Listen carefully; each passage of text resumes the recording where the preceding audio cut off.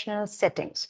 Okay, now before starting with this training and with this workshop, I must tell you all that you all are already well equipped, well knowledgeable. The idea of these kind of trainings is not to let you know that you are missing something. It's just that we all are trying together to empower you in all the areas. So it's not about training you, it's about empowering you. So on that note, let's start with our presentation, with our training. Our training is going to be comprised of two parts. In the first part, we would be talking about the written English proficiency. And in the second part, we would be talking about your listening and spoken proficiency. Now, in both these areas, we would be talking about some automatic or some kind of digital apps help in which you won't be able to spend a lot of time and your productivity would be enhanced. We would also be talking about some audiobooks and podcasts, again, which can help you save a lot of time. You can do multitasking. आप एक ही वक्त में बहुत सारी चीजें learn भी कर सकेंगे और सीख भी सकेंगे और अपना टाइम भी बचा सकेंगे. इस ट्रेनिंग का सबसे इम्पोर्टेंट क्रक्स ये है कि हम प्रोफिशिएंसी इन इंग्लिश सेटिंग्स को कैसे इस तरह से अपनी लाइफ में अप्लाई करें कि हमें उसको टाइम भी ना देना पड़े या हम अपने काम साथ साथ करते जाएं और हमारी प्रोफिशिएंसी भी इनहैंस हो जाए. On that note, I want first of all to ask you people, it was a kind of online polling, but because there was a lot of delay in starting the training, so we would not be going to Mentimeter right now. I would just be asking you verbally to turn on your mic and let me know what is the most important element of language proficiency in professional settings according to you? आपको क्या लगता है कि एक ऐसा element जिसके बगैर you think that language proficiency cannot be achieved? And when we are talking about language proficiency, here we are talking about the proficiency in English language. तो ऐसा कौन सा element है? You all can text in the chat box or you can turn on your mic and volunteer your answers, whichever way you like. Yes, participants, ladies and gentlemen. Yeah, Assalamu alaikum, ma'am. Walaikum assalam. My name is Javeria. I think the important element in language proficiency is your grammar. Okay, grammar. Yeah, Grammar so, police. Let's call it grammar police because you know yeah. when we hear the word grammar, the first thing that strikes our mind is fear. Fear of being arrested for speaking incorrectly, right? Javeria, right? Okay, ji. Yes, hello. Anybody else? Ji, hello. Assalamu alaikum, miss. It may be the vocabulary. Okay, vocabulary, very good. Yes, we cannot survive without vocabulary. And you know what? Let me tell you a very interesting statistic. MIT conducted once a research and they concluded that people who have got high vocabulary, they are found at high designations. So your high vocabulary is equated with higher designations. So the more vocabulary you have, there are more chances that you will be promoted. Right? Ji, anything else? We'll just take one more response. Ji, miss. Walaikum In my assalam. opinion, also vocabulary is an important element, and also the technical terms in a scientific terms. If we have command on these terms, then we can collaborate or deliver our lecture or our मतलब जो कुछ हमारे पास knowledge है बेहतर वे में जो है उसे अपने students तक और आगे अपने जो सुनने वाले हैं उन तक अपनी knowledge को जो है फैला सकते हैं पहुंचा सकते हैं अगर हमारी command हो technical टर्म्स पर या जो साइंटिफिक टर्म्स होते हैं उनके ऊपर Absolutely right. Absolutely right. आपने ये नोटिस किया होगा मैं इसी बात को I would expand this idea of using jargon. आपने notice किया होगा somebody writes a paper on chemistry, physics, biology. I mean, these are important subjects. Even if somebody writes an essay on communication skills and he is not using the word para language, body language, we are not going to give that person good marks, isn't it? So jargon is a very important area through which we can give an impression that we know more than the listener. So I absolutely agree with it. Okay, let's move on. Now, these were your ideas. I completely appreciate them, endorse them. Thank you very much, everyone, for participating. Now, according to me, I've spent almost 18 plus years in this training adults. So, what I have concluded is when you talk about proficiency in any kind of language, there are 4 P's Okay. that we need to keep in mind. Could you please turn off your mic, everyone? Thank you very much. Okay. Now, when you talk about language proficiency, the first thing that you need to keep in mind is politeness. Very simple words like thank you, sorry, please accept my apologies. This is great. You are awesome. Super. These kind of short but impactful, polite exchange matters a lot when you are communicating with people in professional settings. You have bombastic vocabulary. You have absolutely awe-inspiring body language. आप boardroom से बाहर आते हैं या जब लोग आपको देखते हैं तो वो 1 मिनट के लिए दंग रह जाते हैं. But when you open your mouth, you're not polite. Your words are not positive. Sorry, you are not going to cast an impression. So politeness is proficiency, is the area in which you need to work on when you're talking about proficiency in any language. And unfortunately, we have forgotten politeness in our communication. Second thing is positivity. Have you ever noticed whenever you're communicating with people, you are consciously or unconsciously choosing negative words? For example, I'm sick and tired of my life. What the hell? I don't want to work anymore. I'm always exhausted. Exhausted. Right? अब ये क्या है? ये जो सारे words हैं जो आपने choose किए हैं, they are giving out negative energy. You are making yourself a negative person, that's one thing, but you are transmitting negative energy to your listeners, and that is a sin. How can you do that? The person who's listening to you is giving you your time, and you're using negative words to drain out his energy. You are carrying a negative energy around yourself. So, in order to dispel that energy, in order to, you might say, kill that energy, from today onwards, start using positive words. For example, instead of saying, I'm sick and tired of my life, you can say, I'm trying to adjust with my life. There are some areas I need to work upon, but I'm sure once I'll just work on them, I'll be pretty good.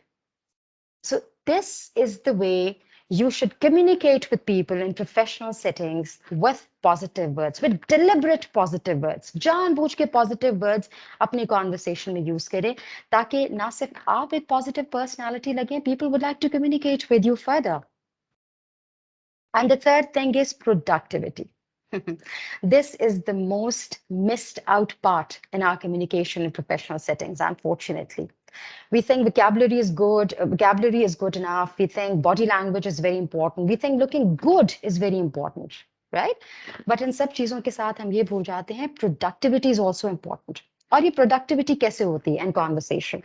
Whenever you are giving feedback to others, for example, if one of your students gave a presentation, you would say, this was horrible. I'm surprised what kind of work you've produced.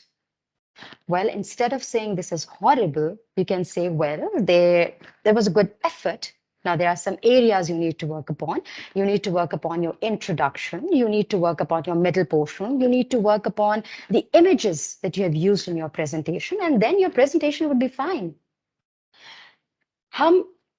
Most of the times when we run away from people, it is because they are not giving out productive communication. You talk to your boss and he tells you, this was highly absurd work.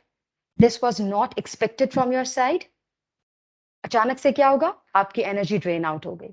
आप बहुत actively room में गए बात करने, but जब आपने ये dialogue exchange किया एक दूसरे के बीच में, तो ऑटोमेटिकली आपकी एनर्जी ड्रेन आउट हो गई. तो फिर there is no use of that hi-fi vocabulary, of that hi-fi words of wisdom that you have, because your productivity is zero. It is low. So make sure when you're conversing with others in professional settings, you are giving them suggestions instead of highlighting their problems. But we love highlighting the problems only. We never think about the solutions. So from today onwards, make sure when you're talking to people in a formal setting, make sure you're talking about productivity, how we can improve the things. And last but not the least, professionalism. Arriving on time, looking good. I would like to again share a research with you people again. It was conducted by one of the universities, I'm forgetting its name, but they concluded that when people look good in interviews, there are higher chances that they would be given a better pay.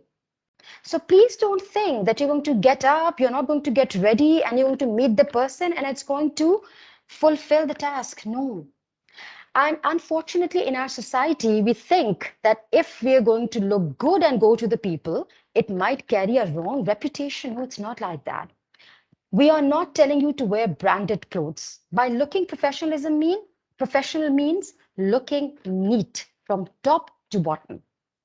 Your nails should be pared, your hair should be made up, you're wearing pressed clothes, right? And your shoes are polished. These are some basic areas that you need to work upon when you're communicating with people in formal settings. And then comes your words, your English language, your English fluency, accuracy. It comes afterwards because people look at you first and then they want to talk to you. Okay, now after looking into very important areas that we need to be very cautious of, we need to take care of, let's talk about how we can check our proficiency. Now, you know that universally, we have got two kinds of standardized tests. We have got IELTS, we have got TOEFL, right? And both are extremely expensive. And nowadays, IELTS is being charged as 40,000 or 45,000. It's just three papers, but there are four areas, by the way. But they charge you, all of you know, they charge you 40,000 or 45,000 rupees nowadays. So, but this is the only way through which we can check our proficiency. But today I'm going to let you know a language proficiency test that you can go for, and it's free of cost. You can check your proficiency through that test. We will not be taking that test right now because we are short of time. What you people can do is you can, after this session, you can just log in to this cambridgeenglish.org and you can take that test. I'll just show the page to you right now. And it is, I'll let you know how to take the test. And from there on, you can check the level of your proficiency. And by the way, people who can connect to this website right now, please go ahead. It's cambridgeenglish.org. If you can connect with your phones or if you can open a new window and you can type in the search bar cambridgeenglish.org, that would be the best idea, I suppose. So connect to cambridgeenglish.org. By the way, is my screen visible? Could somebody please let me know that? Yes, we can see. Okay, thank you very much. So what can you see on the screen? Is it cambridgeenglish.org website? Can you can you see cambridgeenglish.org website on my screen? Can you see that? Ma'am, English Cambridge journey है, yes. Right. Okay. So it's visible, right? Great. So what you'll do is you will type cambridgeenglish.org. You're going to scroll down. And here it says test your English. Now here you would click on this icon, test your English. It's going to show you 4 levels on which you can test your language. It's general English, for schools, business English, young learners. We are not concerned with all of them. Right now, we are just concerned with general English. So what you can do is click on begin test. Okay, it's going to give you 5 questions on one screen, right? So right now, because I want to train you how you can improve yourself through this website. So what I'll do is I'll randomly mark the answers so that, our time is not wasted. What you can do is when you connect from your home, make sure you're reading the questions and then you're marking the answers. So I'll just keep on marking the answers. As I told you, there'll be 25 questions altogether.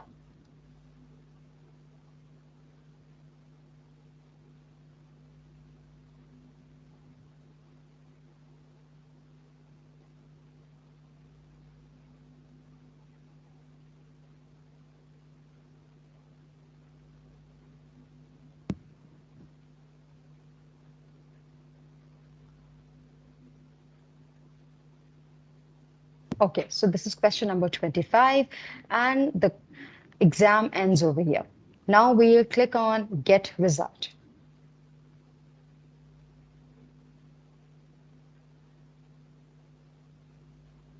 Okay, so here's my result. My score is 5 out of 25. Now, please don't think that, wow, ma'am has scored 5 out of 25 and she is giving a presentation to us in professional settings. By the way, the answers were marked randomly.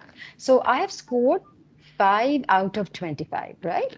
And my band or my grade is A2 over here. Now, somebody's mic is turned on. Please turn off your mic. Thank you very much. Okay. So my score is A2. What do we mean by A2 over here? A2 means, I'll show you the grading first. Now, I've scored A2, you've seen there. If you have scored grade A1 or A2, that means had you taken IELTS right now, you would have scored 4 or 5, which means you are at the beginner's level. By the way, I hope you all know that in IELTS, you are given a band out of 9.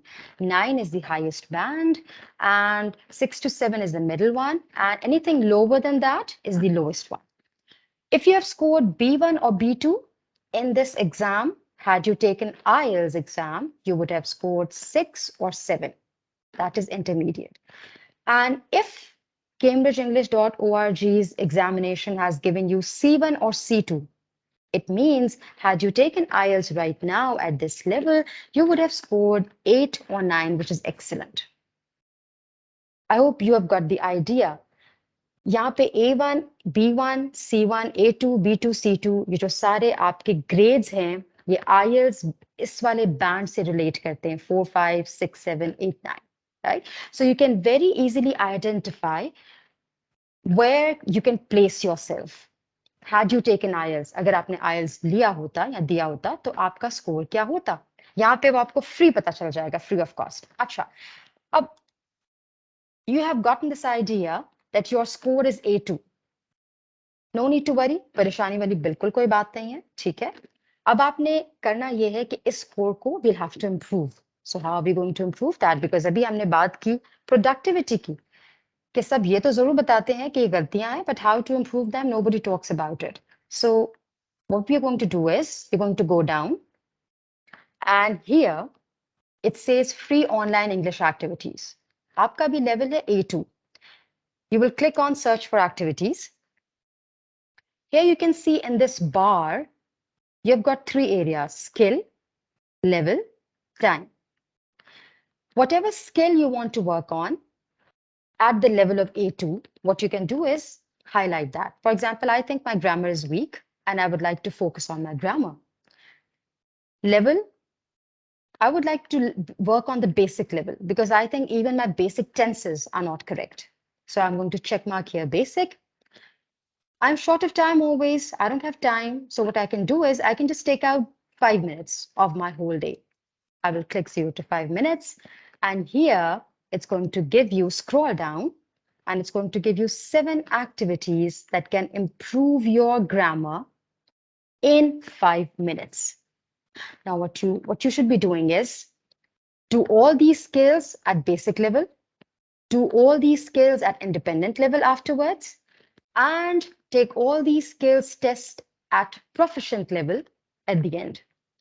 First, take all these skills for 5 minutes, then all these skills for 10 minutes, and then 10 plus minutes. And I guarantee you, you do not need to join any coaching classes for IELTS. This website is a treasure trove for improving your IELTS skills, for improving your IELTS band, or for your communication skills, or for language proficiency. You do not need anything else. But the condition is you need to be sincere with yourself. You're going to spare out at least 5 minutes or 10 minutes daily for your improvement, for your empowerment, let's say, because you all are so seniors. I don't feel good when I say improvement because we are working on your empowerment, right? So if you want to feel empowered, spare yourself 5 minutes, ladies and gentlemen. Okay, let's move on to the presentation now.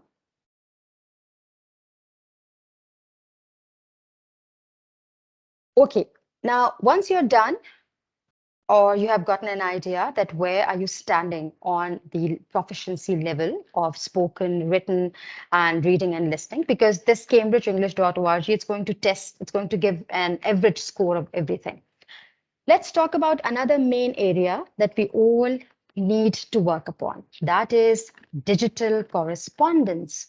I hope you all understand what is meant by correspondence. Correspondence means writing to each other, right?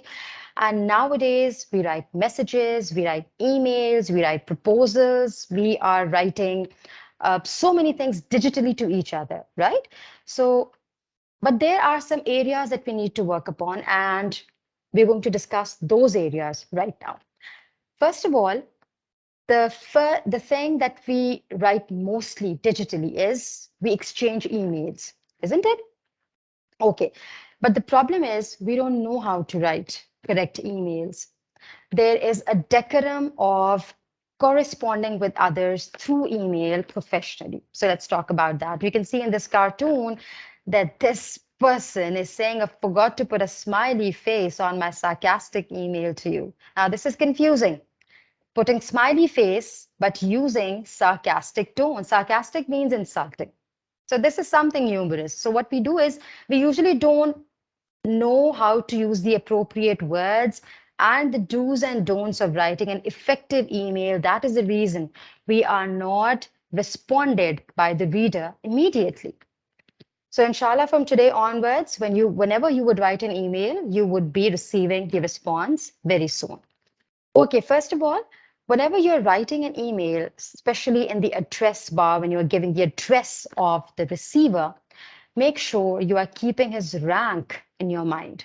For example, if he is a VC, you're going to write his email address first. If you're writing the same email to VC, Dean, and HOD, what you would be doing is out of these three email addresses, by the way, I want some volunteers to respond. Whose email address would you type in first? Any guesses?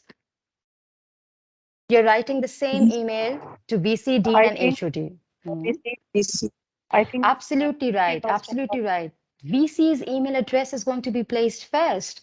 And whose address is going to come in the second place, by the way? Any idea, any guesses? Dean's, absolutely Dean, right. Dean's, because when you look at the institutional hierarchy, VC comes at the first place, then we have deans, and then at the very lower end, we have got HODs. Now, this might seem to you a very minor thing. You might say, Miss, इतनी ज़्यादा चीज़ों को हमें सोचने की ज़रूरत है.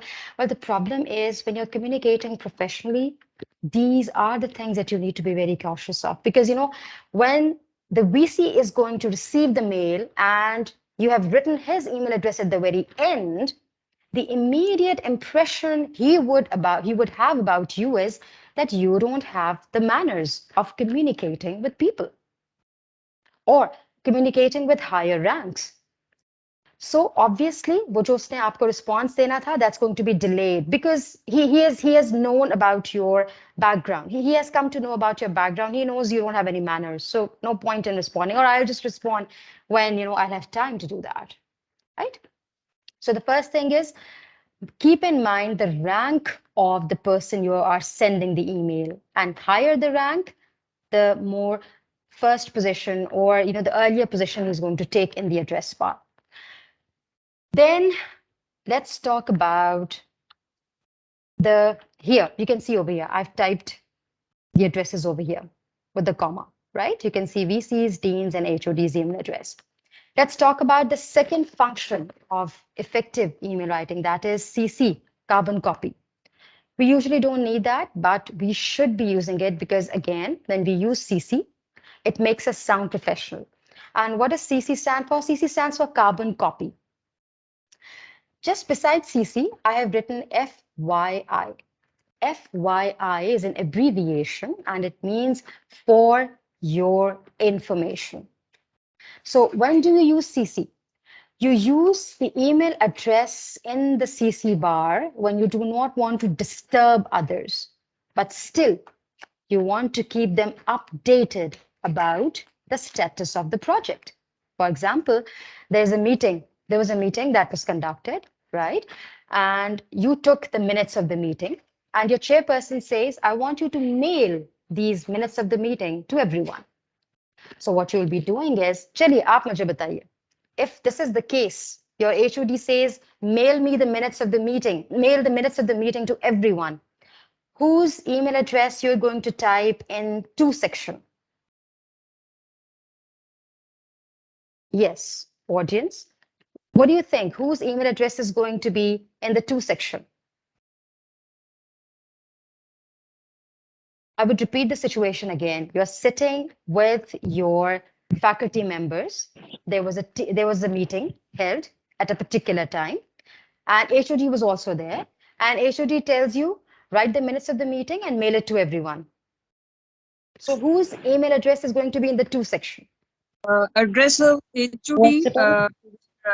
write first, and then the address of other teachers, faculty Okay, members. great, great. Well, this is one way you can do that. Absolutely right. Any other idea? Whose Madam, email first of ad all, Principal. the email Principal. will be sent to the senior member, Senior senior members. faculty member. Okay, great, great. Okay. Now, what if I tell you that that meeting was not that important and you know it was not that important and you think that HOD does not have time to read out those minutes of the meeting, where are you going to place the email address then? फिर आप क्या करेंगे? If you know that this meeting was not that important and you just want to send these minutes to the meeting for his information, फिर आप उसका email address कहाँ लिखेंगे HOD का? Where are you going to type that? Excuse me ma'am, उसको हम CC कर सकते हैं? Yes, absolutely right.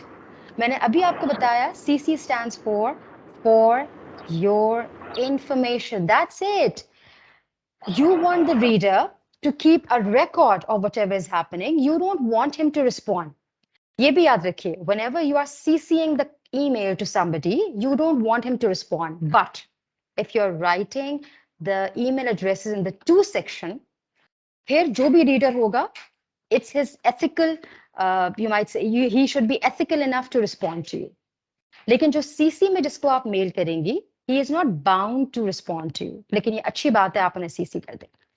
अच्छा, अब सीसी का एक फायदा तो ये है जो मैंने आपको बताया कि आपके एचओडी को एक रिकॉर्ड उनके पास अवेलेबल होगा. He is not going to bother to email back to you, and he has the record of what you're doing.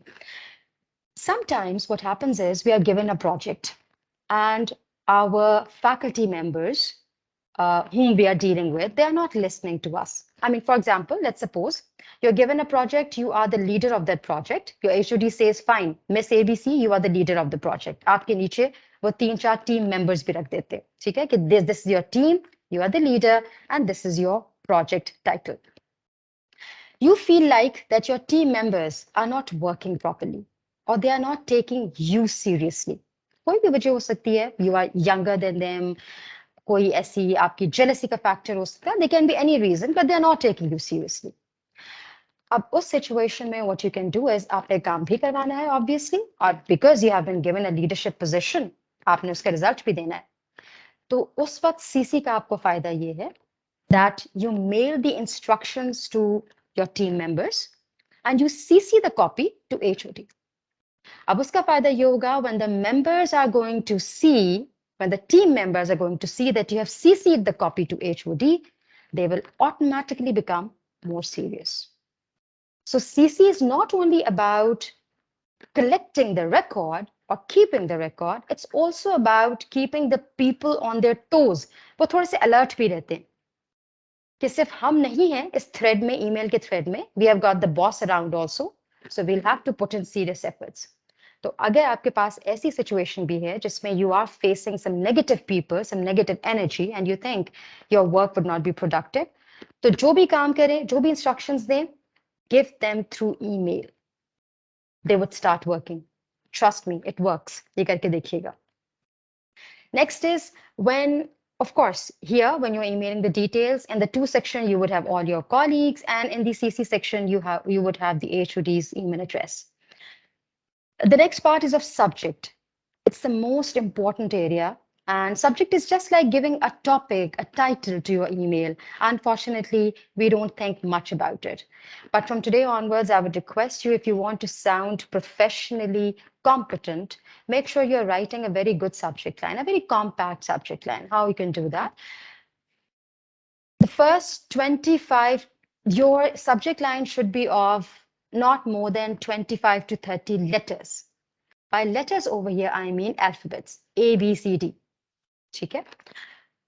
You would be surprised that this is highly impossible. How can we design a subject line in just 30 letters? Well, it is possible. When you practice, you would become more proficient. And secondly, when you would consciously try to eliminate unnecessary words, you would be left with only 30 letters. In subject line, you are not going to use articles. The, and you can remove them, right? Okay, now just have a look at this thing, and also make sure that your most important information is in the first half of subject line. Why in the first half? Because nowadays people check their emails through mobile phones. And when mobile phones display us the subject line, we are only able to see some of the words, some of the starting words. So if your subject line, if your starting of the subject line is not effective, it's not impactful, there are chances that your email is going to get a late response. So how you can trim your subject line? For example, just have a look at this. Your subject line is submit your report on project ABC by June 9. Now, if you count these words, submit your report, hold on. If you count, just excuse me, I'm just trying to turn on the highlighter. Let me just turn on the laser pointer, yes. If you count these letters, because I told you just right now that you should be counting your letters, A, B, C, not the words. So if you count these letters, they would be more than 30, right? Now, let's revise the subject line. Now, when we'll start editing it, you would see that this word your is not required. This word your can be easily deleted. Also, this word submit can be deleted. So what we can write is project ABC report due by 9 June. We just added a 3-letter word and we were able to compress, or we were able to condense our subject line in just 30 letters. Again, for that purpose, you need to have a good vocabulary. You need to have a good reading skills, because the more you read, the more ideas you get about writing a sentence. So reading is very important. Again, practice makes a man perfect. So the more you practice on these lines, your subject lines would become more effective. The magic is not going to happen in a day. Please. Perfectionism comes in patches and with consistency. So please ये बिल्कुल मत सोचें कि आज की ये training लेने के बाद तो we will be transformed into a new individual. You would definitely be transforming into a new individual, but for that purpose, you'll be requiring some time also, some practice also. Next, let's talk about the body of the email. And when you're writing body of the email, that is, when you start writing your email, first of all, don't forget to greet. This is very important. And when you're greeting somebody, the professional way is say greetings, Mr., and then his full name. Don't say Assalamu alaikum. Don't say good morning, good evening, good afternoon. Well, you can use Assalamu alaikum if you are communicating with local people. But nowadays, even local people are using the word greetings. Greetings, Miss, full name. Greetings, Mr., full name. Here, please also notice this Miss is written like MS.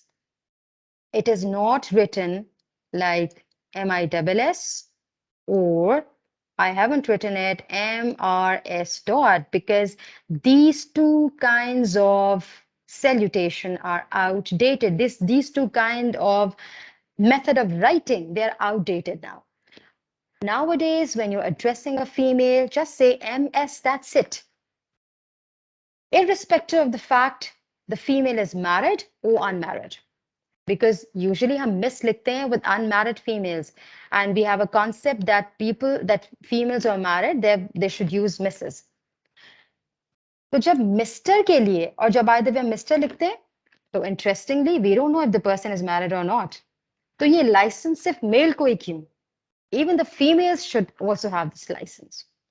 So things changed, language changed, and linguists worked on that area that was missing. And now we have devised this MS for females. Also, you can say, if you're writing to a lot of people, say greetings to all members, or you can say greetings to all simply, right? But this is the way you're going to start your email. You're going to greet them first. Don't write good morning, good afternoon, right? And then when you are giving them the details, please don't write paragraphs. Nobody likes to read paragraphs, especially on mobile phones. The minute they are going to see that you have written a paragraph, they're going to put away the mobile. They're going to keep the mobile aside and they would say, okay, I'll read it when I have time. Right? Kindly turn off your mics, please. Turn off the mics, please, audience. Okay, thank you very much. Yes. So the question arises, well, if we cannot write a paragraph, what we should be writing? Well, there are three different styles that we can use in our writing email strategy. One is you can use a bulleted list. You can use lists instead of paragraphs, right? Now, there are three kinds of lists. One is bulleted, the other is numbered, and the third one is embedded. Let's see how we can use these three lists. So if you're talking about a list, that is a random list.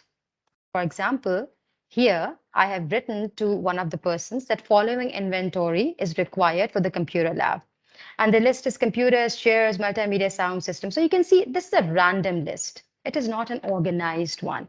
And all these things have equal importance. I cannot miss chairs or I cannot miss computers. Everybody has equal importance. Everybody has equal ranking. So when you're talking about items, when you're talking about points which are equally important, you are going to use bullet list.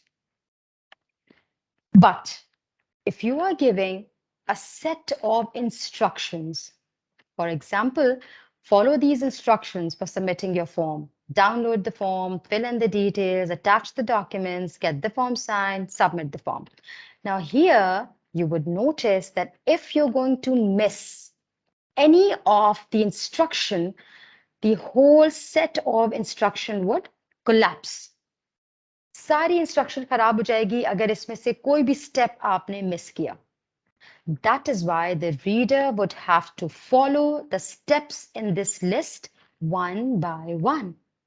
So if you are writing about some instructions in which you want the reader to follow them step by step, use numbered list. 1, 2, 3, 4, 5. Step number 1 is this. Step number 2 is this. Step number 3 is this, right? So it would become easy for the reader to follow the instructions.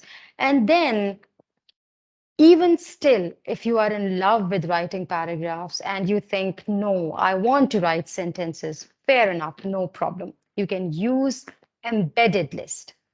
Embed means to join. Here you can see we have incorporated, we have joined the numbers in the same sentence, right? Sentence is the same. We have just given the numbers in the sentence. This also gives a message to the reader that this message can be read quickly. He's going to feel fine. If 1, 2, 3 is there in the paragraph, I'll be able to read it quickly because the information is being provided in pieces, in chunks. यहाँ पे आप notice करें, आपको जो information दी जा रही है, it's in pieces. So anything which is in pieces in the form of writing gives you a false image that it can be read and executed, can be done, right?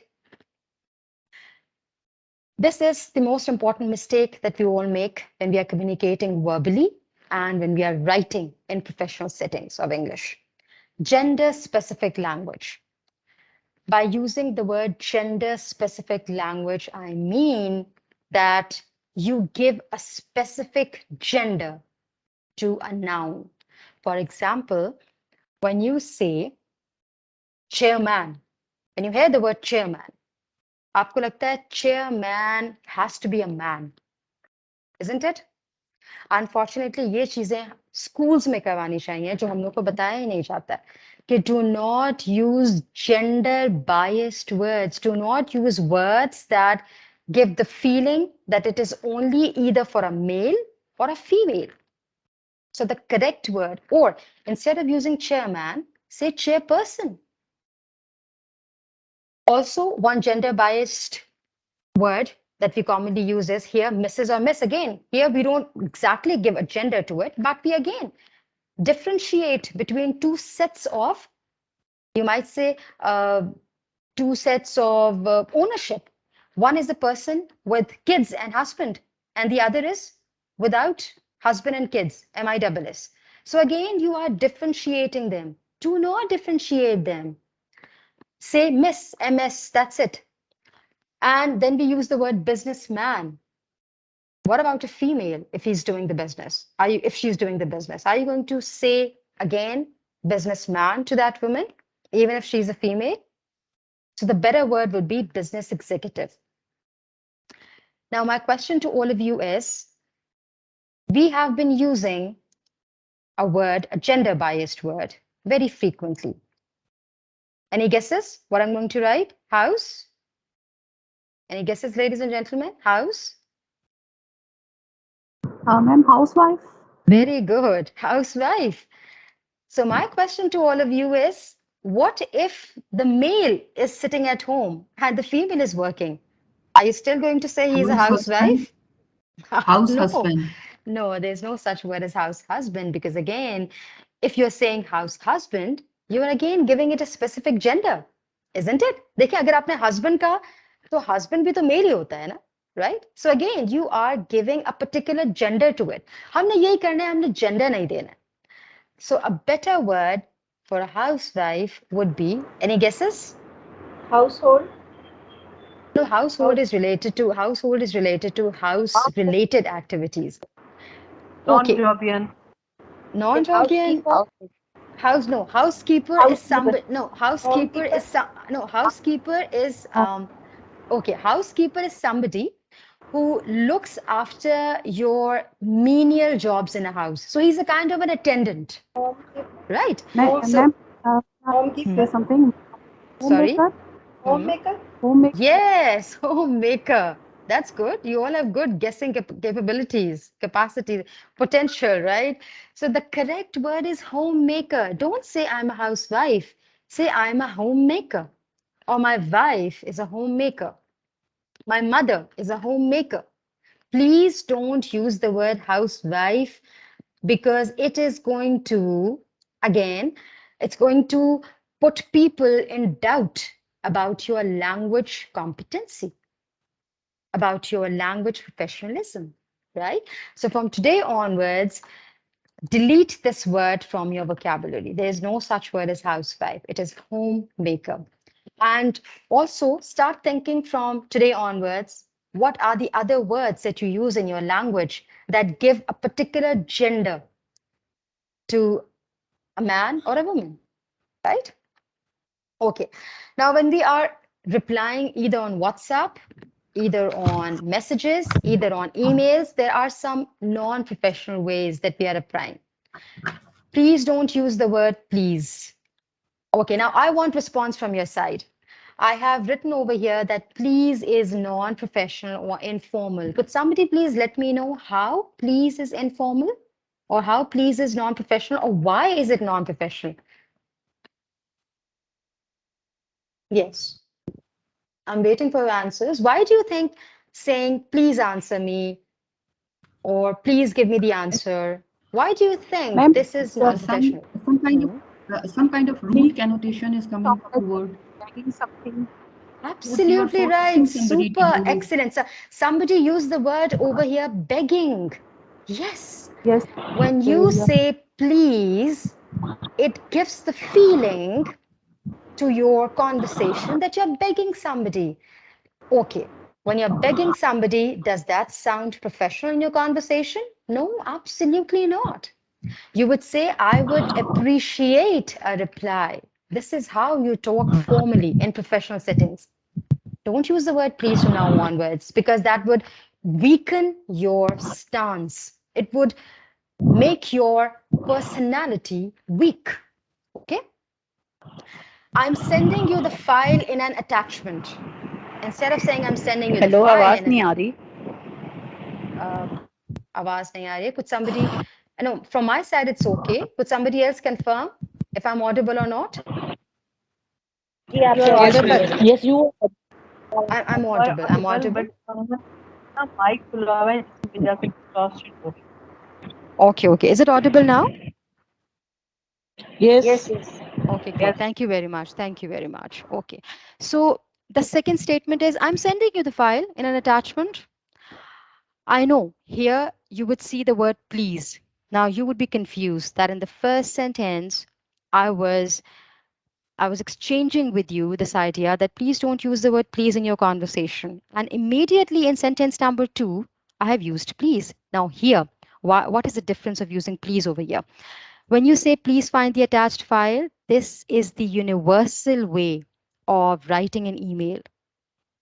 There are some universal replies that cannot be changed. They are kept as it is, right? So there is no harm in sticking with them. So here, when you're going to say please find the attached file, it would be considered as a normal universal answer.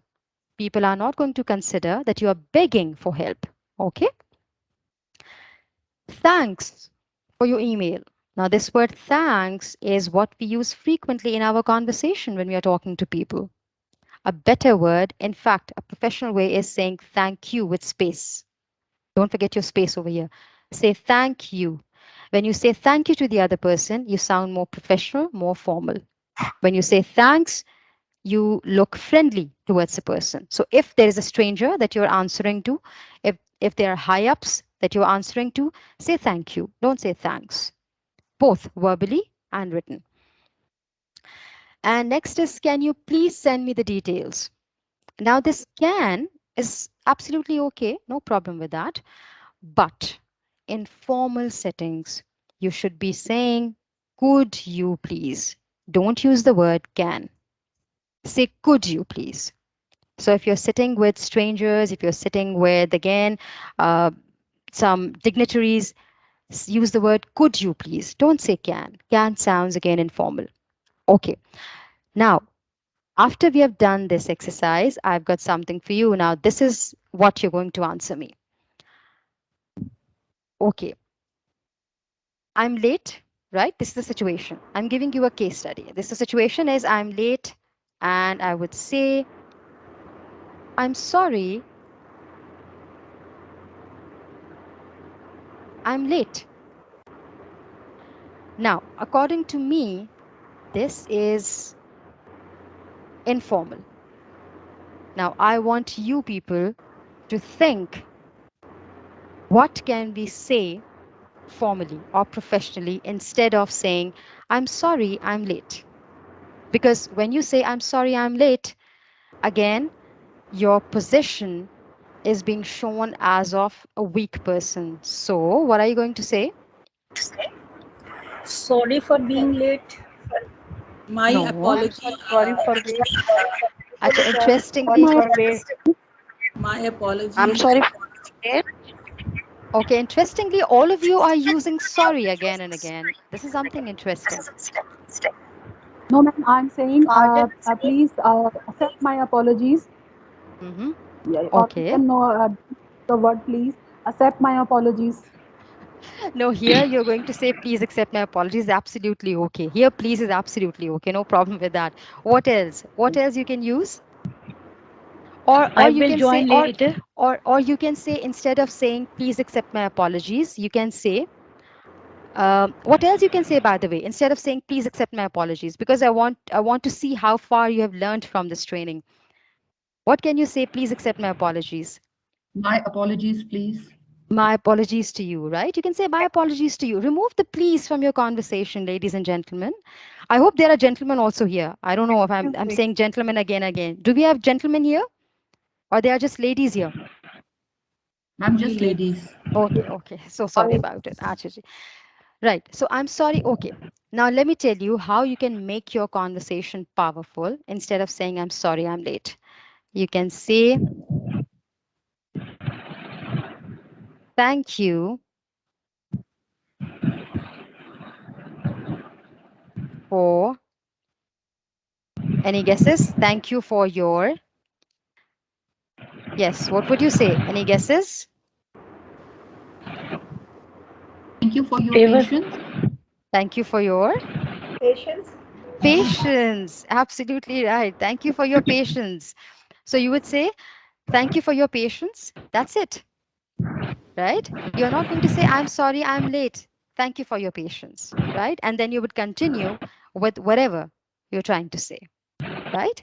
So when you say thank you for your patience, it automatically means that you are trying to cover up your being late, right? But you are not saying, I'm sorry, I'm late, because sometimes there can be genuine reasons. There might be some traffic issue, there might be some car accident, there might be some technological glitch.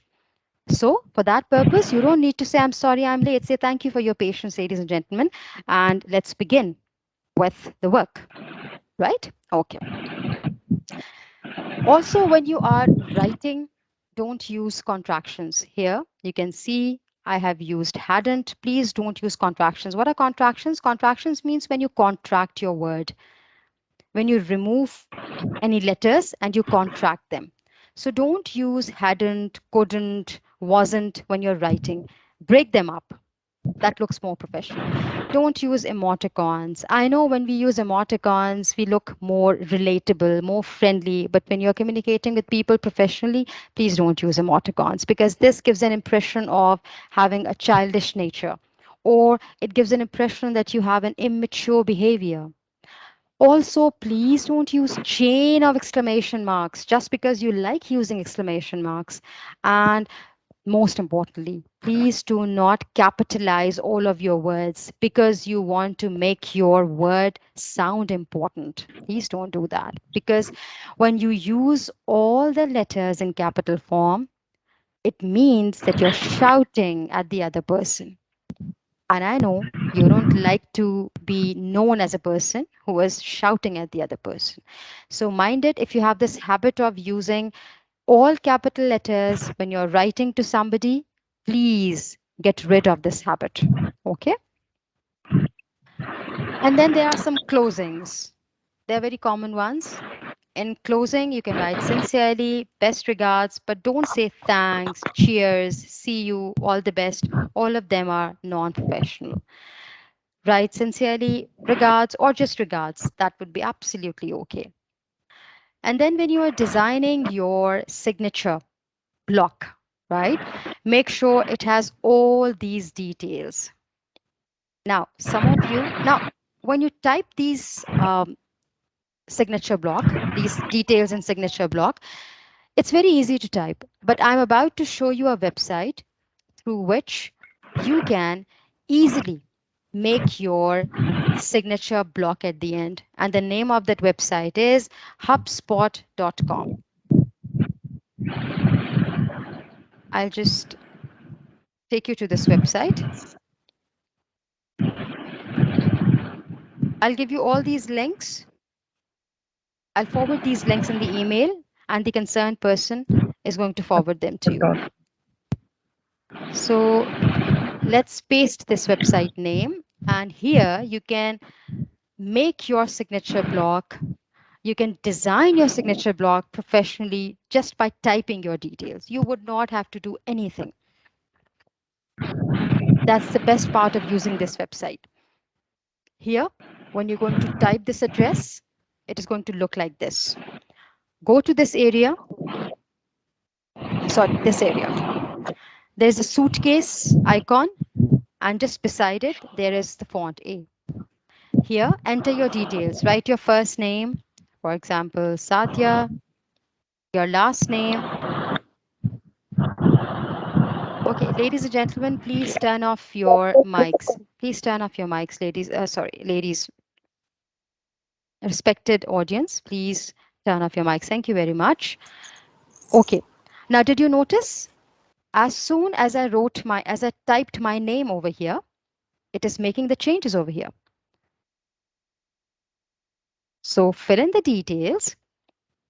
You can just do it by yourself. I'm not doing it because it's very simple. I'll tell you the area which is more complicated. Okay. Now here write your mobile phone number. Here write your website of your college or your university or your workplace. You can also put your website URL here. And the best part is sometimes we need to tell people that we are on LinkedIn, Facebook, Twitter, Instagram. You cannot deny the importance of social media. I'll tell you a very interesting fact. Nowadays, when people are hiring students or hiring, you might say, the people who have just joined the job bank, the employers are asking for their Facebook account. Now, this is surprising. You might be thinking, Facebook account से क्या करना है आपने आपने मुझे job देनी है यही तो इंटरेस्टिंग बात है वो आपका Facebook अकाउंट का लिंक मांगते हैं वो उसको ओपन करते हैं और आपकी पूरी वॉल चेक करते हैं and then they decide, are you the right person to call for interview or not? अब आप सोच रहे होंगे फेसबुक वॉल से ऐसा क्या पता चल जाता है जनाब आपकी Facebook wall is a mouthpiece of your identity or whatever you think. Your Facebook wall is not a simple wall. It's your personality.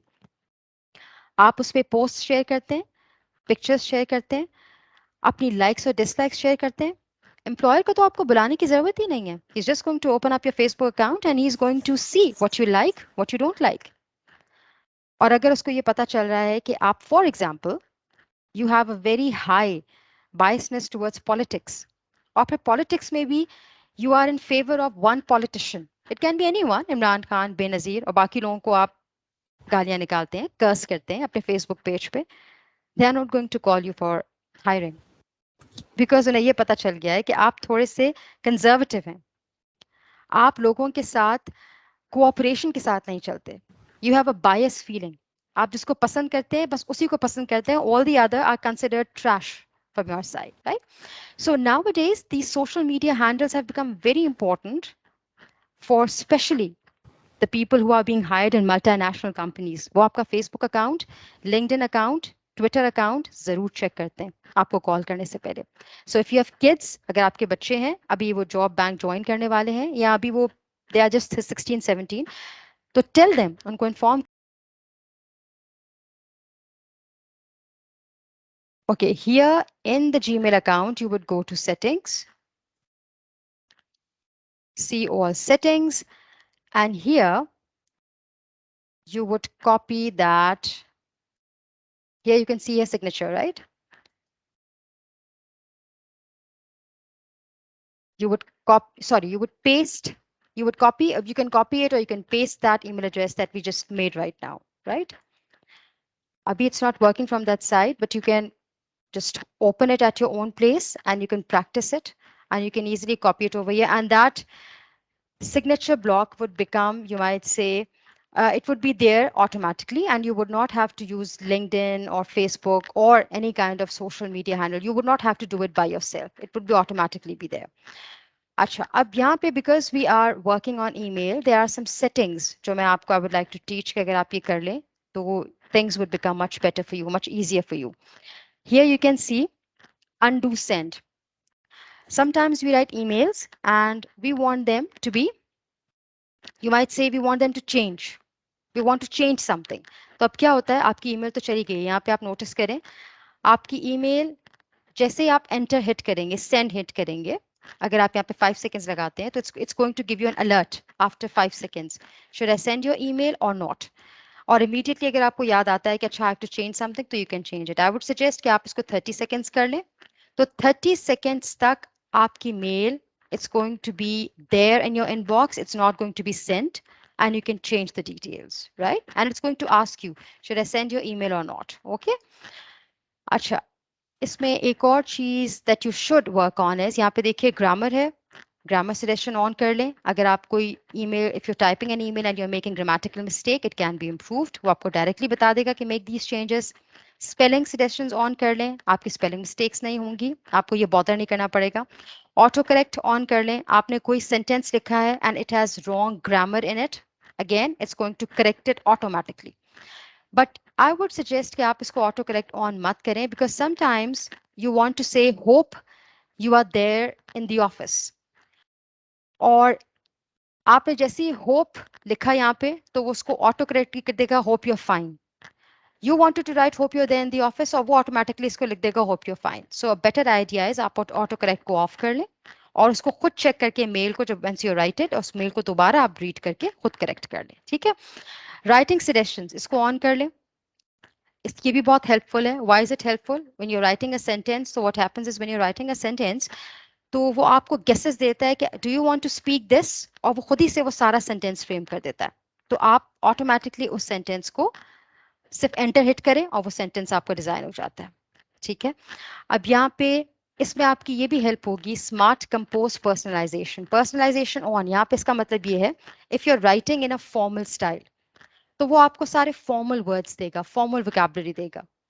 अगर आपने email लिखी है in an informal style तो वो आपको सारे जो words हैं वो informal suggestions देगा. तो ये भी आपकी help हो जाएगी. आपको dictionary देखनी पड़ेगी, सोचना नहीं पड़ेगा. ठीक है.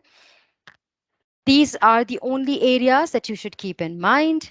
बाकी all the other is absolutely right. ठीक है. अच्छा जी. Now, once when you are done with this, there are so many of the writing assignments that we do. And most of the times we are unable to decide what is the correct word for a particular word in English or Urdu. So iske liye I'm giving you two tools. One is translate.google.com. Let's check out this website. आप इसको कैसे use कर सकते हैं. अब आपको ये सोचने की ज़रूरत नहीं पड़ेगी कि इस word को उर्दू में क्या कहते हैं और English में क्या कहते हैं. Or if there is a very huge document that needs to be translated.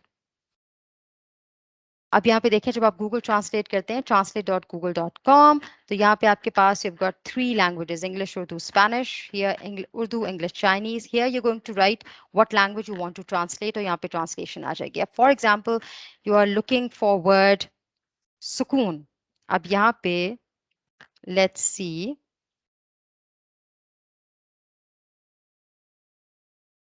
I'm trying to type it in the Urdu form.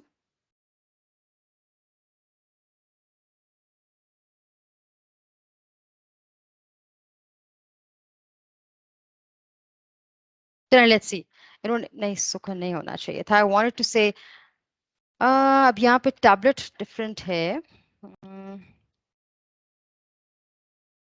आप रोमन उर्दू में जब लिखेंगे ठीक है. अब ये आई डोंट नो ये उर्दू का इतना इसका गंदा वर्जन क्यों आ रहा है. But I just type from here. मैं टैबलेट से नहीं मैं डेस्कटॉप में कीपैड से नहीं करती. मैं यहाँ से कर लेती हूँ. Let's see.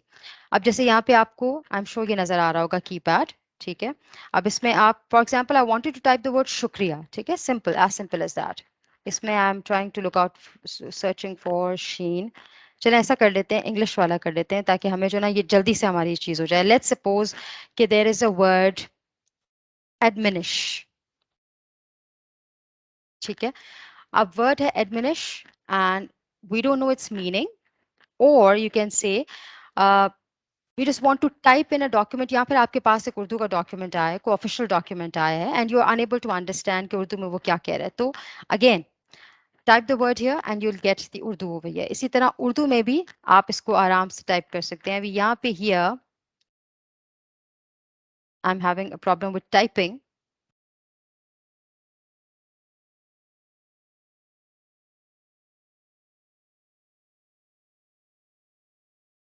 लेकिन मैं आपके लिए इसको करती हूँ एक सेकंड ताकि हमें ये कंफर्म हो जाए कि इट वर्क्स. ठीक है, यहाँ पे हम जैसे शुक्रिया लिखना चाह रहे हैं, शीन काफ रे ये.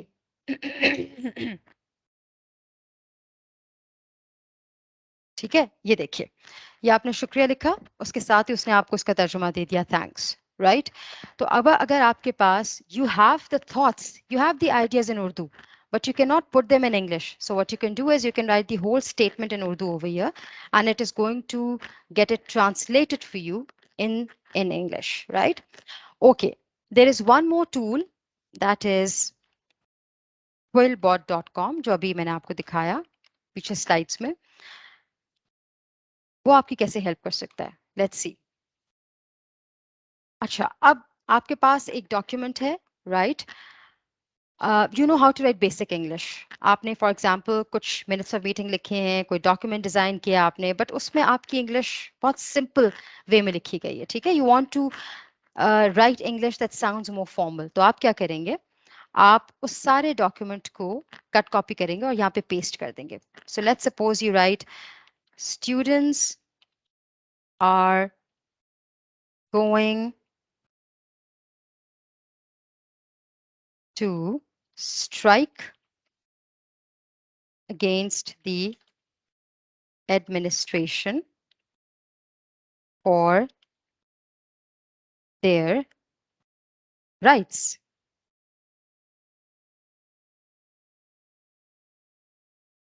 ठीक है, अब मैंने एक एग्जाम्पल सेंटेंस लिखा है. This is just to show you as an example. अब आपने फॉर एग्जाम्पल लेट्स सपोज आपका पूरा डॉक्यूमेंट था, आप यहाँ पे कट कॉपी पेस्ट कर सकते हैं अपने डॉक्यूमेंट को. ठीक है, यहाँ पे मैंने एक सिंपल सेंटेंस लिखा है, students are going to strike against the administration for their rights. अब मैं चाह रही हूँ कि इस सेंटेंस को स्टैंडर्ड फॉर्म में लिख लूँ. स्टैंडर्ड फॉर्म क्या होगा, it's going to be rewritten in a much better manner. ठीक है, तो चलिए इसको स्टैंडर्ड को पैराफ्रेज, स्टैंडर्ड हमारे यहाँ पे मार्क्ड है, बाकी सारे पेड सर्विसेज हैं, फॉर्मल, सिंपल, क्रिएटिव, लेकिन ये दो भी आपके लिए बहुत है इस लेवल पे. आप इसको पैराफ्रेज करेंगे. Okay, now one idea that this website is giving, what you can do is to make the idea more clear, you can write the word for their rights in the beginning. For their rights, students are going on strike against the administration. अब यहाँ पे मैंने use किया था going to strike. तो it's telling me कि going to आपका यहाँ पे incorrect word है. You should be using here going on strike. ठीक है, अब ये देखिए ऑटोमेटिकली आपकी करेक्शन हो गई. अब इसका दूसरा जो एस्पेक्ट है फ्लुएंसी. फ्लुएंसी में आपको ये हेल्प हो जाएगी. एक तो ये स्टाइल है, standard style, through which you can check your sentence. चले अब इसको फ्लुएंट बनाते हैं. फ्लुएंट मीन्स कि इसको हम here it says fluent means text is readable and free of errors. लेकिन जब आपको ये fluent चेंज करके दिखाएगा सेंटेंस, तो आप नोटिस करेंगे फ्लुएंसी में the sentence become as if it is coming out from the book. ये इतना अच्छा आपको फ्लुएंट टेक्स्ट बना के देता है कि आपको ऐसी फील आती है you're reading something from the book. तो चलें इसको फ्लुएंसी क्लिक करके फिर पैराफ्रेज करते हैं.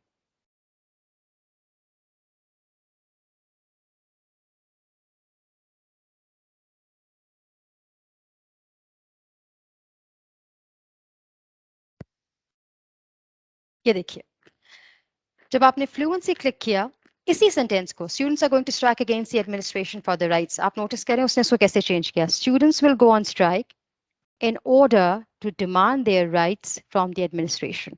यहाँ पे जो ये phrase है in order to demand, this is formal phrase. आपकी writing automatically formal हो जाती है, just as if you're reading something out from the book. So this website is going to help you. अगर आपने you just have to write your content on the Word. Microsoft Word पे अपना content लिख लीजिए, अपनी email लिख लीजिए, document तैयार कर लीजिए, या कोई और आपने डॉक्यूमेंट चेक करना है, उसको बस सिंपल कट कॉपी पेस्ट करें, यहाँ पे करें. यहाँ पे आपको वो करेक्ट इंग्लिश में फॉर्मल इंग्लिश में इसको ट्रांसफॉर्म कर देगा. यू जस्ट, और फिर इसके बाद आपने क्या करना है, आपने सिर्फ इस सेंटेंस को कॉपी कर लेना है. कॉपी कीजिए and open up the word या ईमेल जिस पे भी आप काम कर रहे थे और यहाँ पे इसको सिंपल पेस्ट कर दीजिए. As simple as that. Your life would become easy, things would become easy for you, and you will be able to do things quickly. जल्दी कर लेंगे आप. Efficiency भी होगी, productivity भी होगी. अच्छा, when we are giving professional, when we are doing professional communication, we have to design the presentations. अब presentations का problem ये है कि people tell us कि आपने presentation आपकी बड़ी fancy होनी चाहिए, it should have animations और उसमें colors भी होने चाहिए, color contrast भी होना चाहिए. अब there are so many things, आप बहुत सारी चीज़ें याद नहीं रख सकते. There's a website which is called as Canva. You go there और आपकी presentations भी automatically design हो जाती हैं. I'll show you how. Go to canva.com, type presentation on soft skills. I'm just taking an example. ठीक है, आपने ये टाइप करना है. प्रेजेंटेशन का वर्ड आपने जरूर टाइप करना है बिकॉज हम प्रेजेंटेशन डिजाइन कर रहे हैं. So we'll be looking for presentation templates. Presentation लिखकर अपना टॉपिक टाइप करें. ठीक है, अब ये देखें, you have been given a list of templates. हर टेम्पलेट में 15 स्लाइड्स हैं. Let's pick this one. ठीक है, ये स्लाइड है आपकी सेटिंग योर ओन डेडलाइंस. आपने क्या करना है, सिर्फ यहाँ पे कंटेंट को चेंज करना है. And look how beautiful your profession, or how beautiful, how professional your presentation would look. यहाँ भी आप sentence को change कर दें. If you want to change the picture, आप वो भी change कर सकते हैं. Picture ये delete कर दें. If you want any other picture, वो यहाँ पे paste कर दीजिए. कोई भी picture हो सकती है वो. ठीक है, okay. इसके बाद आप add page करें. आप add page करते जाएं. आपके पास, अच्छा यहाँ पे I'll go back. ठीक है, यहाँ पे आपके पास सारे व्हाइट पेज आ गए. पेज, ये पेज टाइटल है जो आपके पास एडिशन का, वो कह रहा है. ठीक है, आपके पास फर्स्ट पेज तो इसका बन गया है. अब नेक्स्ट यहाँ पे देखें, आपके पास I am looking for a website that is going. अच्छा ये देखते हैं, एम्प्लॉय ऑनबोर्डिंग. इसमें आपके पास काफ़ी जो है टेम्पलेट्स मिल जाएंगे आपको. ये देखें, यहाँ पे आप चेंज करें. सेकेंड स्लाइड भी यहाँ से ले लें आप. सॉरी, आप यहाँ से लें second slide. Add template is new page, add is new page कर दें. ठीक है, ये वो आपका सेव हो गया. यहाँ पे देखें समरी ऑफ टॉपिक्स, यहाँ पे भी आप चेंज कर सकते हैं जो जो पॉइंट्स आप चेंज करना चाह रहे हैं. और ये देखें कितनी प्रोफेशनल लुक है इसकी. आपको कलर कॉन्ट्रास्ट पे नहीं जाना, आपको डिजाइनिंग पे नहीं जाना. आपकी presentation slide designing automatically canva.com से हो जाएगी. It's going to take care of that. ठीक है, कुछ टेम्पलेट्स इसमें पेड हैं बट वट एवर आप फ्री, वो भी बहुत अच्छे हैं. आप फ्री वाले यूज करें. ठीक है, समरी ऑफ टॉपिक्स हो गई, आप इसको ऐड कर लें. ठीक है, इसके बाद थर्ड पेज पे चले जाएं. आपने कुछ चेंज करना है आप चेंज कर लें, अदरवाइज आप इसको सिंपल ऐड कर लें. ऐड पेज करते जाएं, ऐड पेज करते जाएं. और यहाँ से अगर आप चाह रहे हैं आप इसी को कंटिन्यू करें, आप इसमें एडिशन कर लें. आप चाह रहे हैं आप यहाँ से पिक्चर ले लें, आप यहाँ पे कंटिन्यू कर लें. But this is going to give a professional look to your presentation. Okay, now this is one way you can sound and look professional. Okay, अब आपको ये पता चल गया है कि आपने how are you going to design the presentation slides. The other problem is of using the images, pictures आप कहाँ से लें.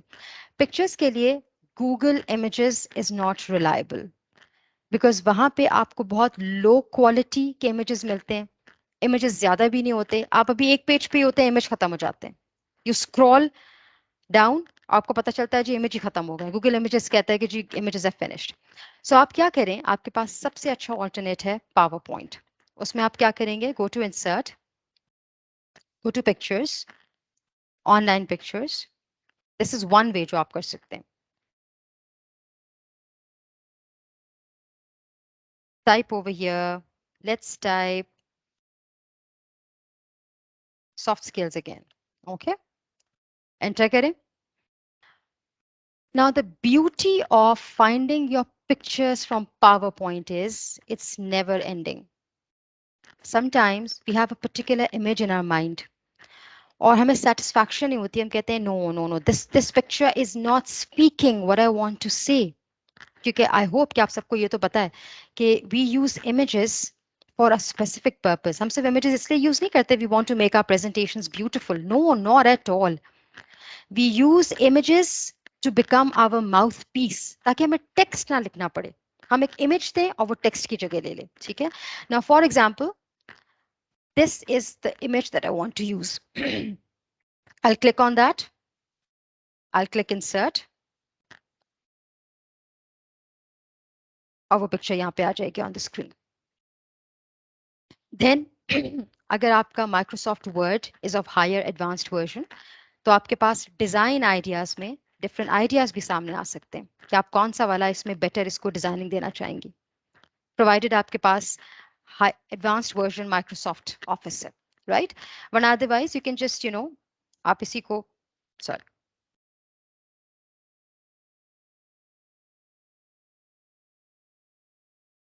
आप इसी को drag करके you can pull it down. या अगर आपकी थोड़ी सी आपकी Microsoft Office की या presentation की या PowerPoint की आपकी थोड़ी सी skills हैं तो you'll be able to do it very easily. Actually ये मुझे करना पड़ रहा है mouse से, so I'm feeling difficulty in it because it's not my laptop. अपने laptop पे आप ज़्यादा comfortable होते हैं. So what you can do is you can drag और इसके बाद आप इसको पूरी picture पे ला सकते हैं इसको, ठीक है? Then this is one way. एक तो आप PPT से आप you can pick your images. The other way is go to Unsplash. I'll show you Unsplash how it looks like. And the beauty of this website is कि आपको HD quality images मिलेंगे.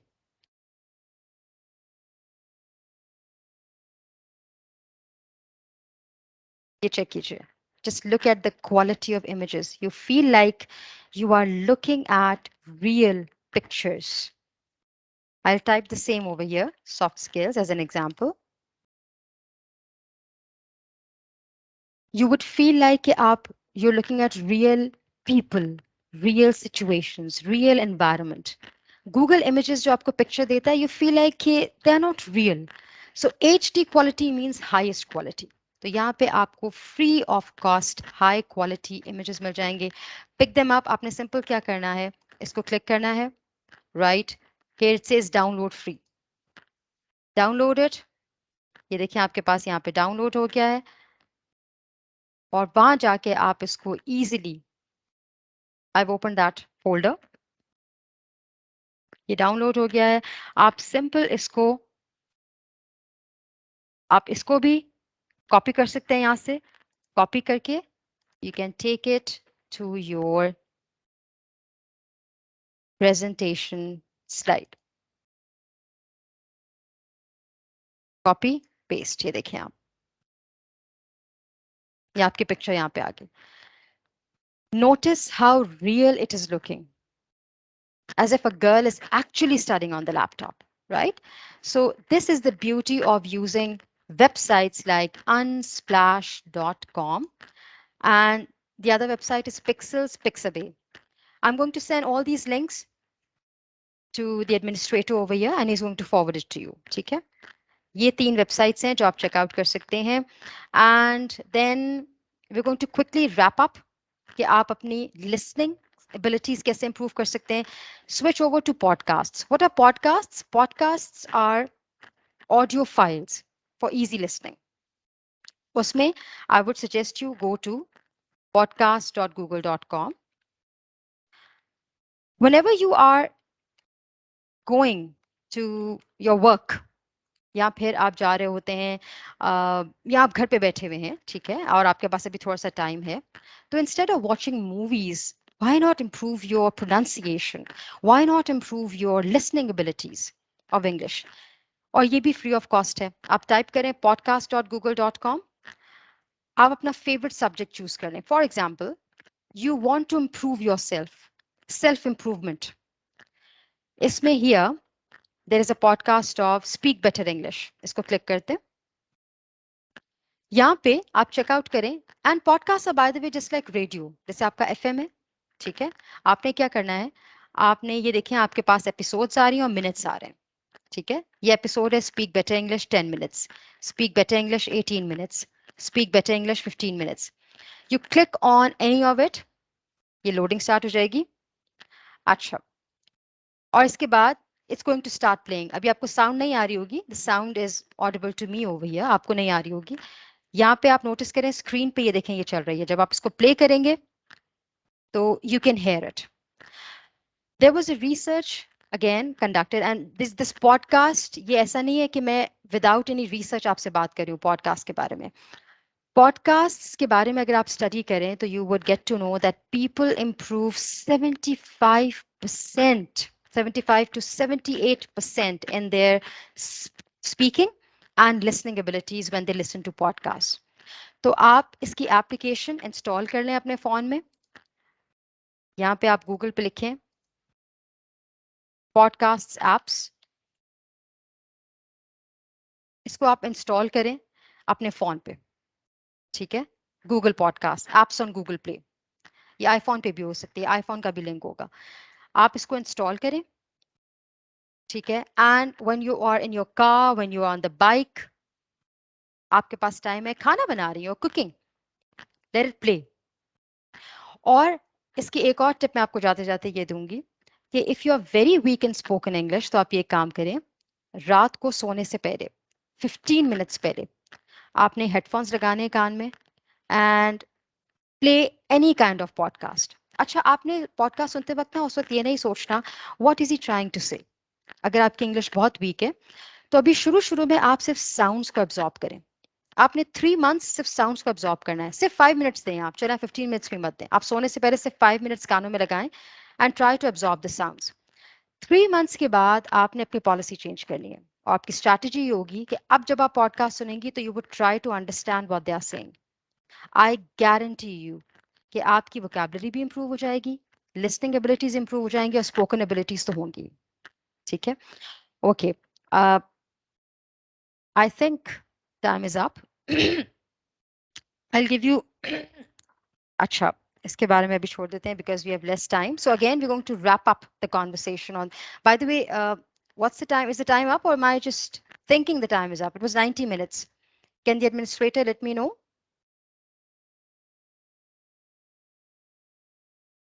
Bilal or somebody else?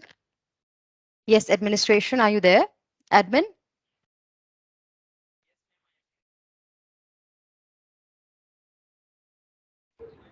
Ji, Bilal, are you there? What was the name? What was the ending time, by the way? The audience, if you can tell me. What was the ending time? Only 5 minutes. 11:30, ma'am. 11:30. Okay, okay. You just give me 5 minutes and I'll just wrap up this conversation. Not 11:30, it's 11:40, ma'am. Ji, ji, ji. Ji, I know. Okay, okay. Thank you very much. It was 11:30. 10 minutes have passed, by the way, and you just give me 5 more minutes and I'll just wrap up. Okay. So wrapping up this session, what you need to keep in mind is just remember that these 4 areas, apart from all the digital applications that we have learned about, these 4 areas are extremely important. Use politeness, positivity, be productive and professional in your conversation. Only then you can become a powerful communicator. So even if you have a command on this language, if you do not have these 4 traits in your conversation, you cannot be proficient in your communication. So we'll end our session on this note. Any questions from the audience? I hope you all enjoyed and I hope it was valuable because I just wanted to make it as valuable as possible. जी. Thank you very much. बहुत ma'am interesting lesson था. Ma'am Thank you हमारा very much. Problem ये है कि हम अपने colleges में इंग्लिश को उर्दू में पढ़ाते हैं और इस वजह से मैम हमारी जो फ्लुएंसी है और हमारी जो भी टेक्निक्स हैं वो with the passage of time it vanishes away. तो कैसे हम आपकी, जैसे आज आपकी हमने प्रोनाउंसिएशन सुनी और नेचुरली बहुत अच्छा लगा, तो कैसे हम अपने आप को ऑन द ट्रैक रखें? अच्छा, एक चीज I need to tell you that rule number 1, practice makes a man perfect. You cannot think کہ چلیں آج میں لیسن نہیں کرتی اپنا تو ٹھیک ہے کوئی بات نہیں کام چل جائے گا میں پھر سارا کور اپ کر دوں گی 2 دن کے بعد. No, it has to happen daily. اب میں آپ کو ایک چھوٹی سی بات بتاتی ہوں. When we use to be in school, we use to be penalized, we use to be punished for speaking in Urdu. یہاں پہ تو ہم یونیورسٹیز میں یہ کلچر لے کر بھی آئے تب بھی بچے آپس میں اردو میں بات کر لیتے ہیں, but our school system was very very strict and we were not allowed to speak in Urdu. اچھا, اب اس سے بینیفٹ کیا ہوا کہ ہم جانتے تھے کہ ہم غلط گفتگو کر رہے ہیں, گرامر غلط کر رہے ہیں, گرامر غلط بول رہے ہیں, لیکن اس کے باوجود بیکاز وی نیو کہ پینلٹی ہوگی, we use to speak whatever grammar we know, we use to speak whatever words we know, right. تو ایک تو یہ چیز ہے کہ آپ اپنے ذہن میں سب سے پہلے پریکٹس لے کر آئیں. آپ نے ڈیلی پریکٹس کرنی ہے. وہ جو میں نے cambridgeenglish.org کی آپ سے بات کی اس کو روز یوز کریں.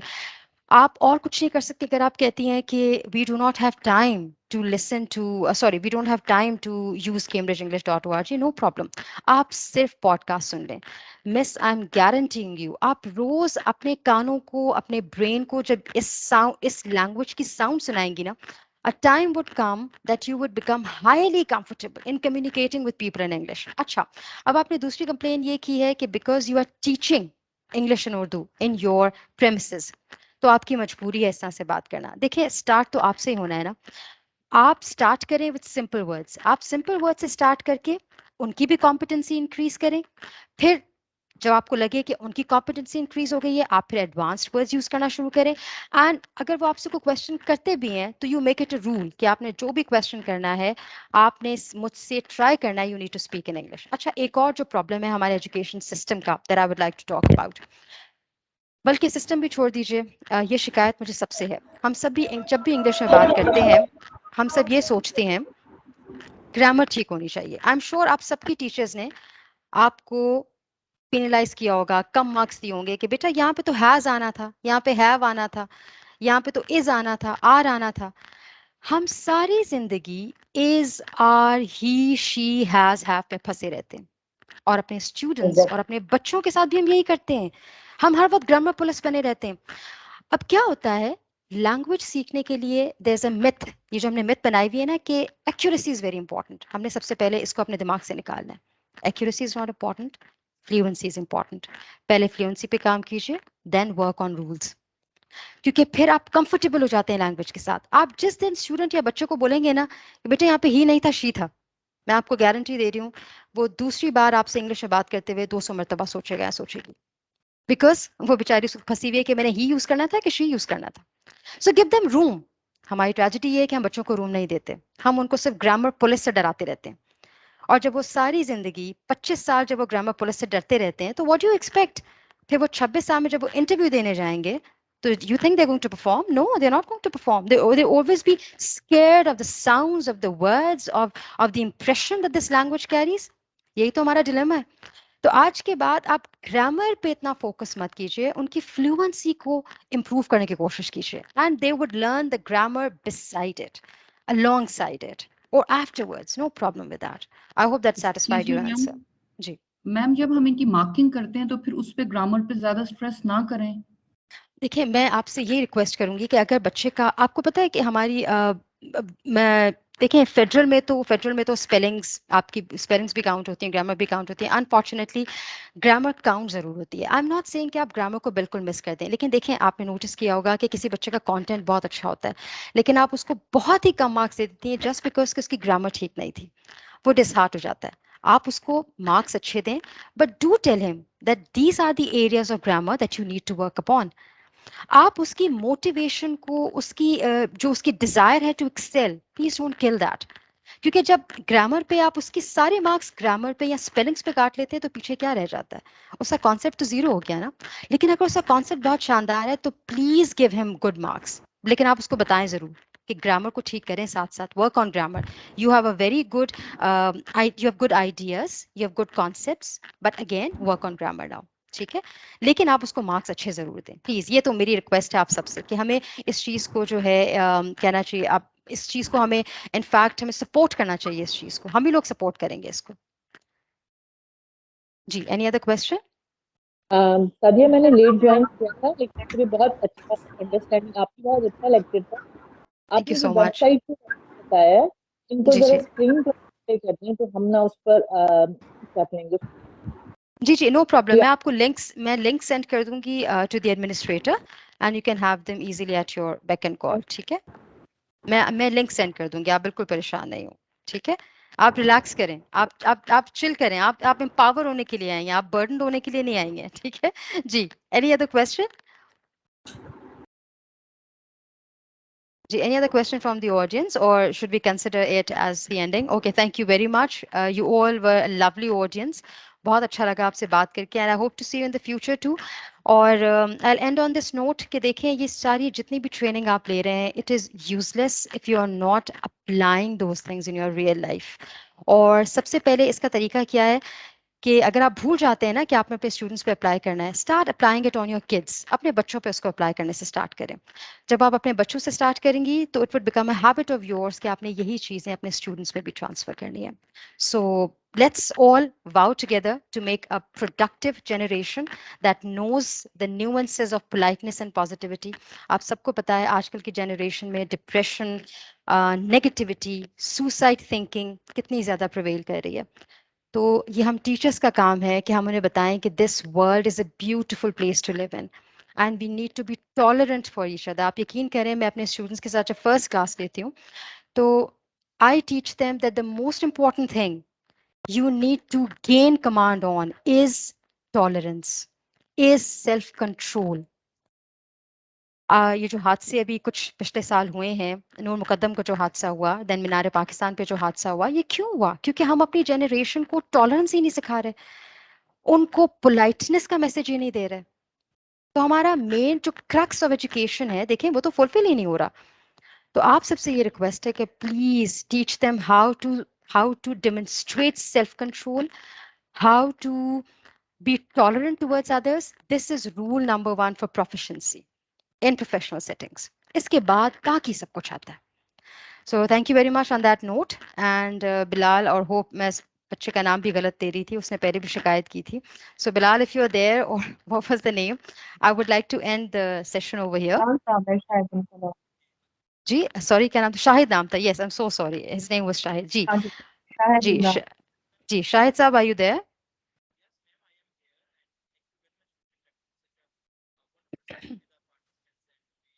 Shahid, are you there? So you have another session just after this?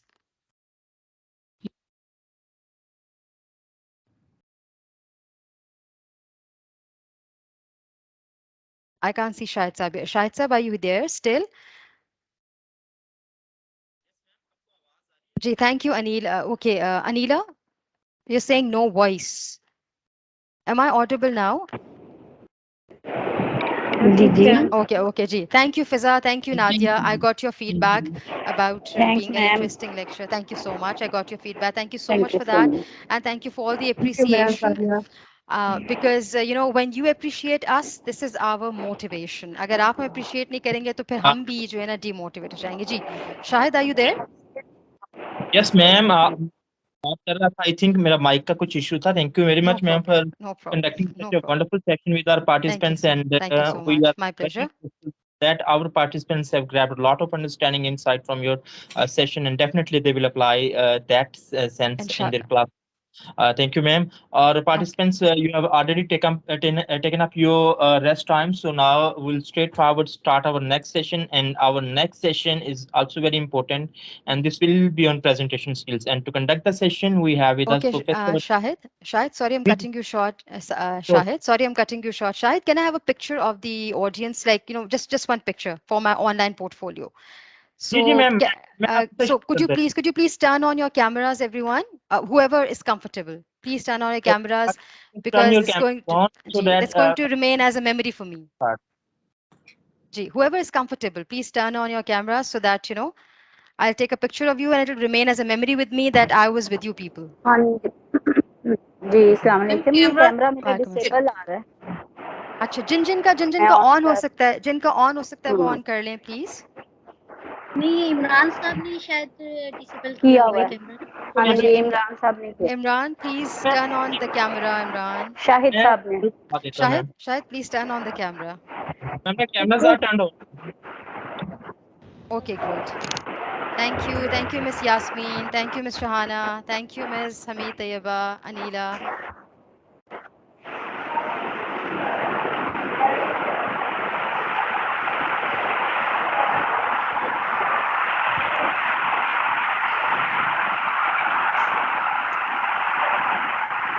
Okay, Ji. Wonderful, wonderful audience. Thank you so much. You all are so cooperative, and I love you all.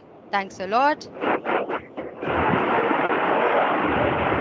Thank you. Okay, Now great. it's time for the second session of the day, Ji, Ji. and Thank you, we Imran. have Okay, Imran. Dr. Ji, Ji. Muhammad, Professor Dr. Muhammad Amjad Saab from University of Engineering and Technology. He will deliver a session on presentation skills.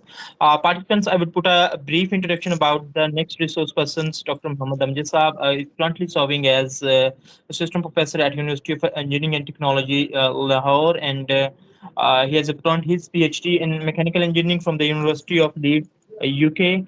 And for the past 2 years or more, he is associated with Punjab HEC as a trainer and conducted a number of sessions with the participants. Now, straightforward, I would request him to kindly take over and start interacting with the participants. Your break time is already over, so we'll start the next. Sir, you may start the session, sir.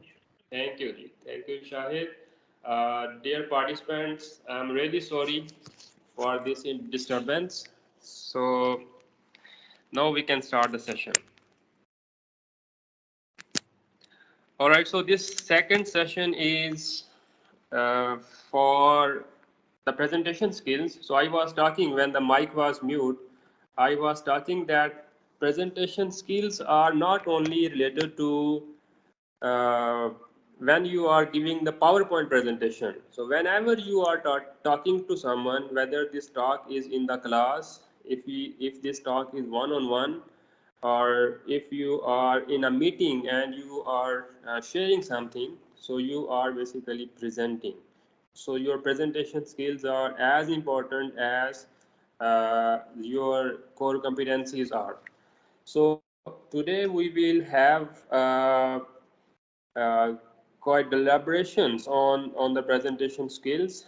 How can we make the presentation skills more effective? How can we leave our message lasting for increased amount of time? So this is Dr. Muhammad Amjad. I am working as associate professor at University of Engineering and Technology, Lahore. So this is my short introduction. The detailed introduction is already shared by Shahid Imran from PHEC. So this is the overall roadmap of our session. So we will start from why this session is important to attend. So what is the significance? ये क्यों ज़रूरी है कि हम अपनी presentation skills को अच्छे से अच्छा बनाएं. So we will have some thoughts shared with you, and then before we start the presentation, we need to analyze the audience. So how can we analyze the audience? What are the things that need to be checked so that we may have an idea of the audience, and then we can set our vocals, our vocal range, our volume, our speed accordingly. And then we will move on to the main crux of the presentation, which is components of a good presentation. So these are also known as presentation blueprints. So what are the main components that make a good presentation? And then after the presentation, how to manage the question and answer session. This is the most critical part of our class. So whenever we are giving lectures, we need to have a question and answer session so that we may have a two-way communication, even not by the end of the class, but we can have allowed the students to raise their hand to ask the questions whenever they want, so that we can make the lecture, the class, a two-way communication. So class is not a one-way traffic. It's not a one-way. It's not like that कि teacher जो है वो ही बोलता जा रहा है या बोलती जा रही हैं और जो class है they are supposed to listen all the time. But if there is a an interaction. The classes are interactive, the sessions are interactive. We share our thoughts and we listen to what the audience are observing and feeling.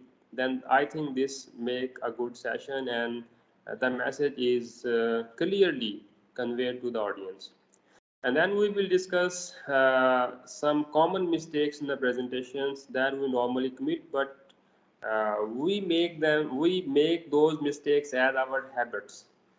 लेकिन audience जो है वो उसको mistake ही consider कर रही होती है, so we need to be careful for those mistakes. So what are those mistakes we will discuss in this session. And then after making the presentation, when everything is ready, we need to have a check on a list which is known as last minute checklist. So this is important because maybe we have spent a lot of time on our presentations in the preparation of the contents, how to arrange them and how to deliver them. But you can see we have an experience at the start of our session. So everything was ready, but the mic was not working. So then we got a solution and we lost about 5 to 10 minutes in this episode. So we need to have a last minute checklist before we go for the final presentation. And then there is a survey. This is an online survey to check how good are your presentation skills. So I will share a link in the chat box.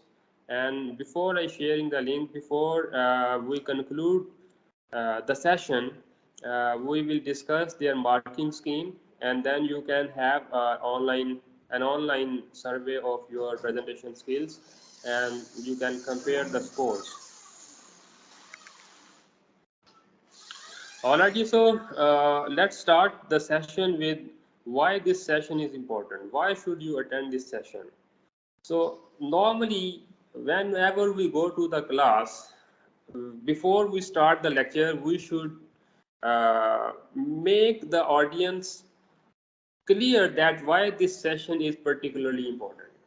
So if you create a need of your class, if you create a need of the lecture, then everybody will be attentive and listening to you, and he or she will be attentive all the time.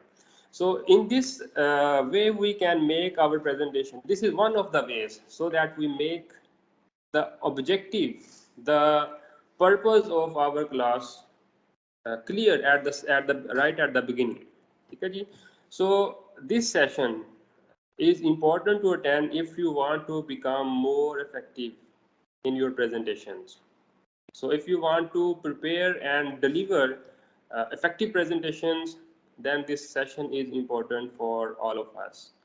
And secondly, if you want to learn how to present and to whom, obviously you got about 8 to 10 years of teaching experience, so everybody is a good teacher in his capacity or in her capacity, but this life is always it is about learning all the times. So right from the birth to the death, so we are learning all the time. Nobody is perfect and nobody can say that I am the perfect one.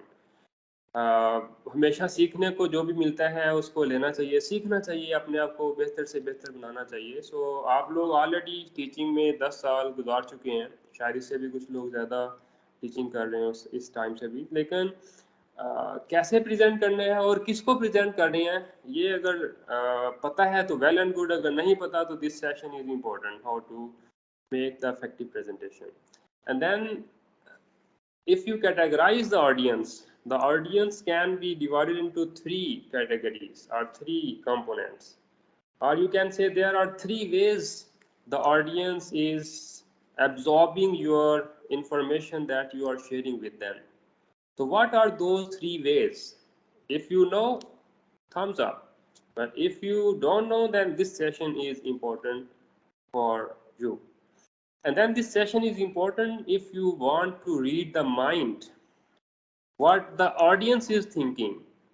Maybe I cannot look at you because we are sitting kilometers and kilometers away from each other, and the PHEC has already turned the cameras off.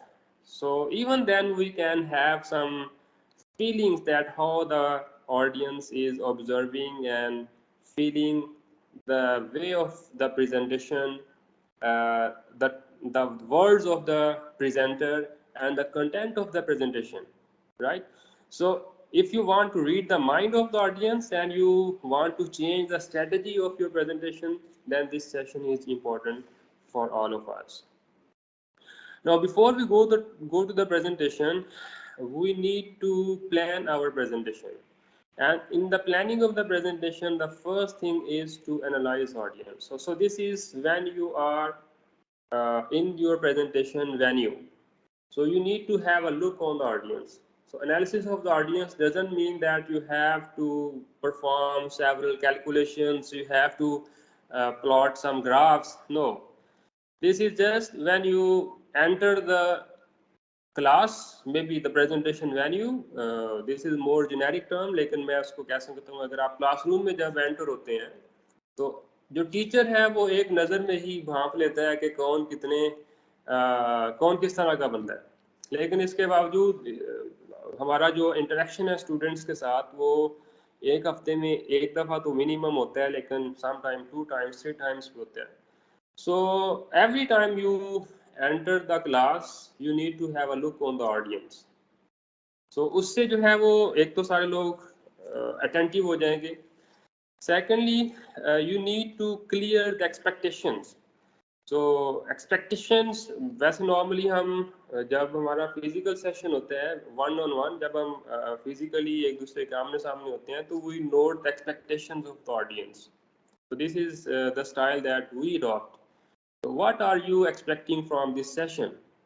लेकिन हमने चूंकि वो online है, distance है, तो हमने इसको खुद ही क्लियर कर दिया कि अगर ये जो why this session is important. So these were the expectations that you or the audience are basically expecting from the participant. Then you need to make the needs clear. So why the people are here? So this training has been made compulsory for the promotion, but there is another hadith. एक हदीस भी है कि आप पैदाइश से लेकर आप मौत तक जो है वो सीखें. तो सीखने के लिए जब भी इंसान को कुछ मिले उसके लिए फौरन रेडी रहना चाहिए. सो एक तो ये है कि जो आपकी अनइंटेंशनल लर्निंग है. सेकेंडली ये है कि सम टाइम हम PHEC बड़ी इस मामले में जो है वो क्लेवर है. उसने कहा कि जी हम तो इसका टेस्ट भी लेंगे. तो टेस्ट के लिए ज़रूरी है कि फिर आपको हर चीज़ का पता चले जो प्रेजेंटेशन में हो रहा है और जो पूछा जा रहा है और जो बताया जा रहा है. तो इसी तरह जब आप क्लास में भी जाएंगे तो आपको स्टूडेंट्स को बताना या स्टूडेंट से पूछ लें या उनको बता दें कि भी आपकी नीड्स क्या हैं. एक तो एक्सपेक्टेशंस हैं और एक ये है कि व्हाई यू आर हियर, आपका यहाँ पे आने का बड़ा मकसद क्या था आज. तो उस मकसद को भी क्लियर करना ज़रूरी होता है in the analysis of the audience. Then being the presenter, you need to know the constraints of the audience. So by the constraints, there are multiple meanings, and one of them is to know the knowledge of the audience. ऐसा नहीं है कि आप जो है वो assistant professor या associate professor हैं और बच्चों का फर्स्ट डे है और आप जाते ही जनाब अलजबरा, अगर मैथमेटिक्स का क्लास है तो आप अलजबरा शुरू कर दें, और अगर केमिस्ट्री की क्लास है तो आप इनको इनऑर्गेनिक केमिस्ट्री के कोई हाई फाई लेवल जो है वो डिस्कस करना शुरू कर दें. नहीं, बल्कि आपको उनका पहले नॉलेज चेक करना होता है. आपको maybe you can check by interacting with them, maybe casual talk. Introduction में आप कोई एक छोटा सा क्वेश्चन पूछ सकते हैं, और there are some other ways you can know the concerns of the people in terms of knowledge level for that particular topic. इसके अलावा कंस्ट्रेंट्स ये भी हैं कि अगर किसी को कोई हियरिंग इशू है, नॉर्मली जब हम वीकली या ऑन मल्टीपल टाइम्स इंटरेक्ट करते हैं with the same audience, so we know the constraints, the physical constraints of the people. कुछ स्टूडेंट्स होते हैं जिनको थोड़ा देखने का इशू होता है, कुछ को सुनने का इशू होता है, तो हम उनको उसके अकॉर्डिंगली उनकी सीटिंग प्लान जो है वो एडजस्ट कर सकते हैं ताकि उनके तक भी वो सारी बातें पहुंच रही हों और वो देख रहे हों जो आप उनके साथ शेयर करना चाह रहे हैं. सो नॉलेज लेवल है प्लस उसकी जो फिजिकल कंस्ट्रेंट्स हैं ہیئرنگ کی یا دیکھنے سے ریلیونٹ ہیں تو اس کو بھی آپ اگر کنسیڈر کر لیتے ہیں before starting your presentation, then that will give you a support to deliver your contents. Analysis of the audience also includes the demographic information of the class. So by the demographic information we mean what is the size of the class, how many number of people are there, and what is the where is your location, and can you see everybody, and can everybody see you. ٹھیک ہے جی, آپ سب کو نظر آئیں اور سارے آپ کو دیکھ سکتے ہوں. ٹھیک ہے, تو یہ ضروری ہے کہ آپ کلاس سٹارٹ کرنے سے پہلے ود ان فیو سیکنڈس آپ یہ ساری چیزیں جو ہے وہ کر سکتے ہیں. ٹھیک ہے جی. So analysis of the audience, then we need to know, this is a generic term, we need to know the number of ways in which the audience process the information. So اگر ہمیں پتہ چل جائے کہ اس بندے کا یہ style ہے تو پھر ہم اس کے اکارڈنگلی بات کرتے ہیں. ایسے یہ نارملی روٹین لائف میں ویسے ہی کرتے ہیں کہ یار اس بندے کا جو ہے مزاج کیسا ہے. Specifically when we were students, so we used to discuss before meeting any teacher کہ اس جو فلان پروفیسر ہے جو فلان ٹیچر ہیں ان کا مزاج کیسا ہے, اور ان کے مزاج کے مطابق اگر بات ہوگی تو وہ مان لیں گے, ادروائز مشکل ہو جائے گا. تو this same thing is with the audience, چاہے وہ ڈیلی کی آڈینس ہے, آپ کے ساتھ ان کا انٹریکشن ہے, لیکن اگر آپ کو ان کی اسٹائل کا پتہ ہے, اگر آپ ان کی جو ایبزاربنگ کیپیبلٹی ہے اس کا پتہ ہے, تو then you will prepare your lecture accordingly. So this is not like we are giving too much importance to the students, but we need to give them the importance. So audience میں students نہیں ہوتے, بلکہ آپ اگر head of the department ہیں یا آپ کے پاس ایک ٹیم ہے پوری, اور آپ اس ٹیم میں ایز اے ممبر ہیں یا آپ ایز اے head ہیں, so whenever you interact with the people, you are basically exposing your presentation skills. So we need to know the type of the audience, the ways in which the information is absorbed by the audience. کیا جی, سو اس میں سے جو ایک وے ہے, way of absorbing the information, that is looking. یا اس میں سے جو بھی چیزیں ہم ڈسکس کرتے ہیں اس میں سے ایک طرح کے جو لوگ ہیں, they are categorized as lookers. So lookers are the most dominant part of the audience. They are about 75% of the audience. So آپ کہہ سکتے ہیں کہ زیادہ تر لوگ جو ہیں وہ lookers ہیں. So what lookers do? They are basically more interested in pictures and images and graphs, plots, schematics, infographics. So ان کو اس طرح کی چیزیں زیادہ اپیل کرتی ہیں. They are more happier. They are happier with the photos and graphs and plots of all the discussion. تو may be آپ ایک گھنٹہ لگا دیں ایک ریلیشن ڈسکس کرنے میں, اے اور بی کے درمیان جو ہے وہ ڈائریکٹ ریلیشن ہے. سو اگر اے بڑھے گا تو بی بھی بڑھے گا, اور اگر بی جو ہے وہ بڑھے گا تو اے بھی بڑھے گا. سو اس ڈائریکٹ ریلیشن کو ڈسکس کرنے میں اگر آپ ایک گھنٹہ لگا دیں, اور اس کے مقابلے میں اگر آپ جسٹ ایک گراف پلاٹ کر دیں, تو this 75% of the audience will be more than happy with this graph only. ٹھیک ہے جی. سو اسی طرح سم ٹائم ہم کسی چیز کو ڈسکرائب کرنے میں بہت زیادہ ٹائم لگاتے ہیں, لیکن اگر اس کی کوئی فوٹو دکھا دیں تو وہ زیادہ ایزی ہو جاتا ہے اس کو انڈرسٹینڈ کرنا یا اس کو کنوے کرنا. So lookers, the 75% of the audience, they are basically more interested in photos and pictures and images, graphs, plots, schematics, infographics instead of the text. ہم میں سے کچھ لوگ ہیں جو اپنی پریزنٹیشنز میں یا اپنے لیکچرز میں پوری کی پوری سلائڈ کے اوپر ٹیکسٹ جو ہے وہ رکھا ہوتا ہے, ٹیکسٹ رچ سلائڈز ہوتی ہیں. سو اگر ٹیکسٹ رچ سلائڈز ہیں, اس میں کوئی امیج نہیں ہے, کوئی تصویر نہیں ہے, کوئی اس میں ڈایاگرام نہیں ہے, کوئی اس میں گراف نہیں ہے, تو you simply lose the 75% of the audience. 75% لوگ جو ہے وہ آپ کی بات میں انٹرسٹ نہیں لیں گے. تو یہ تو ایک سائڈ پہ ہو گیا. ٹھیک ہے. تو اس لیے ضروری ہے کہ ہم جو ہے وہ آڈینس کی جو بیہیویئر ہے ان کا, اس کو دیکھیں, اس کو جج کریں, اینڈ دین اس کے اکارڈنگلی اگر ہم اپنی پریزنٹیشنس یا اپنے جو لیکچر پلان کریں گے تو that will be more effective. So how do we know that who is lurker? Audience میں سے جو 75% آف دا آڈینس ہے, ان کا کیسے پتہ چلے گا؟ How will we identify them? So اس کے لیے جو ہے وہ ہمارے پاس کچھ آئیڈینٹیفیکیشنز ہیں. سو the lookers are basically they stand up tall. اگر وہ کھڑے ہیں تو بالکل سیدھا کھڑے ہیں, کسی دیوار کے ساتھ ٹیک لگا کے نہیں کھڑے یا کسی سپورٹ کے سہارے کے اوپر نہیں کھڑے ہو, بلکہ وہ if they are standing they stand up tall. They are dressed up well.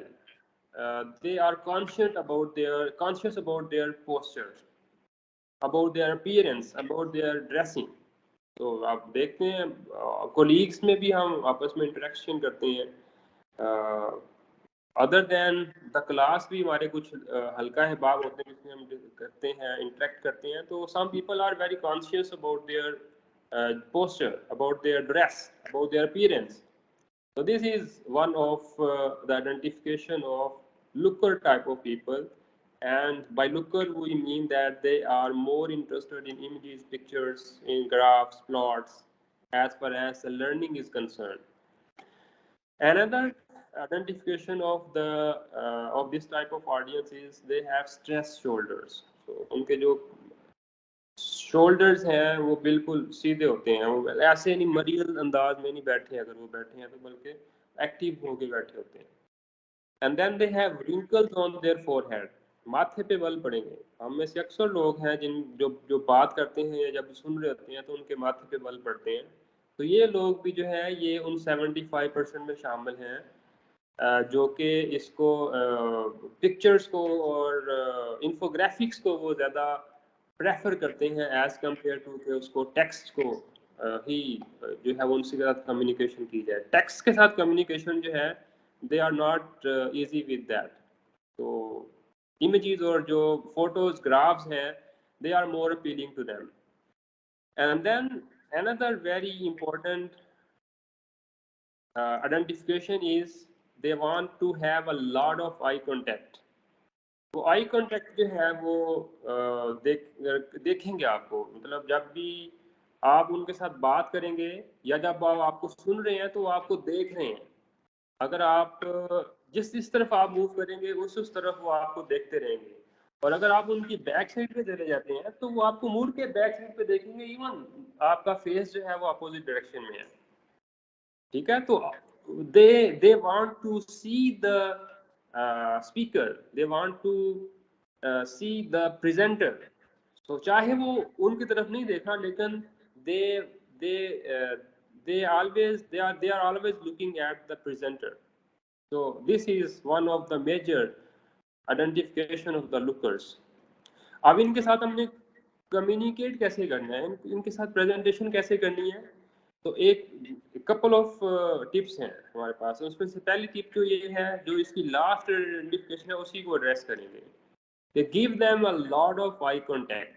ان کی آنکھوں میں آنکھیں ڈال کے بات کریں. اور ریسرچ یہ بھی کہتی ہے کہ کسی بھی آڈینس یا کسی ایک بندے کی طرف آپ 5 سیکنڈ سے زیادہ نہ دیکھیں. تو ایسا نہیں ہے کہ آپ جو ہے وہ ایک ہی بندے کی طرف گھور کے دیکھتے رہیں اور وہ پزل ہو جائے اور وہ اس کا کانفیڈینس شیٹر ہو جائے. نا, you have to look at them and look on at another person. So 75% ہے, اس میں کوئی ایک یا دو بندے تو نہیں ہیں. تو آپ سب کی طرف دیکھیں, مطلب یہ ہے کہ آئی کانٹیکٹ رکھیں. آڈینس کے ساتھ آئی کانٹیکٹ جو ہے وہ بہت ضروری ہے. اگر آپ جسٹ سلائڈ ریڈ کر رہے ہیں, ادھر لگا ہوا آپ کی ڈسپلے, اور آپ اس کو دیکھ کے جسٹ سلائڈ ریڈ کر رہے ہیں, ٹیکسٹ ریچ سلائڈز ہیں, اور آپ آڈینس کی طرف دیکھتے بھی نہیں ہیں. یا کچھ لوگ جو ہیں وہ ہمارے جس طرح اردو ہے یا جو نان ٹیکنیکل کورسز ہیں, اگر وہاں پہ وہ سمپل ٹیکسٹ ریڈنگ کر رہے ہیں, پیج بک ریڈنگ کر رہے ہیں, اور آڈینس کا پتہ ہی نہیں ہے کہ وہ کیا ہو رہا ہے, تو اٹ مینس کہ 75% of the audience is lost. So they are not interested in your presentation, they are not listening to you at all. So we need to give a lot of eye contact to the audience.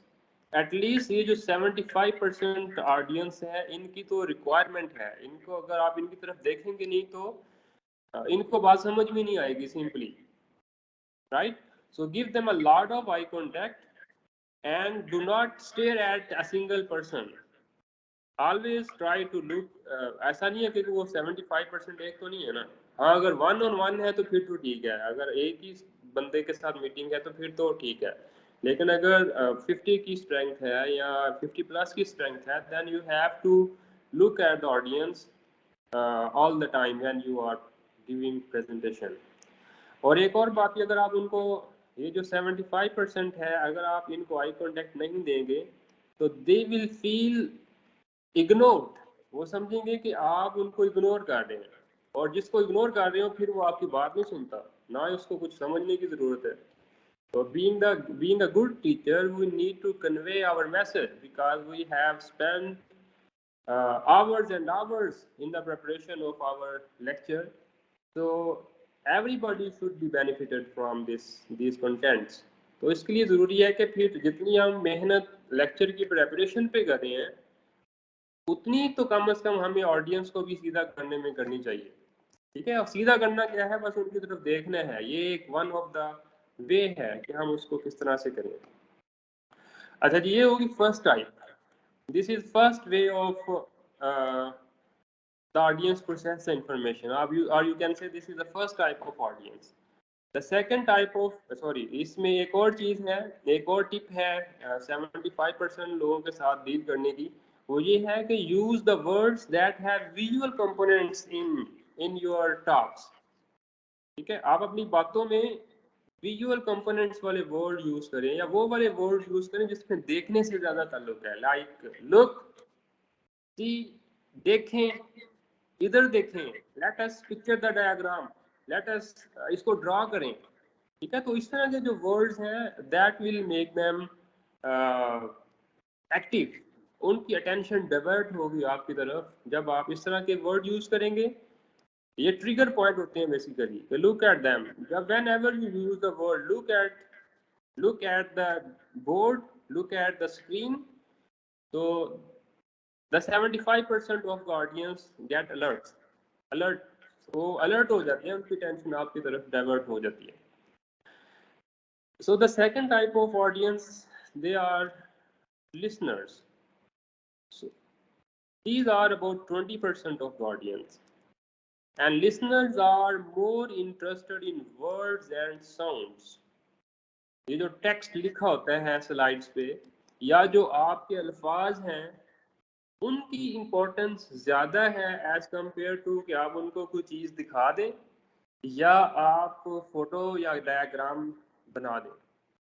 ٹھیک ہے جی, تو یہاں پہ جو آپ کے words ہیں, ایسا نہیں ہے کہ آپ نے سارے کا سارا کچھ سلائڈ پہ لکھ دیا ہے اور اس کو کہہ دیا کہ یہ پڑھ لیں تو سمجھ آ جائے گی. نہیں, آپ کی آواز جو ہے وہ بڑی امپورٹنٹ ہے, آپ اس کو کس طرح سے پڑھتے ہیں, کس طرح سے پریزنٹ کرتے ہیں, یہ بہت ضروری ہے.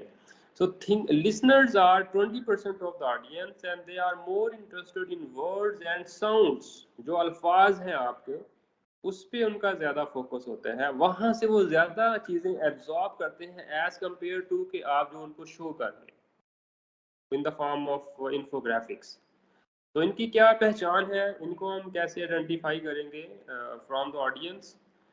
تو اس میں بھی کوئی خاص انالیسس نہیں ہے, یہ جسٹ آپ دیکھیں گے اور آپ کو پتہ چل جائے گا کہ کون لسنر ہے, کون لکر ہے, اور کون ٹچر ہے, جو کہ نیکسٹ ٹائپ ہے. تو اس میں سے ایک تو ان کی آئیڈینٹیفیکیشن جو ہے وہ یہ ہے کہ they are not dressed up well because appearance is not important to them. تو نارملی ایز کیجول میں بھی آ جاتے ہوتے ہیں. ٹھیک ہے, تو ان کی جو ڈریسنگ ہے وہ they are not conscious about their dress, یہ ایک ان کی پہچان ہے. ایک ان کی پہچان یہ ہے کہ they always look down into the left, ایسے نیچے دیکھیں گے لیفٹ کی طرف, وہ دیکھ تو لیفٹ کی رہے ہیں لیکن آپ کے ان کے جو کان ہیں وہ آپ کی طرف ہیں. They are listening to you very carefully even they are not looking at you. تو اس سے پہلے جو ہم نے 75% دیکھی ہے ان کا آئی کانٹیکٹ مینٹین کرنا ضروری ہے, لیکن یہاں پہ جو ہے وہ سچویشن تھوڑی سی چینج ہے کہ ان کو آئی کانٹیکٹ نہیں چاہیے لیکن آپ کی آواز ان کے کانوں تک پہنچنی چاہیے. تو یہ بہت ضروری ہے. So they look down towards left as they are recalling something that they have in their mind, or they are listening to you. کیا جی جو آپ کے ورڈز ہیں, جو آپ کے الفاظ ہیں, ان کے کانوں تک پہنچنے ہیں تو they are absorbing your information. And another identification is they have a telephone posture.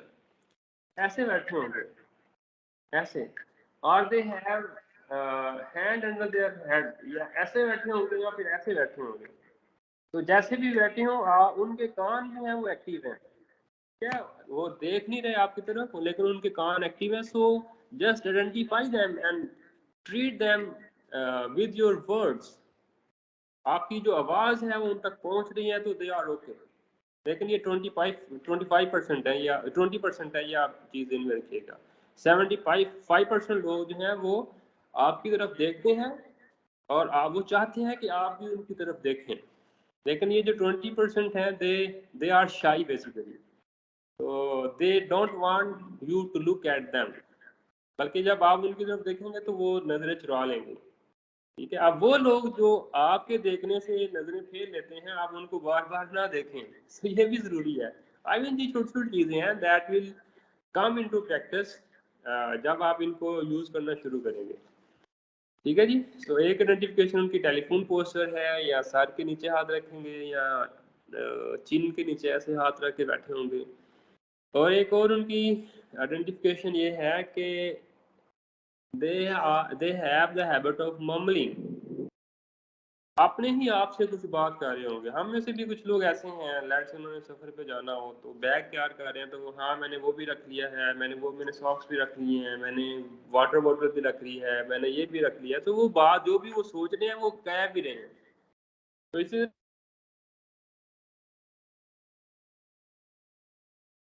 Self talking. ٹھیک ہے, تو وہ لوگ بھی جو ہیں وہ بھی بیسیکلی لسنرز ہیں. So they are more interested in words and sounds.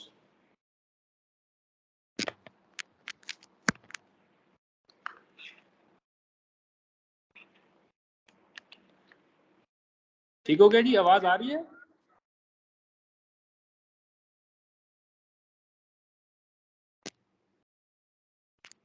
جی سر, آپ کی آواز آ رہی ہے لاؤڈ اینڈ کلیئر.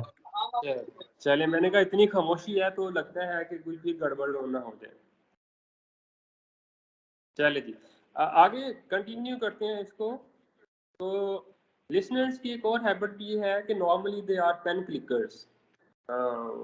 کلاس میں آپ نے دیکھا ہوگا کچھ لوگ ہیں وہ پین کلکنگ ان کا جو ہے وہ بڑا مشغلہ ہے, پسندیدہ مشغلہ ہے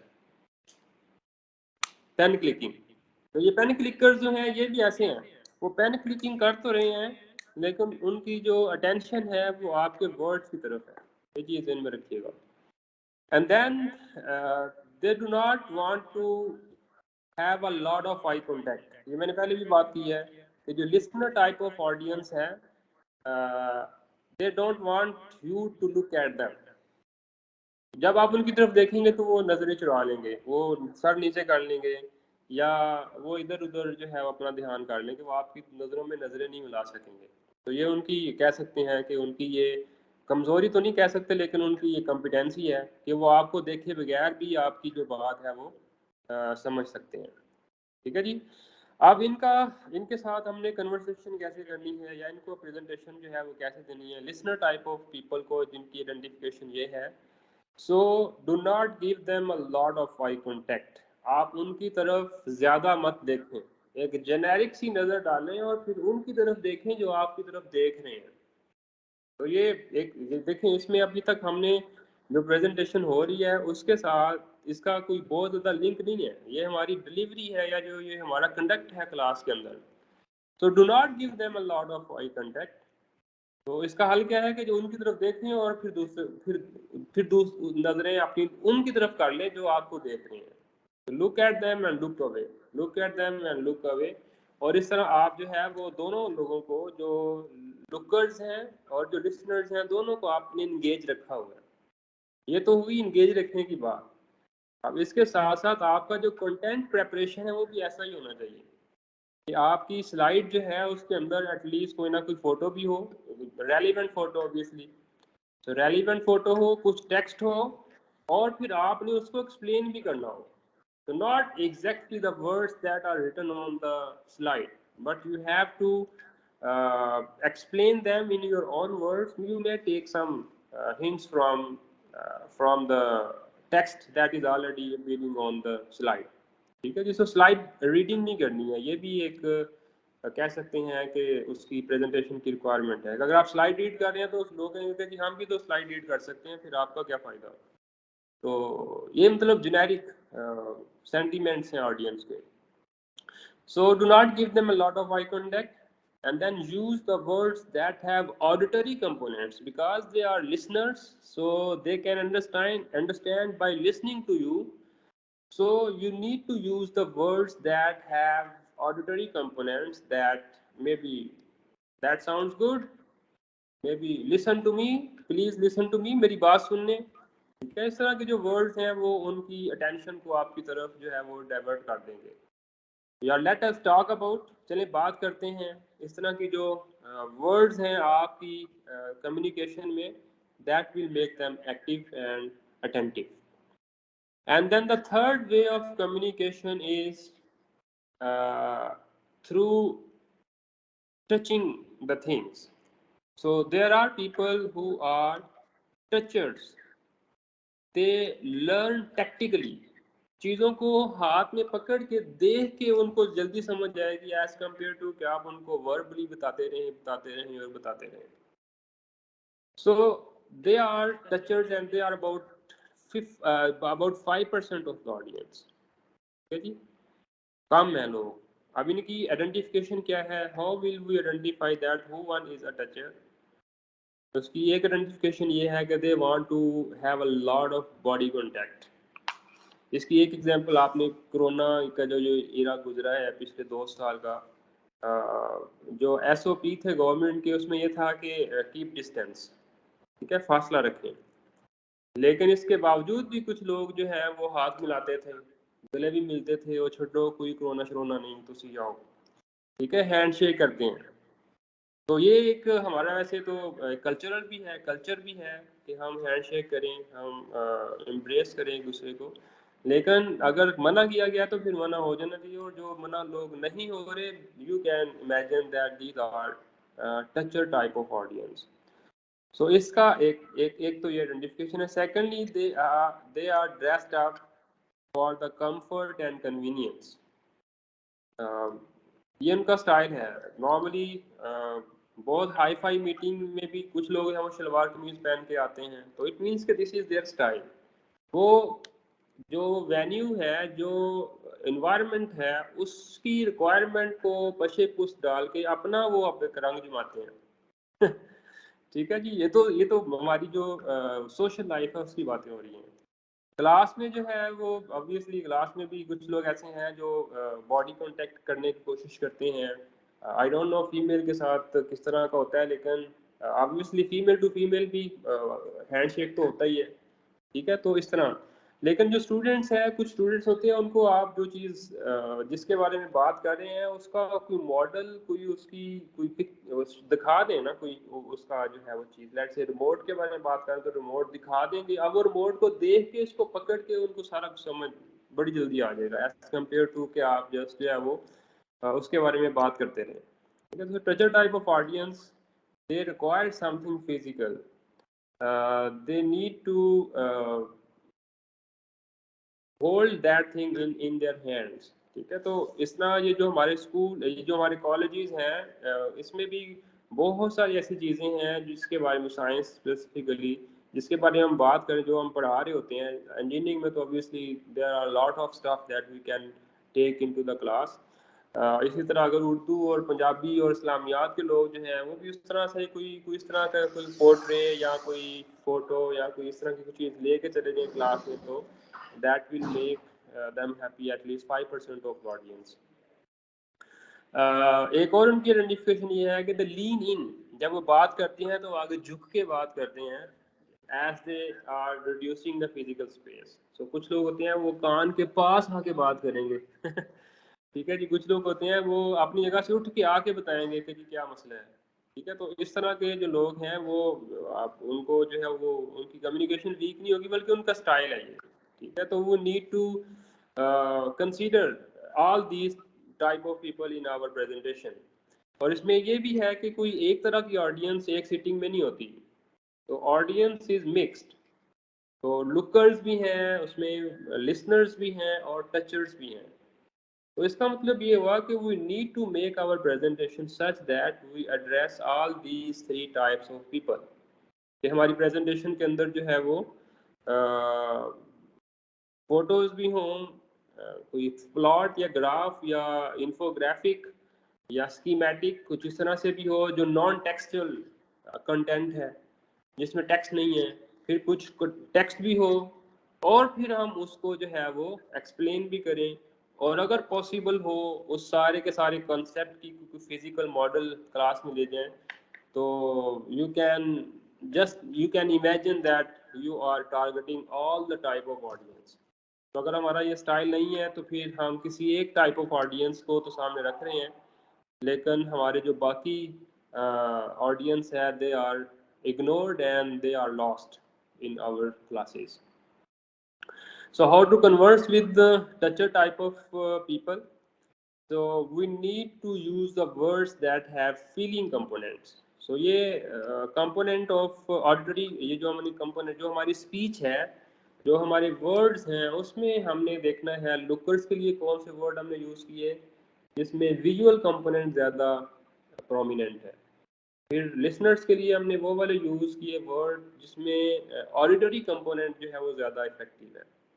اور جو لوکر ٹچر ٹائپ آف پیپل ہے جو 5% آف دا آڈینس ہوتا ہے, اس میں ہم نے وہ والے ورڈ یوز کرنے ہیں جس میں فیلنگ, جس میں احساس ہو, جس میں سوچنا کہ let's think about the situation when you become a prime minister of Pakistan. ٹھیک ہے, کہ آپ کو کیسا لگے گا اگر آپ جو ہے وہ صبح اٹھ کے نرم نرم گھاس کے اوپر واک کر رہے ہیں. ٹھیک ہے, تو اس طرح کی یہ کوئی ایسی سچویشن نہیں ہے جس کو کلاس میں آپ یوز کریں, لیکن اس طرح سے ملتے جلتے جس میں فیلنگ, جس میں احساس, جس میں تھوڑا سا امیجن کرنے کی بات ہوگی, امیجنیشن کی, تو then these type of people will be active and attentive to you. Now after this discussing the 3 ways in which the audience process the information, or after identifying the type of people in your audience, in your class, now the main thing is how to prepare the presentation, or what are the components of a good presentation. These are also known as presentation blueprints. تو presentation بلو prints میں سب سے پہلی جو چیز ہے وہ تو topic content ہے, اس کے اوپر آپ کی گرپ ہونی چاہیے.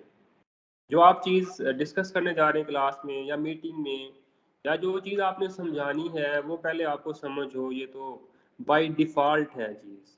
ٹھیک ہے, اگر آپ خود نہیں اس کے بارے میں بہت زیادہ جانتے تو obviously the audience will be they will not be happy. ٹھیک ہے, سو کنٹینٹ اٹ سیلف جو ہے وہ بہت ضروری ہے, اس کی پریپریشن, اس کے اوپر گرپ.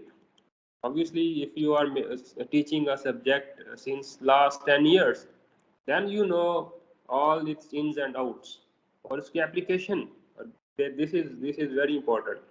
let's say اگر ہم جو ہے وہ پڑھا رہے ہیں ٹائم اور اسپیس کا کنسیپٹ ہے, تو اس میں بتائیں کہ جی ٹائم اور اسپیس میں جو اسپیڈ ہے وہ بھی ہے. آپ اگر سڑک کراس کرنی ہے تو گاڑی کتنی اسپیڈ سے آ رہی ہے اس کو جج کرنا ہوتا ہے.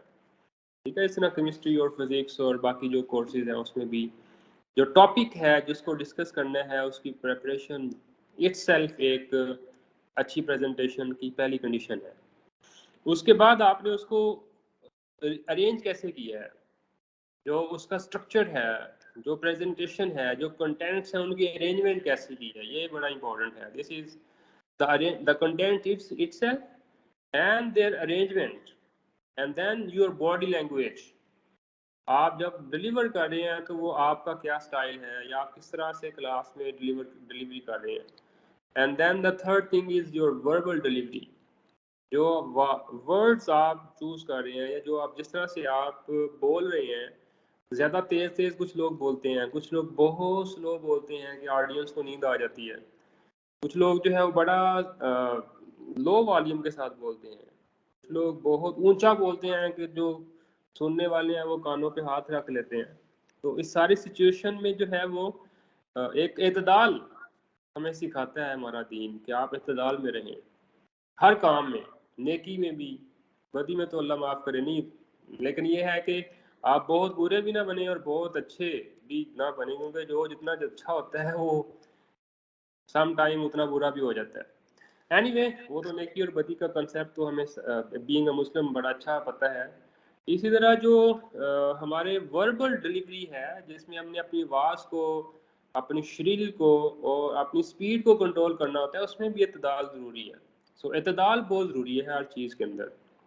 ایک جو ہے وہ مڈ لائن آپ کہہ سکتے ہیں, تو مڈ لائن کو فالو کرنا یہ it is always effective whenever you are experience something. اچھا جی, اسٹرکچر کے اندر کیا ہے؟ اسٹرکچر کے اندر you need to have a clear introduction, a clear body or the main message of the lecture, and then you need to conclude them. So most of our lectures are without the introduction and the conclusion. So we start from somewhere and then we end somewhere. So the start is not known and the end is not known. So you can say everything is unknown. So you need to have a clear introduction of your lecture and you need to have a clear conclusion of your lecture. تو اگر آپ introduction اور conclusion کو manage کر سکتے ہیں تو then that presentation is an effective presentation. ٹھیک ہے جی. اس کے بعد جو آپ کا باڈی لینگویج ہے that please a lot of role in your presentation. ایک اچھی پریزنٹیشن میں بھی پریزنٹیشن بہت اچھی بنی ہوئی ہے as far as the arrangement of the content is concern, لیکن اس کی ڈلیوری اگر کوئی ایسا بندہ کر رہا ہے جس کی باڈی لینگویج بڑی پور ہے تو اس کا جو افیکٹ ہے وہ اس کے کنٹینٹ پہ بھی ڈیفینیٹلی آئے گا. ٹھیک ہے. باڈی لینگویج میں آپ کا کمفرٹ لیول, کانفیڈنس لیول, آپ کے جو جیسچرز ہیں, آپ کا اسمائل ہے یا آپ کا غصہ کرنا ہے, یا جو آپ کے باڈی جیسچرز ہیں ویل گڈ اور ریلیونٹ ہیں, مطلب کسی کو ڈانٹنا ہو اور اس کو یہ بھی کہیں کہ گڈ, تو this is not the way you are using the body language in right way. ٹھیک ہے. ابھی سر آئی کانٹیکٹ ہم نے ڈسکس کیا, بہت زیادہ امپورٹنٹ ہے. آئی کانٹیکٹ اگر نہیں ہے تو جو 75% آف دا آڈینس ہے وہ ویسے ہی اپنا انٹرسٹ لوز کر دیتی ہے. اور پھر ویژول ایڈس ہیں, آڈیو ویژولس ہم یوز کرتے ہیں. ٹھیک ہے نا. ویژول ایڈس میں نارملی یہ ہوتا ہے کہ اگر ہم گلاسز لگا رہے ہیں تو گلاسز جو ہے وہ ریفلیکٹیو نہیں ہونی چاہیے, آنکھوں کو تک رسائی ہونی چاہیے جو آپ کو دیکھ رہا ہے. تو اگر ریفلیکٹیو گلاسز ہیں, کچھ لوگ ایسے آج کل میڈیا میں سن گلاسز پہن کے وہ آ جاتے ہیں, تو آپ کہہ سکتے ہیں کہ وہ اس کا کتنا جو انفلوئنس ہے وہ کم ہو جاتا ہے ایز کمپیئر ٹو کہ آپ کی آنکھوں تک لوگ دیکھ رہے ہیں. تو آئی کانٹیکٹ یا ویژول ایڈس میں جو آپ کانٹیکٹ لینسز یا گلاسز یوز کر رہے ہیں وہ that should not be reflective, کہ اس سے جو ہے وہ لائٹ ریفلیکٹ ہو رہی ہو اور نظر جو آپ کی آنکھ ہے وہاں تک آڈینس نہ دیکھ پا رہی ہو. سو یہ ساری چیزیں میٹر کرتی ہیں آپ ٹو سم ایکسٹینڈ. سملرلی جو وربل ڈلیوری ہے اس میں آپ کے پیس اینڈ پازز, جو آپ کا فلو ہے, آپ کتنے سپیڈ سے بولتے ہیں اور آپ ٹھہر ٹھہر کے بولتے ہیں یا کنٹینیوسلی بولتے چلے جا رہے ہیں. So obviously audience needs some time to comprehend the things. Absorb کرنے کا ٹائم جو ہے وہ ملنا چاہیے. ایک بات سے دوسری بات کے درمیان تھوڑا سا اگر پاز رکھیں, maybe a few maybe milli seconds, that will be fine. لیکن ہم کچھ لوگ ہیں وہ بہت تیز بولتے ہیں اور بہت بولتے چلے جاتے ہیں, اور اس طرح کی سچویشن میں پھر ان کی وربل ڈلیوری جو ہے وہ obviously they have some guts. سو اگر جو چیز ہے وہ کمیونیکیٹ ہو رہی ہے تو اوکے ہے, لیکن اس کو فردر امپروو کیا جا سکتا ہے by controlling the pace and pauses, by adjusting the volume according to the audience. ایسا نہیں ہے کہ آپ 10 بندوں کے ساتھ جو بات کر رہے ہیں اور جب آپ 50 بندوں کے ساتھ بات کر رہے ہیں تو آپ کا والیوم سیم ہے. نیچرلی ایسا پاسبل نہیں ہے. ٹھیک ہے جی. سو یہ 3 چیزیں ہیں جو آپ کی 4 ہیں بلکہ. ایک ٹاپک کنٹینٹ ہے, پھر اس کا اسٹرکچر, اس کی ارینجمنٹ ہے, اور پھر آپ کی باڈی لینگویج ہے, اور وربل ڈلیوری ہے. تو اسٹرکچر کو ہم ڈسکس کرتے ہیں کہ اس کے اندر کیا کیا چیزیں ہیں. تو اسٹرکچر میں سب سے پہلے جو چیز ہے وہ ہے introduction. So in the introduction thing, we need to consider these 4 things. We need to tell who am I, who you are. Like میرا انٹروڈکشن شاہد عمران نے بھی کروایا, وہ تو آپ سب نے سنا. تھوڑا سا انٹروڈکشن میں نے بھی کروایا جب میرا مائک جو تھا وہ پرابلم کر رہا تھا, لیکن اس کے بعد جب مائک چلا ہے, موبائل اور لیپ ٹاپ کو at the same time engage کیا ہے, تو اس کے بعد تھوڑا سا میں نے انٹروڈکشن دوبارہ دیا ہے کہ میں کیا ہوں. ٹھیک ہے جی. یہ تو آ گیا آپ کا انٹروڈکشن. جو پریزنٹر ہے, جو ٹیچر ہے, اس کا نارملی یہ فرسٹ انٹریکشن میں تو ضروری ہوتا ہے, لیکن اگر آپ کا ریپیٹیٹیو ایکشن ہے, آپ ویکلی بیسس پہ جا رہے ہیں, تو بھی بتانے میں کوئی حرج نہیں ہے کہ آئی ایم محمد امجد, ٹھیک ہے, یا آئی ایم عائشہ جبین, یا آئی ایم امارہ عطا. ٹھیک ہے, تو this is not a big thing. آپ اپنے آپ کو شروع ہی اس سے کر سکتے ہیں کہ I am Anila Rasool and we will discuss today things like that. اور بھی اسی طرح why am I here, آپ کے آنے کا مقصد کیا ہے, جس طرح ہم نے بتایا. پھر why is this important, ہم نے دیکھا کہ شروع میں جو ہم نے ڈسکس کیا کہ why this session is important. So you can practice things in this way in every lecture. جب بھی آپ لیکچر شروع کریں تو اس میں آپ کہہ سکتے ہیں کہ آج کا لیکچر کیوں ضروری ہے. اس کی تھوڑی سی کوئی ڈیلی لائف میں اپلیکیشن دیکھ لیں, یا اس کی اپلیکیشن جو ہے وہ انڈسٹری میں اگر پاسبل ہے, کہ جہاں پہ بھی اس کا لنک بنتا ہے کسی لائف ایونٹ کے ساتھ, تو اس کو وہاں پہ شیئر کریں. اور پھر اس کے بعد آپ دیکھیں جب آپ اپنا لیکچر ڈلیور کرتے ہیں اور اسٹوڈنٹس کا جو لیول آف سیٹسفیکشن ہے وہ کتنا ہے. اینڈ دین انٹروڈکشن کا ہی پارٹ ہے کہ آپ نے بتانا ہے کہ how will we accomplish what we are here. تو جو آپ نے ہم نے کام کرنا ہے وہ ہم اس کو اکمپلش کیسے کریں گے. تو ایک تو یہ بتانا ضروری ہے کہ آج کرنا کیا ہے, اور پھر وہ کیسے کرنا ہے وہ بھی بتا دیں شروع میں ہی. So this is part of the introduction. And then in structure another thing is the body of the presentation. The body of the presentation is basically the main idea that you want to deliver. So this is the main content of your lecture. Introduction ہوا, پھر اس کے بعد آپ نے main idea پہ کام شروع کیا, step by step آپ اس کو لے کے گئے. اور اس میں بھی دیکھنا ہے کہ اگر سلائڈس ہیں تو you need to transit well in the slides, یا ایک ٹاپک سے دوسرے ٹاپک میں جا رہے ہیں تو اس کا لنک جو ہے وہ جنریٹ کریں. And then you need to be flexible in your class. ایسا نہیں ہے کہ کلاس میں کوئی بچہ کویشچن نہیں پوچھ سکتا, یا کسی کو پر مارنے کی بھی اجازت نہیں ہے. سم ٹائم ہم اتنے لیننٹ ہو جاتے ہیں کہ اسٹوڈنٹ نے کویشچن کیا اور ہم کہاں سے کہاں نکل گئے. تو جیسا کہ پہلے بھی کہا ہے کہ اعتدال رکھیں, ایک درمیانی راہ اختیار کریں. اگر اسٹوڈنٹس کو کویشچن کی اجازت دی ہے تو then you need to come back to your point and you need to finish your lecture. اور اگر آپ نے اسٹوڈنٹ کو اجازت نہیں دی کلاس میں ڈیورنگ دا لیکچر پوچھنے کی, تو پھر you need to have a question and answer session at the end of the presentation, at the end of the class, before you finish it, so that you may interact with the students and the audience. And then you need to review the benefits and the main idea all the time. Body جب آپ main idea present کر رہے ہیں تو جو شروع میں آپ نے بات کی تھی, جو اس کے بینیفٹس ہیں, اس کی جو مین نیڈ تھی یا اس کی جو امپورٹینس تھی, اس کے ساتھ اس کو لنک کرتے رہیں تاکہ وہ جو ہے اٹینشن مینٹین رہے ڈیورنگ دا لیکچر. اور جو اسٹرکچر میں لاسٹ چیز ہے وہ ہے conclusion. So in the conclusion you will restate the main idea, جو اس کی امپورٹنس تھی اس کو دوبارہ آپ ریکال کریں گے, ریوائز کریں گے, ریویو کریں گے, اور انٹرسٹنگ پوائنٹس کو ہائی لائٹ کریں گے. اینڈ دین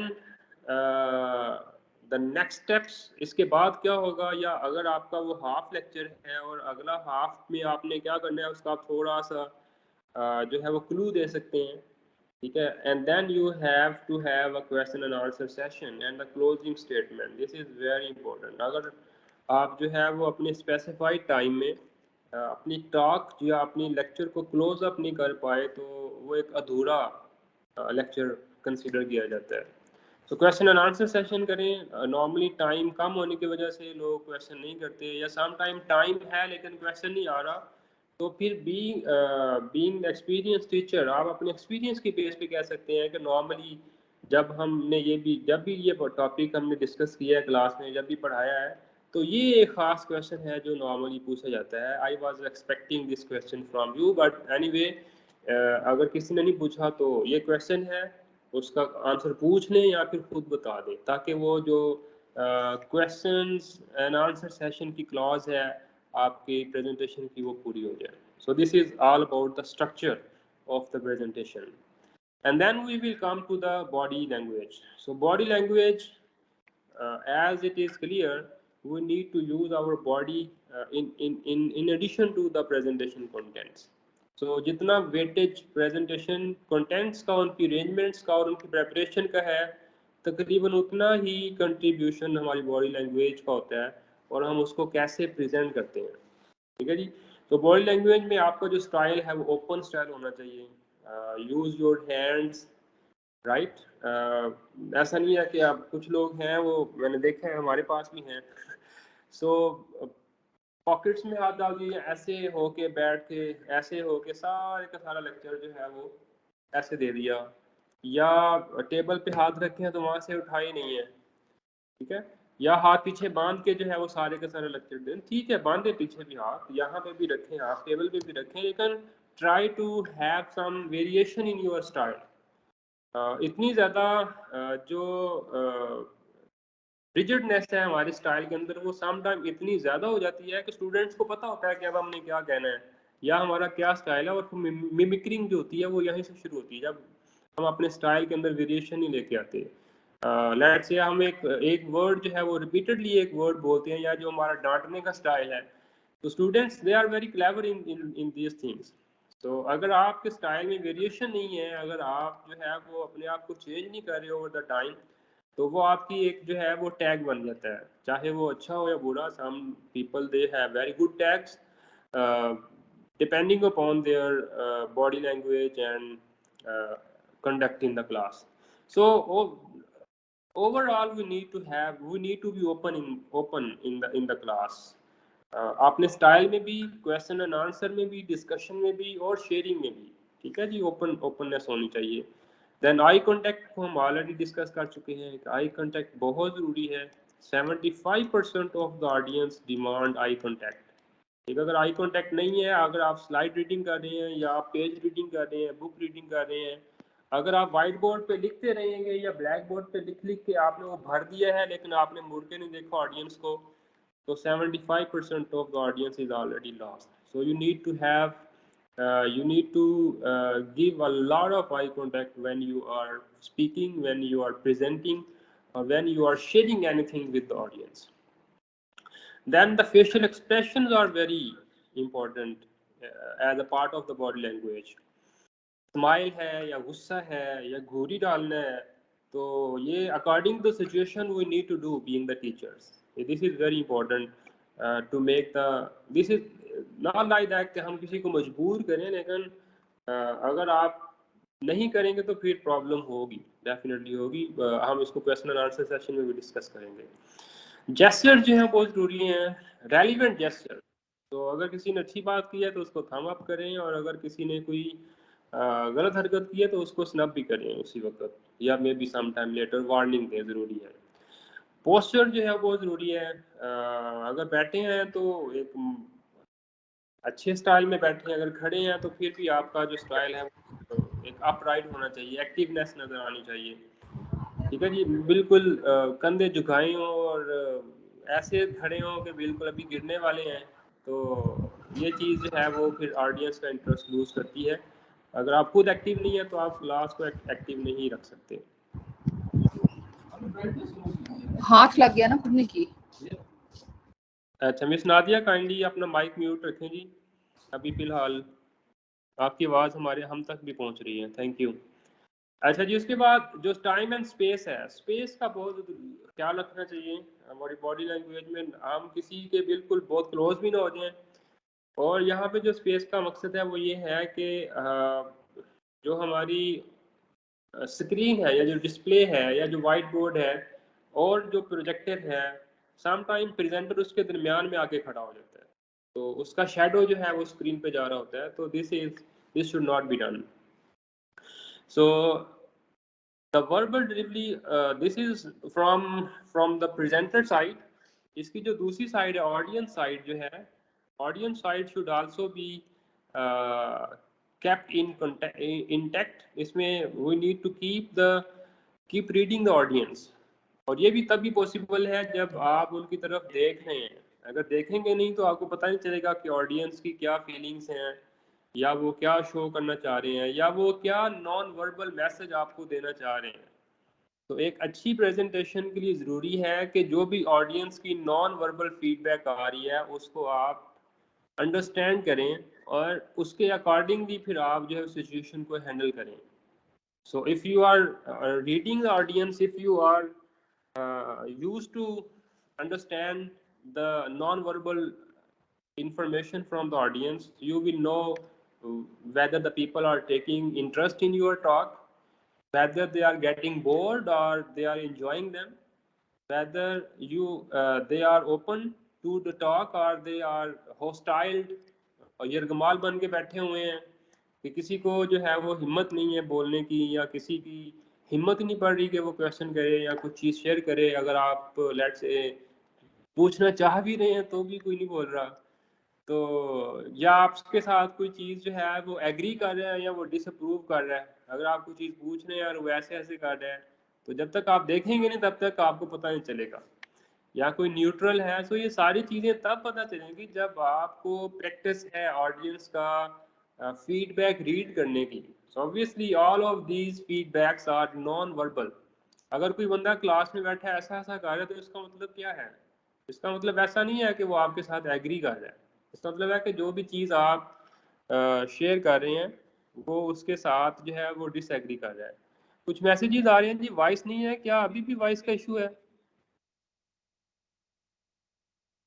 رہی ہے, آواز آ رہی ہے. چلیں ٹھیک ہو گیا, تھینک یو. میں بھی سم ٹائمز کسی ایک کا مسئلہ ہوتا ہے تو وہ پھر ہو جاتا ہے. سو آڈینس کو جو ہے وہ ہمیں کانسٹنٹلی ان کی طرف سے جو فیڈ بیک آ رہا ہے وہ ہمیں انڈرسٹینڈ, جس طرح ہم نے ٹائپ آف آڈینس کو انڈرسٹینڈ کیا ہے کہ اس طرح کے لوگ جو ہیں وہ ان کی یہ ریکوائرمنٹس ہیں, اسی طرح ہم نے ان کی طرف سے جو فیڈ بیک آ رہا ہے اس کو بھی ہم نے انڈرسٹینڈ کرنا ہے. مجھے 1 منٹ دیں جی, میں چارجر لگا بند ہو جائے. ٹھیک ہو گیا جی. So we need to keep an audience feedback what they are basically conveying to us while we are delivering the presentation. Then we got verbal delivery. So there are 5 common faults in our verbal delivery. Maybe they are very all of them are present in one person and sometimes some of them are there. Volume جو ہے یہ بہت important ہے verbal delivery point of view سے کہ آپ کا volume جو ہے وہ آپٹیمائزڈ ہے. آپٹیمائز ان دا سینس کہ آپ کی آواز جو ہے وہ سب تک پہنچ رہی ہے اور جو آگے بیٹھے ہیں وہ ان کو کانوں میں روئی دینی نہیں پڑ رہی. ٹھیک ہے, یا ایسا نہیں ہے کہ جو آگے والے بینچز ہیں وہ تو سن رہے ہیں لیکن پیچھے آپ کی آواز ہی نہیں جا رہی. تو you need to be optimize in your volume. Volume جو ہے وہ آپ کا بہتر ہونا چاہیے تاکہ سب تک آپ کی آواز جائے. آپ بہت سلو بھی نہیں بولیں گے اور بہت اونچا بھی نہیں بولیں. ٹھیک ہے جی, شاؤٹ نہیں کرنا. اسپیڈ جو ہے یہ بھی بڑی ضروری ہے. آپ نے پازز یوز کرنی ہے, سلو اسپیکنگ اسپیڈ جو ہے وہ آپ کی الائن ہونی چاہیے جو آپ کے کنٹینٹ کے ساتھ. ٹھیک ہے, ایسا نہ ہو کہ آپ بہت تیز بول رہے ہیں اور جو آپ بول رہے ہیں وہ سمجھ یا کمپریہینڈ کرنا جو ہے وہ مشکل ہو رہا ہے. And then we need to bring a variety in our communication. Monotone جو ہے یہ monotone ہونا, single style رہنا, lack of expressions ہے یا آپ کا ایک ہی اسٹائل ہے throughout the lecture یا over the years. آپ نے کوئی اپنے اندر ورائٹی نہیں لے کے آئے اسٹائلس میں, سلیکشن آف ورڈس میں, کنٹینٹ میں. تو دین you are basically not an interesting presenter. ٹھیک ہے. تو چینج وہ کہتے ہیں نا کہ ایک چیز کیا اس کا کہتے ہیں کہ ثبات ایک تغیر کو ہے زمانے میں. The only constant thing is the change. اگر آپ امپروو کرتے ہیں اپنے آپ کو, پازیٹیو چینج لاتے ہیں, then the survival is possible. Otherwise over the times بہت اچھے اچھے جو اسپیکرز اور پریزنٹرز ہوتے ہیں, اگر وہ اپنے آپ کو ایوالو نہیں کرتے, امپروو نہیں کرتے, تو they are lost. Fourth thing is the fillers. Hesitant ہیں, اگر ہماری پریپریشن نہیں ہے, اگر ہم بہت زیادہ رک کے بول رہے ہیں, تو that is also a fault, a common problem in our verbal delivery. And then emphasis. Emphasis is very important. اگر آپ نے کوئی امپورٹنٹ چیز کو ہائی لائٹ کرنا ہے, تو آپ جو ہے وہ اپنا اسٹائل چینج کر کے کریں. مے بی آپ جو ہے وہ رکتے چل پڑیں, یا آپ چلتے چلتے رک کے وہ بات کریں, یا اگر آپ اپنی بات کو ویسے ہی کر رہے ہیں لیکن آپ نے ہاتھ کھول کے اس کے اوپر سٹریس کیا ہے, تو یا آپ نے وہ کوئی بات بہت زور سے بلند آواز میں بول کے کی ہے, یا آپ نے بلند آواز میں نارملی آپ بولیں لیکن ایک بات آپ نے سلو والیوم میں کی ہے, تو اس کا افیکٹ اور اس کا جو ایمفسس ہے وہ ڈفرینٹ ہوگا. تو اگر آپ سنگل ٹون میں ساری چیزیں بول رہے ہیں, تو ساری چیزیں جو ہیں وہ سیم امپورٹنس کی ہیں. ٹھیک ہے جی. سو امپورٹنٹ چیزیں جو ہیں ان کو آپ تھوڑا ڈفرینٹ وے میں پریزنٹ کر کے ان کی جو سگنیفیکینس ہے اس کو آپ ہائی لائٹ کر سکتے ہیں, اور کہہ سکتے ہیں کہ this is very very important. So try to keep it intact and try to understand this. تو اس طرح سے آپ جو ہے وہ اپنے آپ کو بہتر کر سکتے ہیں اپنی وربل ڈلیوری کو بھی. اچھا جی, اس کے بعد ہمارے پاس جو ہے وہ کویشچن اینڈ آنسر سیشن ہے, how to manage the question and answer session. So اس میں بھی ہم نے 2-3 کیس اسٹڈیز جو ہیں وہ دیکھی ہیں, اور اس کنکلوژن پہ پہنچے ہیں کہ سم ٹائم پیپل ڈس لائک اسپونٹینیس کویشچنس. اچانک ہم جو ہے وہ بڑے انہماک کے ساتھ پڑھا رہے ہیں, اور اچانک ایک کویشچن آتا ہے جس کا پتہ بھی نہیں کہ کس نے پوچھا ہے, اور every thing is last. So in this situation, if people don't like spontaneous questions, so آپ ان کی جو شروع میں ہی preference ہے, جو آپ کو یاد ہوگا ہم نے انٹروڈکشن ڈسکس کیا تھا, so انٹروڈکشن میں ہی آپ اپنی جو question and answer preference ہے وہ اسٹوڈنٹس کو بتا دیں یا آڈینس کو بتا دیں کہ جی میرا اسٹائل یہ ہے کہ جس کا بھی کویشچن ہے وہ ہاتھ کھڑا کر کے پوچھ سکتا ہے.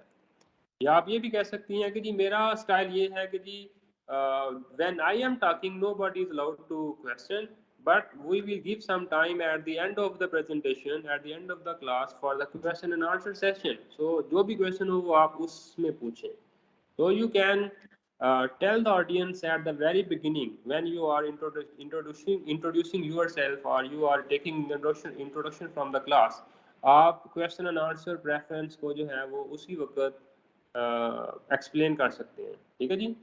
اسی طرح ایک اور سچویشن ہے جس میں the presenter is uneasy not knowing his listeners, کہ ان نون آڈینس آ گئی. جس طرح ابھی آپ سارے لوگ جو ہیں وہ ایک نیا بیچ ہے, تو ان نون ہے, لیکن میرے پاس آپ کے سب کے نام آ رہے ہیں. میں نے شروع میں کچھ نام لیے بھی ہیں کہ عائشہ جبین ہے, امارہ عطا ہے, انیلا رسول ہے, انیلا کہکشاں ہیں. تو یہ اچھا ہوتا ہے آڈینس کے نام جاننا. لیٹ سے آپ کا کلاس میں ویکلی بیسس پہ انٹریکشن ہو رہا ہے, یا ایک ویک میں ملٹیپل ٹائمز انٹریکشن ہو رہا ہے, تو better to know the names of some of the audience, some of the students.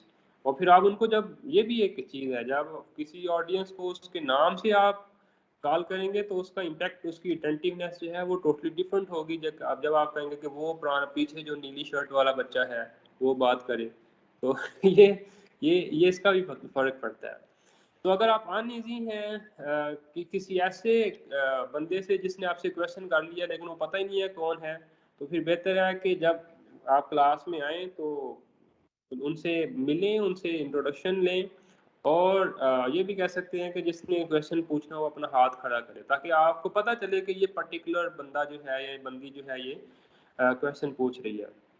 ایک تھرڈ کیس ہے جس میں جب کویشچن پوچھا جائے تو وہ سینٹرل پوائنٹ یا جو سارا کا سارا کانسیپٹ تھا یا جو سارے کا سارا کنٹینٹ تھا وہ ختم ہو گیا. کویشچن پوچھا گیا اور ڈسٹریکشن ہو گئی, مین آئیڈیا سے ہی ہٹ گئے. تو اس کا بھی حل یہ ہے کہ آپ جو ہے وہ اپنی کویشچن اینڈ آنسر پریفرنس بتا دیں, ٹھیک ہے. اور اگر ایک لمبا ٹاپک ہے تو دو جو چھوٹے سب ٹاپکس ہیں ان کے درمیان میں بھی آپ کویشچن آنسر کر سکتے ہیں تاکہ آپ کو جو ہے وہ مشکل نہ ہو. اچھا جی, یہاں پہ لائٹ چلی گئی ہے لیکن ہم جو ہے وہ کچھ ٹائم تک سسٹین کر سکیں گے, and I think I am reaching towards the end of the presentation. So اگر کہیں پہ کوئی پرابلم آتی ہے تو اس کے لیے پہلے آپ کو انفارم کر دیتے ہیں. ایک اور سچویشن ہے جس میں آپ ڈیفیکلٹ کویشچن کوئی آ جاتا ہے. سو ڈیفیکلٹ کویشچن جس میں ارریلیونٹ ہے, آپ کو اس کا رائٹ نو اس کا آنسر نہیں پتا, تو اس وقت پھر آپ جو ہے وہ کہہ دیں گے کہ we can meet it, we can discuss it later, یا ہم اس کو کنسلٹ کر کے اگلی کلاس میں ڈسکس کر لیں گے, یا ہم جو ہے آپ مجھے اپنا کانٹیکٹ دے دیں, میں آپ کو کانٹیکٹ کر لوں گی, یا بھی جس طرح بھی ہے. سو اس وقت جو ہے وہ آپ کو بالکل نو نہیں کریں, لیکن آپ اس کو فیوچر پہ ڈال کے اور پھر فیوچر میں اس کو ڈسکس بھی کریں کہ میں بھی نیکسٹ کلاس میں, تو نیکسٹ کلاس میں آپ پھر کہیں گے جی یہ والا کویشچن کیا تھا جو ہم نے لاسٹ کلاس میں جس کو کہا تھا کہ ہم نیکسٹ کلاس میں کریں گے, تو آج پہلے اس کویشچن کو ڈسکس کریں گے اور پھر اس کے بعد ہم آگے چلیں گے. تو اس طرح سے آپ جو ہے وہ ڈیفیکلٹ کویشچنس کو بھی ہینڈل کر سکتے ہیں. کامن مسٹیکس جو ہیں وہ تقریباً آلریڈی ہم ڈسکس کر چکے ہیں. ٹاکنگ ٹو فاسٹ, بہت تیز تیز بولنا, کم جو ہے وہ آپ پازز کرتے ہیں, تو یہ پرابلم ہے, کامن مسٹیک ہے. اگر آپ سلائڈ ریڈنگ کرتے ہیں یا پیپر ریڈنگ کرتے ہیں یا بک ریڈنگ کر رہے ہیں, یہ بھی اچھی بات نہیں ہے. اگر آپ کی اسٹینڈنگ پوزیشن جو ہے وہ پروجیکٹر اور اسکرین کے درمیان ہے, تو یہ بھی ایک مسٹیک کنسیڈر کی جاتی ہے. اور اسی طرح اگر آپ ایک سلائڈ کو دوسری سلائڈ کے ساتھ لنک نہیں کرتے, تو یہ بھی ایشو ہے. اور اگر آپ کویشچن کو رسپونڈ کرنے میں ساری کی ساری سلائڈس کو شفل کرتے ہیں, تو یہ بھی ایک ایشو ہے. اسی طرح اگر آپ جو ہے وہ انٹروڈکشن اور جو کنکلوژن ہے وہ نہیں دیتے, تو بھی پرابلم ہے. یہ کامن مسٹیکس ہیں جو آپ پریزنٹیشن میں نارملی کرتے ہیں. لاسٹ منٹ چیک لسٹ ہے. Before you go to the presentation venue, you need to check certain things like is the room ready. Room جو ہے وہ پتہ ہونا چاہیے, آڈیو ویژول جو ہے وہ آپ کے ریڈی ہونے چاہیے. سپلائیز ہیں, جس طرح ابھی میں نے دیکھا کہ normally my laptop was working fine, لیکن آج جو ہے وہ اس کا مائک پرابلم کر گیا. تو یہ ساری چیزیں اگر پہلے چیک ہوں تو زیادہ بہتر ہے. اوپننگ ورڈ جو ہیں وہ آپ کے پاس ہونے چاہیے. اسی طرح جو کی پوائنٹس ہیں, جو امپورٹنٹ پوائنٹس ہیں, وہ آپ کے پاس نوٹڈ ہوں کہ یہ والے انٹرسٹنگ پوائنٹس ہیں جو آپ نے ہائی لائٹ کرنے ہیں کلاس میں, اس پہ زیادہ ایمفسس کرنا ہے. اینڈ دین اگر کوئی نوٹس وغیرہ شیئر کرنے ہیں تو وہ ریڈی ہونے چاہیے اگر کوئی ایسی سچویشن ہے. And then the most important thing is you need to know how to close the presentation. Closure statement آپ کے پاس جو ہے وہ ریڈی ہونی چاہیے. پھر اب یہاں پہ پریزنٹیشن کا کنٹینٹ جو ہے وہ ختم ہوتا ہے, لیکن ہمارا ایک سروے ہے. سروے چونکہ ٹائم شارٹ ہے, میں یہاں پہ سروے جو ہے وہ آپ کے ساتھ شیئر کر دوں گا, لیکن اس کے ریزلٹس ہم ابھی ڈسکس کر لیتے ہیں. تو سروے کے جو ریزلٹس ہیں, اس میں ٹوٹل 14 کویشچنز ہوں گے. ابھی میں لنک اس کا شیئر کروں گا. سو ہر کویشچن کے جو ہیں وہ 5 مارکس ہیں, تو دیٹ میک ٹوٹل آف 70. تو 70 میں سے اگر جس کے سکور آئیں گے بٹوین 14 اینڈ 32, اس کی جو پریزنٹیشن سکلز ہیں they are quite weak and little boring. ٹھیک ہے جی, یہ آپ سروے کریں گے, آن لائن ہے, اس میں میرا بھی کوئی رول نہیں ہے, اور آپ جیسے اس کو نارملی پریکٹس کرتے ہیں ویسے ہی کریں تاکہ آپ کا جو سکور ہے وہ کلیئر ہو جائے آپ پہ. So if the score is between 14 to 32, you need to work a lot on your presentation skills. ٹھیک ہے, آپ نے اپنی سلائڈس میں ایکسائٹمنٹ ایڈ کریں, اپنا سٹائل چینج کریں, باڈی لینگویج دیکھیں کس طرح سے امپروو ہو سکتی ہے, وربل ڈلیوری کو چیک کریں کہ وہاں آپ کی آواز میں بہت زیادہ شریل تو نہیں ہے, بہت سلو تو نہیں بول رہے, تو آپ اپنے آپ کو چینج کر کے اپنی پریزنٹیشن کو آپ بہتر بنا سکتے ہیں. اور اگر جو سکور ہے that is between 33 and 51, then your presentation skills are just okay. Most probably you are average presenter. ٹھیک ہے جی, تو further آپ improve کر سکتے ہیں so that your message is lost for longer time ایسا نہیں ہو کہ کلاس سے آپ باہر نکلیں اور اسٹوڈنٹس بھی آپ وہ جو بھی سیکھا ہے وہ جھاڑ جھوڑ کے تو اسٹوڈنٹس بھی بلینک ہیں. تو آپ جو ہے وہ اچھے پریزنٹر ہیں لیکن اس کو فردر امپروو کیا جا سکتا ہے اگر اسکور جو ہے وہ 33 to 51 کے درمیان ہے. And if the score is between 52 51 سے اوپر اسکور ہے تو you are a very good presenter. It's excellent and keep it up. ٹھیک ہے جی. سو یہ اس سروے کا ایک سمپل سی ایکسپلینیشن ہے اسکور کی جو کہ آپ کریں گے right after we finish this session. Now we are reaching the conclusion of our session. So just to wrap up the things, we discussed the presentation blueprints. لیکن اس سے پہلے ہم نے ڈسکس کیا کہ آڈینس کی جو کتنی ٹائپس ہیں, how the audience process the information we are sharing with them. And then we discussed the presentation blueprints. What are the parts of a good presentation? And we discussed structure, body language, and verbal delivery. And then we discuss how to manage a question answer session effectively and the common mistakes in the presentation. And then we have a look on the last minute checklist. And now we will have a survey, an online survey of how good are my presentation skills. So I am just going to uh, copy the link of the survey, so you can click on that link and you can have your presentation skills assessed. So this is a self analysis tool. جیسا آپ کریں گے, جیسا آپ کرتے ہیں ویسے ہی دیں گے تو آپ کو جو ہے وہ اسکور فیئر ہوگا. So this is all from my side. Thank you so much for being the active listener. Now if you have any point or if you want some more detail, you are open to question. Thank you so much. Thank you سر, بہت اچھا تھا. آپ kindly chat box میں وہ جو link بھیجیں نا وہ چیٹ باکس میں بھیج دیجیے تاکہ ہم وہاں سے اس کو شیئر کریں. جی میڈم, میں نے وہ چیٹ باکس میں بھیج دیا ہے, آپ دیکھیے گا, اگر نہیں ملا تو میں دوبارہ پیسٹ کر دیتا ہوں. ٹھیک ہے, تھینک یو سر, بہت اچھا آپ نے ڈلیور کیا, بڑا انفارمیٹو ہے اور وی کین مطلب اپنی ہم پریزنٹیشن کو بہت بہتر بنا سکتے ہیں. بہت شکریہ madam Usman, thank you so much. Really آج بہت مزہ آیا, ریئلی بہت زبردست رہا. جسے کہتے ہیں نا کہ نہ بور ہوئے ہیں اور نہ اس ہر چیز کو ایسے لگتا ہے کہ ہر چیز انڈرسٹینڈ کی جائے.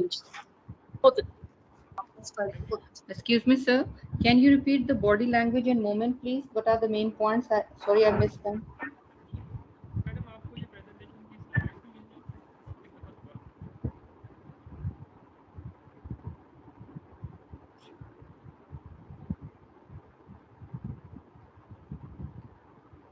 ڈاکٹر صاحب آپ کی آواز نہیں آ رہی ہے. ڈاکٹر صاحب آپ کی آواز چلی گئی.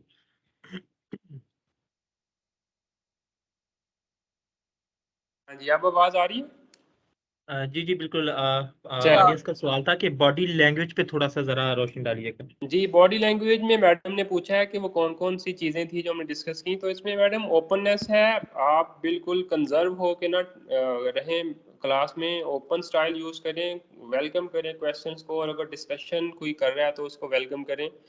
پھر آئی کانٹیکٹ مینٹین رکھنا ہے. فیشیل ایکسپریشن بڑے میٹر کرتے ہیں. اسمائل, یا آپ نے غصہ دکھانا ہے یا کسی کو ڈانٹنا ہے تو اس طرح سے آپ اپنے فیشیل ایکسپریشن بنائیں.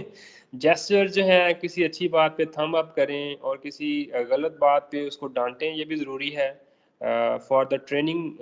وہ جو ہم کسے کہتے ہیں تعلیم و تربیت, تو تربیت جو ہے یہ ہمارے لیکچرز میں کلاسز میں تھوڑی کم ہوتی جا رہی ہے. اس کی بڑا فقدان ہے. وہ جو میرے سیشن سے پہلے میڈم سعدیہ تھیں, انہوں نے بھی میرے خیال میں اس چیز کو ہائی لائٹ کیا ہے کہ اسٹوڈنٹس میں جو اگریشن ہے وہ بہت زیادہ ہو رہا ہے, پیشنس نہیں ہے, ٹالرنس نہیں ہے. تو یہ چیزیں بیسیکلی کچھ ہمارا بھی اس میں رول ہے کہ ہم سارے کا سارا جو فوکس یا جو ہماری اسٹریس ہے وہ کنٹینٹ کے اوپر ہے, تعلیم کے اوپر ہے. تربیت والا جو پہلو ہے وہ کم ہوتا جا رہا ہے, from the parent point of view, from the teacher point of view, from the institute point of view. تو یہ جو ٹریننگ والا پارٹ ہے یہ ہم کم کرتے جا رہے ہیں. سو اس پہ میرے خیال میں ضروری ہے کہ جہاں پہ اس کو ڈانٹنا ہے وہاں پہ ڈانٹیں, اور جہاں پہ اپریشیٹ کرنا ہے وہاں پہ اپریشیٹ کریں. تو دس از ویری امپورٹنٹ. پھر آپ کا جو پوسچر ہے کلاس کے اندر وہ بڑا امپورٹنٹ ہے. کوشش کریں ایکٹیو ہو کے کھڑیں. اگر بیٹھنا ہے تو بھی اس کا بھی ایک سٹائل ہے. اور پھر اس کے بعد جو اسپیس ہے, جو آپ کا آڈینس کے ساتھ انٹریکشن ہے, وہ بہت کلوز بھی نہ ہو اور بہت فاصلے پر بھی نہ چلے جائیں. یہ اوور آل باڈی لینگویج کی کچھ ٹپس ہیں جو ہم نے ڈسکس کی ہیں. Thank you sir. جی madam, I hope you got the answer. السلام علیکم سر سر. بہت اچھا تھا, انفارمیٹیو لیکچر تھا اور بڑی خوبصورتی کے ساتھ آپ نے ڈسکرائب کیا ہے. تو موسٹلی ہم یہ سب کچھ کرتے ہوئے ہیں اپنے لیکچرز میں, اور دوبارہ یہ ریویو ملنے سے جو ہے انشاءاللہ آگے بھی ہمارے لیے جو ہے بہت اچھا اور بہتر رہے گا. اگین انشاءاللہ madam Ishrah, thank you so much. I think you are very good audience because you are determined to implement in your practice whatever you are learning. So I think this determination is appreciable. Thumbs up to you madam. Thank you. Thanks and welcome sir. السلام علیکم Thank you. سر. جی وعلیکم السلام السلام. علیکم سر. جی سر, میں بھی آپ کا لیکچر جو ہے اس کو اپریشیٹ کرنا چاہ رہی ہوں کہ آپ نے بہت اچھا لیکچر سر ڈلیور کیا ہے اور بڑا موٹیویشنل لیکچر تھا آپ کا. لیکن سر ایک ایشو ہے کہ جو ٹاؤنز اور اسمال سٹیز ہیں جہاں پہ میرٹ بھی آپ کو پتہ ہے کالجز کا بہت لو ہوتا ہے, تو سر وہاں پہ جو اسٹوڈنٹس ہوتے ہیں نا, وہ آج کل اتنا یہ ایشو ہے کہ آپ اسٹوڈنٹس کو جس طرح سے مرضی سمجھائیں سر, جیسے مرضی موٹیویٹ کرنے کی کوشش کریں, لیکن اسٹوڈنٹس پہ کسی بھی بات کا جو ہے نا وہ افیکٹ نہیں. سر اس کا ہمیں رزلٹ نظر نہیں آتا, ان کا ریسپانس جو ہے وہ بالکل زیرو کی طرف ہوتا ہے. چاہے آپ ان کو پیار سے سمجھا دیں, آپ ان کو پنشمنٹ کچھ چھوٹی موٹی دے کے کہیں, یا جس طرح بھی سر آپ ان کو سمجھانے کی کوشش کریں. تو سر ایسے اسٹوڈنٹس کا کیا سلوشن ہے جو کسی طرح سے بھی نہیں سمجھتے میڈم بات کو؟ Shazia, madam Shazia thank you so much. آپ کا جو کنسرن ہے میں اس کو فلی انڈرسٹینڈ کر سکتا ہوں. This is something beyond your scope, کیونکہ اگر آپ کسی اسٹوڈنٹ کے بارے میں اتنا کانشیس ہیں کہ وہ کچھ سیکھے, کچھ پڑھے, اس کو بار بار مجبور کر رہے ہیں, تو یہ ایک ایکسیلنٹ جاب ہے. بینگ دا ٹیچر یہ کہہ سکتے ہیں کہ یہ پیغمبرانہ جاب ہے. تو پیغمبر کو بھی یہ ہدایت ہوتی ہے کہ آپ کا کام پہنچا دینا ہے, آگے ہدایت دینا نہ دینا وہ میرا کام ہے, مطلب اللہ کا کام ہے. تو آپ کوشش کریں اپنی طرف سے, آپ اپنی طرف سے کوشش کر رہی ہیں, یہ قابل تحسین بات ہے. آپ اس پہ پریشان ہونا اس سے بھی زیادہ ہے, لیکن اس سے زیادہ آپ کچھ کر نہیں سکتی. ہاں اللہ اس کے لیے دعا بھی ضرور کریں کہ اللہ اس کو ہدایت دے. تو باقی جہاں تک اسٹوڈنٹس کا تعلق ہے جو بیکورڈ ایریاز اسمال ٹاؤنز ہیں, وہاں پہ ڈیفینیٹلی کچھ فیسلٹیز کا بھی ایشو ہے, کچھ ایٹیٹیوڈس کا بھی مسئلہ ہے. بٹ جب اسٹوڈنٹ آپ کے پاس آ جائے اور اگر وہ کچھ لرن کر کے اپنی لائف کو بدل لے, تو میرے خیال میں اس سے اچھا نیکی کا کام اور کوئی نہیں ہے. So keep it up madam Shazia Noreen. Thank you. Thank you so much جی سر. میڈم شبانہ السلام علیکم. السلام علیکم سر. سر ایک یہ بھی پرابلم ہوتا ہے کہ چھوٹے ایریاز میں کہ جب بچے یہاں سبجیکٹ چوائس کرتے ہیں تو ان کے لیے یہ ہوتا ہے کہ ہر ایک نے ڈاکٹر بننا ہے یا انجینئر بننا ہے. بے شک وہ نمبر کم لے کے آ رہے ہیں, میرٹ سے کم ہے, لیکن وہ یہی کہیں گے کہ ہم نے یہ والے سبجیکٹ رکھنے ہیں. کاؤنسلنگ ڈیسک لگایا جاتا ہے, وہاں پہ ٹیچر انہیں سمجھاتے ہیں, لیکن اس کے باوجود وہ اپنا سبجیکٹ جو ہے اس پر ہی اینڈ یہ ہوتا ہے کہ ہم نے تو یہی مضمون رکھنا ہے. تو سر اس پر پھر کیا کیا جائے؟ میڈم حمید, یہ I think this is Tayyaba another. Hamid. جی طیبہ حمید, میڈم طیبہ حمید, یہ بھی ایک کنسرن ہے. نارملی ہم اسے کہتے ہیں بھیڑ چال. ہمارے معاشرے میں بھیڑ چال بہت ہے کہ اگر کوئی ایک انجینئر بن گیا اور اس کی لائف چینج ہو گئی ہے, تو پھر سارے ہی فیملی کے لوگ جو ہیں وہ کہیں گے کہ اس کو انجینئر ہی بنائیں. یا اگر ایک ڈاکٹر بن گیا ہے, یا اگر کسی نے CSS پاس کر لیا ہے, تو سارے لوگوں کا جو ہے وہ دھیان اس طرف جائے گا. ایک وقت تھا کہ MBA کی بڑی ڈیمانڈ تھی اور سارے لوگوں نے MBA کرنا شروع کر دیا اور ہم نے اس کا بٹا بٹھا دیا. اب اسی طرح انجینئرنگ میں بھی کچھ سچویشن اس طرح سے ہی چل رہی ہے کہ لوگ جو ہے وہ اب انجینئرنگ سے بھاگ رہے ہیں. تو یہ میرے خیال میں اس میں تھوڑی سی بینگ دا ٹیچر ہم کنٹریبیوٹ کر سکتے ہیں کہ ہمارے سوسائٹی کو, ہمارے معاشرے کو ہر طرح کے لوگ چاہیے. صرف انجینئرز اور ڈاکٹرز ہی نہیں چاہیے, بلکہ اچھے ٹیچرز, اچھے جو ہے وہ اچھے ٹیچر بھی چاہیے, اچھے پولیٹیشین بھی چاہیے. اچھے جو ہے وہ گائیڈ کرنے والے بھی چاہیے، اچھے کام کرنے والے بھی چاہیے. مستری بھی اچھا ہوگا تو تبھی جو ہے وہ بلڈنگ کھڑی ہوگی. تو میرے خیال میں جو سوسائٹی کی سروس ہے اس کو دیکھنا چاہیے، نہ کہ ہم اپنی دیکھیں. تو اسٹوڈنٹ کے ساتھ یہ بھی پارٹ آف دا تربیت ہی ہے کہ ہم ان کو بتائیں کہ صرف انجینئرنگ اور میڈیکل ہی شعبہ نہیں ہے، باقی بھی شعبہ ہے، جات ہے زندگی کے. تو مجھے یاد ہے جب میں ایف ایس سی کر رہا تھا تو اس وقت میں نے ایک ٹیچر سے پوچھا جی میری خواہش ہے، لیکن میری خواہش ہے کہ میں انجینئر بنوں جس طرح میڈم طیبہ نے کہا ہے. تو انہوں نے بڑی اچھی بات کی، انہوں نے کہا جی بیسیکلی ہمیں ایک اچھا اسلامیات کا ٹیچر بھی ڈھونڈنے کے لیے نا بڑی ایفرٹ کرنی پڑتی ہے. سو اگر آپ اپنے جو بھی آپ اردو بھی پڑھا رہے ہیں، آپ اچھا پڑھا رہے ہیں، اچھی پڑھا رہے ہیں اردو، تو اس کی بھی ایک ڈیمانڈ ہے. ٹھیک ہے، تو جو اوور آل ہمارا معاشرہ ہے اس میں سارے ہی جو پروفیشنز ہیں ان کی ضرورت ہے. اور اگر اپ ٹو دا مارک ہے کوئی بھی پروفیشن، لائک ہیئر کٹنگ ہے، اگر ہم دیکھیں تو ہیئر کٹنگ میں بھی کچھ سلونز ایسے ہیں جہاں پہ آپ کو پہلے ٹائم لینا پڑتا ہے. تو اسی طرح باقی بھی شعبہ ہے، جات ہیں. سو ہر شعبے کی اپنی ویلیو ہے، اپنی امپورٹنس ہے، لیکن بات یہ ہے کہ ہم اس میں ایفرٹ کریں. اگر انجینئرنگ میں آ کے بھی لوگ ایفرٹ نہیں کریں گے تو وہ کوئی میرا نہیں خیال کہ کوئی بہت زیادہ چینج کر پائیں گے اپنی لائف کو بھی اور دوسروں کی لائف کو بھی.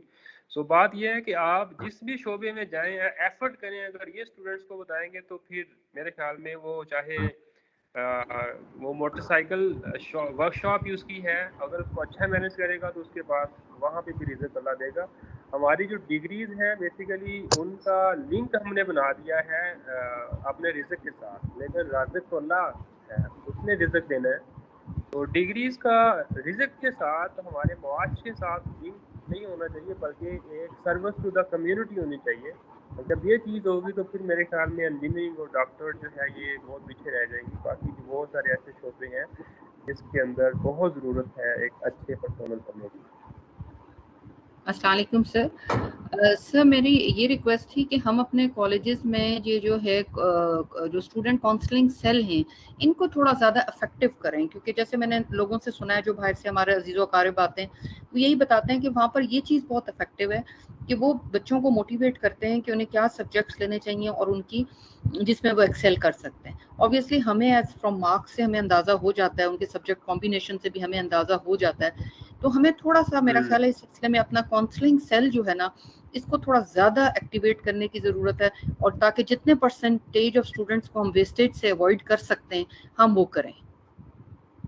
جی بالکل میڈم نادیہ السلام احسن، علیکم یہ سر. آپ کی بات ٹھیک ہے، لیکن اس میں میرے خیال میں ٹیچرز یا وہ جو کالج کا انفارمیشن سیل ہے اس سے آنے سے پہلے بھی کچھ انفارمیشن جو ہے وہ پیرنٹس کو بھی ہونی چاہیے، ان کو بھی پتہ ہوتا ہے. یا ایون جو ہمارے اس سے پہلے جو ایف ایس سی والے اسٹوڈنٹ کالجز ہیں وہاں پہ بھی بیسیکلی یہ انفارمیشن ہونی چاہیے کہ بہت زیادہ ایک ہی شعبہ نہیں ہے بلکہ باقی چیزیں بھی ہیں. تو بیسیکلی یہ ایک اوور آل معاشرتی ایشو ہے، اس کو ڈیفینیٹلی ایڈریس کیا جانا چاہیے سارے forum. Shahid Imran, thank you so much for being the coordinator of this session and the whole workshop. I want to thank you all the participants for very good response and for their commitment to implement all this stuff in their classes. And I hope the link for the online survey is available in the chat box. So this is all from my side. Over to you Shahid. Thank you so much. Thank you سر، بہت شکریہ سر آپ کی تشریف آوری کا، اور یقیناً آپ اپنے باقی دو کلیگس کو آج مس کر رہے ہوں گے، لیکن انشاءاللہ سر ہم بہت جلد ان کو بھی ہم انگیج کریں گے. آج 3 پیرل ٹریننگ چل رہی ہیں ہماری، انشاءاللہ کسی نہ کسی ٹریننگ میں آج یہ کل وہ ضرور اس میں ہمارے ساتھ ہوں گے. بہت شکریہ سر آپ تیسرے سیشن کا.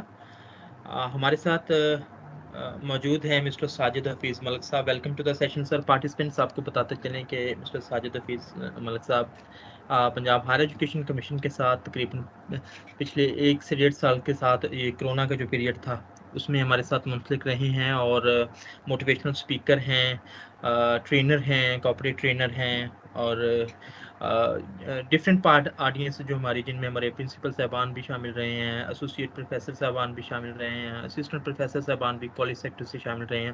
اس کے علاوہ جامعات اور کالج سیکٹر سے ہمارے جو لیکچرر حضرات ہیں، وہ ان کے ساتھ بھی ڈاکٹر صاحب نے سیشن کنڈکٹ کیا ہے، اور ان کو جو ان کی جو ٹیچنگ کی جو اسکلز ہوتی ہیں، ان کے اندر ایک نئی جہد پیدا کی ہے، ان کو موٹیویٹ کیا ہے کہ کس طرح سے اپنی ٹیچنگ پروفیشن کو بہتر کریں. آج ان کا جو ٹاپک ہے ٹائم مینجمنٹ بھی ہے، اور آپ لوگوں کے ساتھ وہ ہم کلام ہوں گے. ابھی 2:29 ہوئے ہیں، اور 2:30 پہ سیشن کا باقاعدہ آغاز ہوگا. تو میں ریکویسٹ کروں گا مسٹر ساجد حفیظ ملک صاحب سے کہ سر آپ kindly take the control of the session, اور 2:30 پہ سیشن کا باقاعدہ آغاز ہوگا. سر ہمارے ساتھ سر اسسٹنٹ. جی مجھے بتائیے میری اسکرین ٹائم مینجمنٹ کی شو ہو رہی ہے؟ میری آواز آ رہی ہے؟ سر آپ کی آواز آ رہی ہے، بٹ آپ کی سلائڈز ہیں وہ شو نہیں ہو رہی ہے. اور ہمارے ساتھ اسسٹنٹ پروفیسر صاحبان ہیں، تمام کے تمام فیمیلز ہیں کالج سیکٹر سے، اور پروموشن کے سلسلے میں یہاں پہ آج یہ تربیتی ورکشاپ کا حصہ ہیں. سر اچھا، مجھے ذرا کنفرم کیجیے گا کہ اسکرین میں شو کرنا چاہ رہا ہوں. دیکھیے گا اب شو ہو رہی ہے؟ یس سر، ہو گئی ہے. سر ہو گئی ہے. چلو ٹھیک ہو گیا. جی sir, you can start your session. Sir اعوذ باللہ من الشیطان الرجیم، بسم اللہ الرحمن الرحیم. ان الذين قالوا ربنا الله ثم استقاموا تتنزل عليهم الملائكة ألا تخافوا ولا تحزنوا وأبشروا بالجنة التي كنتم توعدون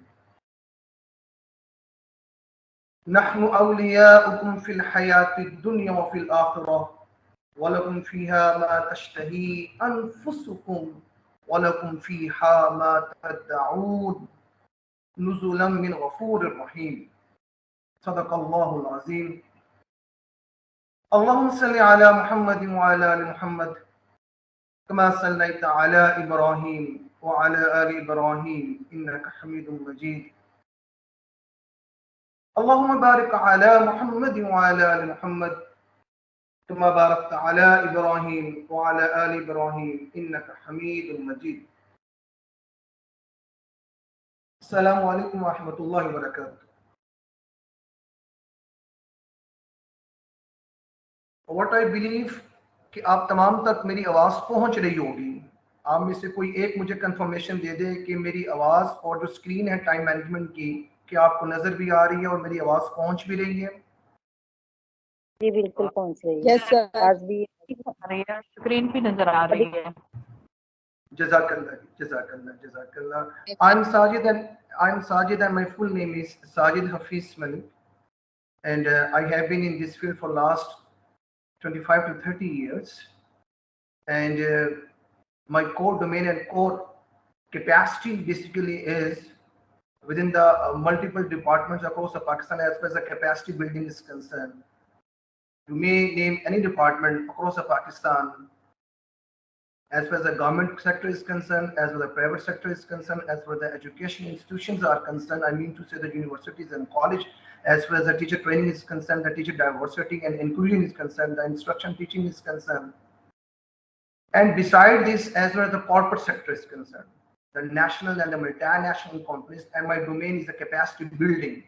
When we talk about the capacity building, it means respected assistant professors, it means capacity building means to give them the confidence, to accelerate the confidence level.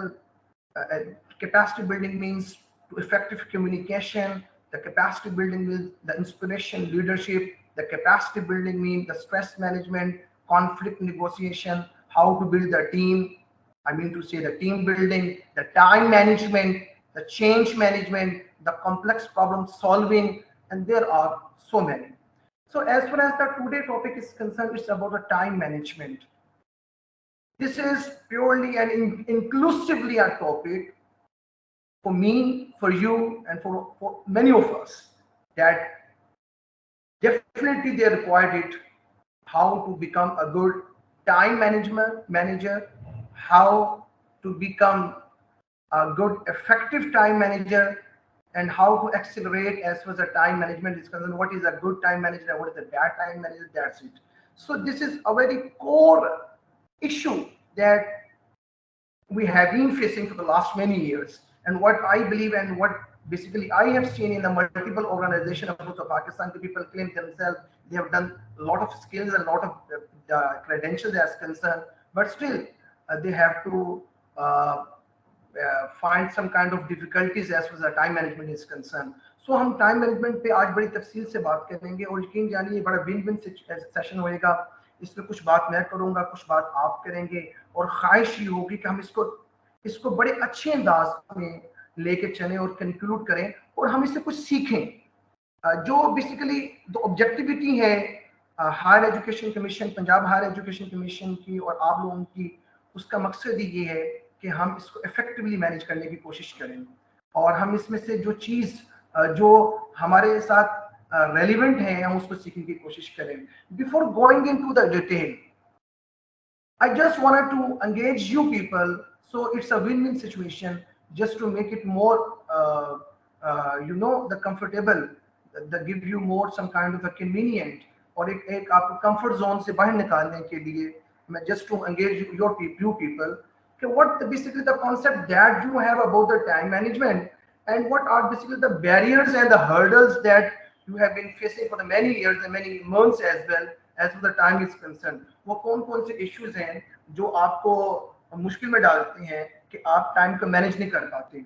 और जब आप टाइम मैनेजमेंट के बारे में बात करते हैं या आपको टाइम मैनेजमेंट का कोई कॉन्सेप्ट आपके सामने आता है और रोजमर्रा के एतबार से, चाहे हमारा ताल्लुक घर के मामलात के हवाले से हो, हमारा ताल्लुक अपने इदारे के मामलात के हवाले से हो, हम मुआशरे में देखते हैं ये वो टॉपिक है कि रोजमर्रा हमें और गाहे बगाहे हमें इसके साथ वास्ता पड़ता रहता है. तो मेरी रिक्वेस्ट ये है कि आप में से कुछ 4 से 5 अफराद just to like in a prelude sense कि हम इसको तमहीदी गुफ्तगू के अंदर थोड़ा लेके चलें कि आपके नज़दीक टाइम मैनेजमेंट क्या है और आपके हर्डल्स क्या हैं जो आपको basically they are basically compel you to make it more effective. मैं वो जानना चाह रहा हूँ जी.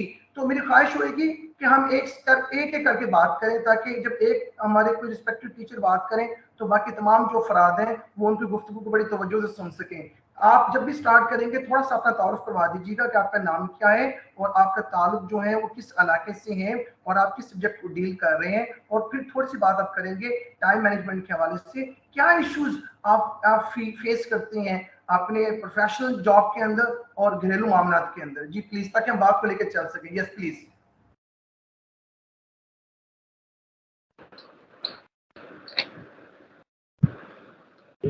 अस्सलाम वालेकुम. वन बाय वन आप अपना माइक अनम्यूट करके आप रिस्पॉन्स कर सकते हैं. अस्सलाम वालेकुम. हम अपना जी हमें जो प्रॉब्लम या इशू हम इससे कह लें कि जो हम टाइम मैनेज नहीं कर सकते, उसमें एक प्रॉब्लम ये आती है कि हमारा टाइम पीरियड है कम. आप समझे कि हम अक्टूबर से या सितंबर से ऑनवर्ड चल रहे हैं. फॉर एग्जांपल मैं फर्स्ट ईयर को लेती हूँ, तो फर्स्ट ईयर को हम ले रहे हैं अक्टूबर से और हम अप्रैल तक जा रहे हैं. तो हमारा प्रॉब्लम ये आती है कि हमारे पास सिलेबस बहुत लेंथी है और हम इस हवाले से अगर हम देखें तो हमारा हर्डल क्या आ रही है. हमारी हर्डल ये कि हम टाइम मैनेज नहीं कर सकते हैं. और नंबर 2 पे ये होता है कि हमारे पास बहुत सारे जो है ना वो इश्यूज इस लिहाज से आते हैं कि कभी कोई सेमिनार्स आ गए, कभी फंक्शंस आ गए, कभी वीक्स आ गए, उसके हिसाब से भी वो सारा टाइम हमारा माइनस हो जाता है. तो ये हमें हर्डल्स इस लिहाज से आती हैं. Thank you. मैं क्या आपका नाम जान सकता हूँ? जी मैं फिजा नकवी बात कर रही हूँ. जी मुझे थोड़ा आप बताइएगा, मैं आप इससे मुखातिब हूँ, मुझे थोड़ा बताइएगा कि आपको लगता है कि मैं चाह रहा हूँ कि मैं थोड़ी सी एक आधा सवाल फिजा नकवी साहिबा से करता चलूँ. मैं जानना ये चाह रहा हूँ कि आपको लगता है कि ये कुछ वजूहात हैं कि जिनकी बिना पे आप टाइम को इफेक्टिवली मैनेज नहीं कर सकते. क्या आपको ये भी लगता है कि टाइम को मैनेज ना करने की बहुत बड़ी वजह बस औकात हमारी जो अपना बनाया हुआ प्लान है हम उसको ही उसकी इम्प्लीमेंटेशन सही अंदाज में नहीं कर पा रहे होते हैं. हम चीजों को सेग्रीगेट करना चाह रहे होते हैं, हम उस अंदाज में कर नहीं होते. क्या ख्याल है आपका? جی ایگزیکٹلی ایسا بھی ہوتا ہے. ہم نے لیسن پلان بنایا, ہم نے ٹائم مینیج کیا, ہم نے ڈیسائیڈ کیا سارا کچھ, بٹ یہ کہ سم ٹائم ایک تو میں نے آپ کو لینتھ بتائی ہے کہ لینتھ آف سلیبس بہت زیادہ. نمبر 2 پہ اگر ہم اس کو بھی مینیج کر لیتے ہیں تو پھر ہمارے پاس سب سے بڑے جو پرابلم آتی ہے وہ یہی آ رہی ہوتی ہے کہ کبھی کوئی ویک, کبھی کوئی فنکشنز, کبھی کوئی سیمینارز, کبھی کچھ ایکٹیویٹیز, اس کے حساب سے بھی پھر ہم یہ سم ٹائم مینیج نہیں کر سکتے ہوتے ہیں. یہ ہرڈل ہے ہماری ایک. میں آئی ڈو ریسپیکٹ. مجھے میم فیضا ایک بات بتائیے گا پلیز. مجھے بتائیے جی گا کہ جی یہ جس طرح آپ فرما رہے ہیں کہ irrespective of the issues that you mentioned کہ وہ آپ کے سلیبس کے ہرڈلس کے اندر عام طور پہ سیمینارز آ جاتے ہیں, ملٹیپل ورکشاپ آ جاتی ہیں, اور اس طرح کے ڈفرینٹ ایجنڈاز چل رہے ہوتے ہیں. جہاں تک ہم بات کرتے ہیں اپنی ذات کی کہ بس اوقات we being an individual we are totally fail to manage time in some cases. تو آپ کو کیا لگتا ہے کہ ٹائم مینیج کرنے کے لیے what the basic thing required for a person? For example, the passion is more important to manage the time or the patience is more important to manage the time. اگر ہم پیشن کی بات کریں یا patience کی بات کریں تو آپ کو کیا لگتا ہے کہ زیادہ افیکٹو ٹول کیا ہوتا ہے جو ٹائم مینیج کرنے میں ہماری مدد کر رہا ہوتا ہے؟ سر پیشن کر رہا ہوتا ہے ایکچولی. پیشن تو بہت اوکے ضروری ہے ٹھیک ہے. کہ تو ہم میں ہم جی پلیز پلیز جی پلیز سر. جی پلیز سر میں سننا چاہ پیشن رہا تو ہوں. بہت امپورٹنٹ ہے. ہم دیکھ رہے ہیں کہ ہمارا پیشن تو ہے کہ ہم یہ سارا کچھ کرنا چاہ رہے ہیں, اور پیشن آپ کو پتا ہے کہ ایجوکیشن کے اور پیشن کا تو دونوں کا بالکل ایک دوسرے کے ساتھ تعلق ہے. پیشن ہے تو ایجوکیشن ہے, ٹھیک ہے. تو اس کے علاوہ ہم یہ دیکھتے ہیں, آپ مین ٹو سے کہ ہمارا ایک تو ٹائم پیریڈ, اگر میں فار ایگزامپل میں فرسٹ ایئر کی بات کرتی ہوں, آئی ٹیچ بایولوجی, ٹھیک ہے, کہ فرسٹ ایئر جو ہے نا وہ آتی ہے ہمارے پاس اکتوبر میں. اچھا, اکتوبر سے اپریل تک کا ہمارے پاس ٹائم پیریڈ ہے. اس ٹائم پیریڈ کے حساب سے پرابلم نمبر 1 کہ ہمارا سلیبس اس اکارڈنگلی نہیں بنا ہوا کہ ہم اس حساب سے سارا کچھ پڑھا سکیں. اس کی وجہ کیا ہے کہ انہوں نے بہت ساری چیزیں جو ہے نا اس میں یعنی کہ ہمارے سلیبس میں انٹر کی ہوئی ہیں, اور اس کے حساب سے ہمیں ٹائم پیریڈ نہیں دیتے. اس سے پہلے کیا ہو رہا تھا کہ ہمارا سپٹمبر میں سیشن اسٹارٹ ہو رہا تھا, تو جب سپٹمبر میں ہو رہا تھا تو پھر ہمارے پاس تھوڑا سا ٹائم ہو رہا تھا کہ ہم چلے 1 مہینہ پہلے ہم اسٹارٹ کر دیتے تھے. اب یہ مجھے تو یہ ہرڈل آتی ہے کہ ہمیں بہت بھاگ بھاگ کے بہت جو ہے نا وہ سلیبس کو کور کرنا پڑتا ہے. اور یہ سیمینار, اور اس سے مراد یہ نہیں ہے کہ ہمارے کوئی پرسنل جو ہے نا, آپ کو پتہ ہے کالج میں بہت سارے ویکس ہو جاتے ہیں, آپ کی ڈیوٹیز ادر دین لگ جاتی ہیں, تو اس کے جب ہم ڈیوٹیز ادر دین ٹیچنگ کر رہے ہوتے ہیں تو پھر ہم اس کو پھر اس طرح سے جو ہے نا وہ کور اپ نہیں کر سکتے ہیں. میم مجھے ایک بات بتائیے, میں صرف آپ سے ایک لاسٹ کوشچن پوچھنا چاہ رہا ہوں. First of all I am very جی تھینکفل ٹو یو کہ آپ نے اتنے اچھے طریقے سے میرا ساتھ دیا اور بات کو ہم آگے لے کے چلے. آپ نے کیونکہ بات کی ہے, میں اسی انداز میں اسی کانٹیکسٹ میں رہتے ہوئے ایک بات کرنا چاہ رہا ہوں. when we differentiate between the hard working and the smart working, یعنی کہ آپ اسکیجول کی بات کر رہے ہیں, آپ سیمینارز کی جی بات کر رہے ہیں, آپ ملٹیپل ایکٹیویٹیز کی بات کر رہے ہیں, what basically the difference between the smart working and the hard working? ایک ہے کہ آپ مسلسل محنت کر رہے ہیں اور ایک خاص ڈائریکشن پہ آپ چلنے کی کوشش کر رہے ہیں. When we talk about the smart working in context of the time management, what do you personally think what the idea that you got from this? کہ smart working time management کے context میں کیا ہو سکتی ہے؟ سر smart working تو important تو ہے بہت. اسمارٹ ورکنگ ہی آج کل آپ کو پتا ہے ہر چیز میں اسمارٹ ورکنگ ہی چل رہی ہے, لیکن میں یہ سمجھ نہیں پا رہی ہوں کہ ہم کس حوالے سے اپنے سلیبس میں اسمارٹ ورکنگ کی بات کریں. جب ہم کنٹینٹس کی بات کریں, we have to complete this contents. جب ہم پریکٹیکلس کی بات کریں, we have to complete the practicals. تو سر ہم اسمارٹ ورکنگ میں اس حوالے سے نہیں سمجھ پا رہی ہوں کہ what should we have to do in that manners. Okay, oh, that's good. That's good. That's basically I just want to. This is the thing that I want to trigger you کہ یہ چیز تھوڑی clip ہو جائے. آپ نے بڑا اچھا question raise کیا کہ if we make try to compatible the smart working with the time management context, so how basically we try to resemble it as far the context is concerned. Yes, ہم اس کی discussion کو انشاءاللہ تعالیٰ جب next slide پہ آگے move کریں گے اس کو لے کے چلیں گے. Basically this is the thing جو میں چاہ رہا تھا کہ کوئی اس طرح کی چیز سامنے آئے کہ how basically we as a teacher try ourselves, our best self to compatible the smart working with context of the time management. Thank you very much, Ms. Fiza. मैं second जो हमारे कोई participant है इसमें बात करना चाहें ताकि कोई comparison आ जाए ताकि हम बात करने में आसानी हो जाए और आगे move करेंगे please.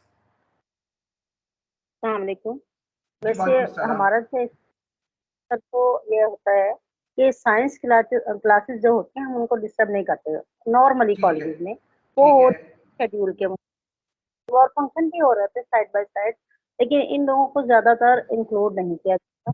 और अगर इनका प्रोग्राम भी हो तो मेनली कोशिश ये की जाती है कि एंड में जो है वो प्रोग्राम हो या ब्रेक टाइम के बाद हो, तो मतलब क्लासेस जो है वो पहले हो जाए तो ज्यादा बेहतर है। तो कोशिश तो यही की जाती है। और ख़ास तौर पे जो इम्पोर्टेंट हमारे नज़दीक जिस तरह इंग्लिश या साइंस या इस तरह की होती हैं, इनको डिस्टर्ब कम किया जाता है। हर प्रिंसिपल का मेन जो है मकसद यही होता है कि जो है इनकी एकेडमिकल जो है इनको डिस्टर्ब ना किया जाए। बाकी ये कि ज़ाहिर बात है अनएक्सपेक्टेड लीव्स भी आ जाती हैं, बाज़ दफ़ा फंक्शन भी साइड बाय साइड चल रहे होते हैं, लेकिन वही बात है कि टाइम मैनेजमेंट ही तो हमने करनी होती है और वो स्मार्टली करें तो ज़्यादा जो है वो बेहतर होता है। Thank you very much. मैं वही चीज जानना चाह रहा हूँ, आपने बड़ी अच्छी बात लास्ट पे की है, इस पे सिर्फ एक आधा जुमला बता दीजिएगा। आपका नाम प्लीज मैं जान सकता हूँ? जी रेहाना अंजुम नाम है। जी प्लीज आप जज़ाकल्लाह। मिस रेहाना आपने लास्ट में फरमाया, आप लास्ट में फरमा रहे थे कि हमें स्मार्ट वर्किंग ही करनी पड़ती है। ये जो आपने कहा स्मार्ट वर्किंग ही करनी पड़ती है, इसमें आपके ज़हन में क्या चीज चल रही है? उसमें मेरे ज़हन में ये है कि हम अपना लेसन प्लान जो करते हैं उनमें ब्रीफली तो बच्चों को पहले ही बता देते हैं कि ये चीज़ है जो हमने लाजमी करनी है और इस टाइमिंग में हमने कवर करनी है, और उसके अकॉर्डिंग साथ साथ जब इन केस के दरमियान में हमारा टाइम वेस्ट भी हो जाए तो हम शॉर्टली उनको ब्रीफ करवा के उनके नोट्स के मुताबिक बता के और फिर उसके टेस्ट ले लेते हैं। इन केस अगर वैसे तो जाता है मार्च अप्रैल तक अगर बच्चे आए। गवर्नमेंट कॉलेज में सबसे बड़ा मसला ये है कि बच्चे तो दाखिले जाते ही आना छोड़ देते हैं। साइंस वाले तो आते हैं, आर्ट्स वाले तो बहुत ही कम हो जाते हैं, फिर भी हम इंशाल्लाह ताला उसको कंप्लीट कर लेते हैं। माशाल्लाह।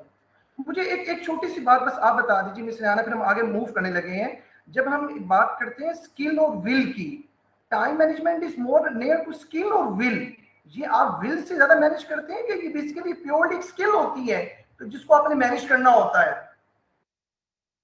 विल भी है, बिल्कुल विल भी होती है, और इसके अलावा हमने अपने सर्कमस्टांसिस को ज्यादा देखना होता है, अपने शेड्यूल को भी हम देख रहे होते हैं। हमारे सामने हम शुरू में बना लेते हैं, मतलब अब क्लासेस शुरू होंगी, अब तो कोशिश कर रहे हैं कि हम सितंबर में फर्स्ट एड क्लासेस शुरू करवा दें क्योंकि रिजल्ट आ चुका हुआ है ना, तो पूरा शेड्यूल पूरे साल देते हैं और उसके अकॉर्डिंग जो है वो शुरू हो जाते हैं।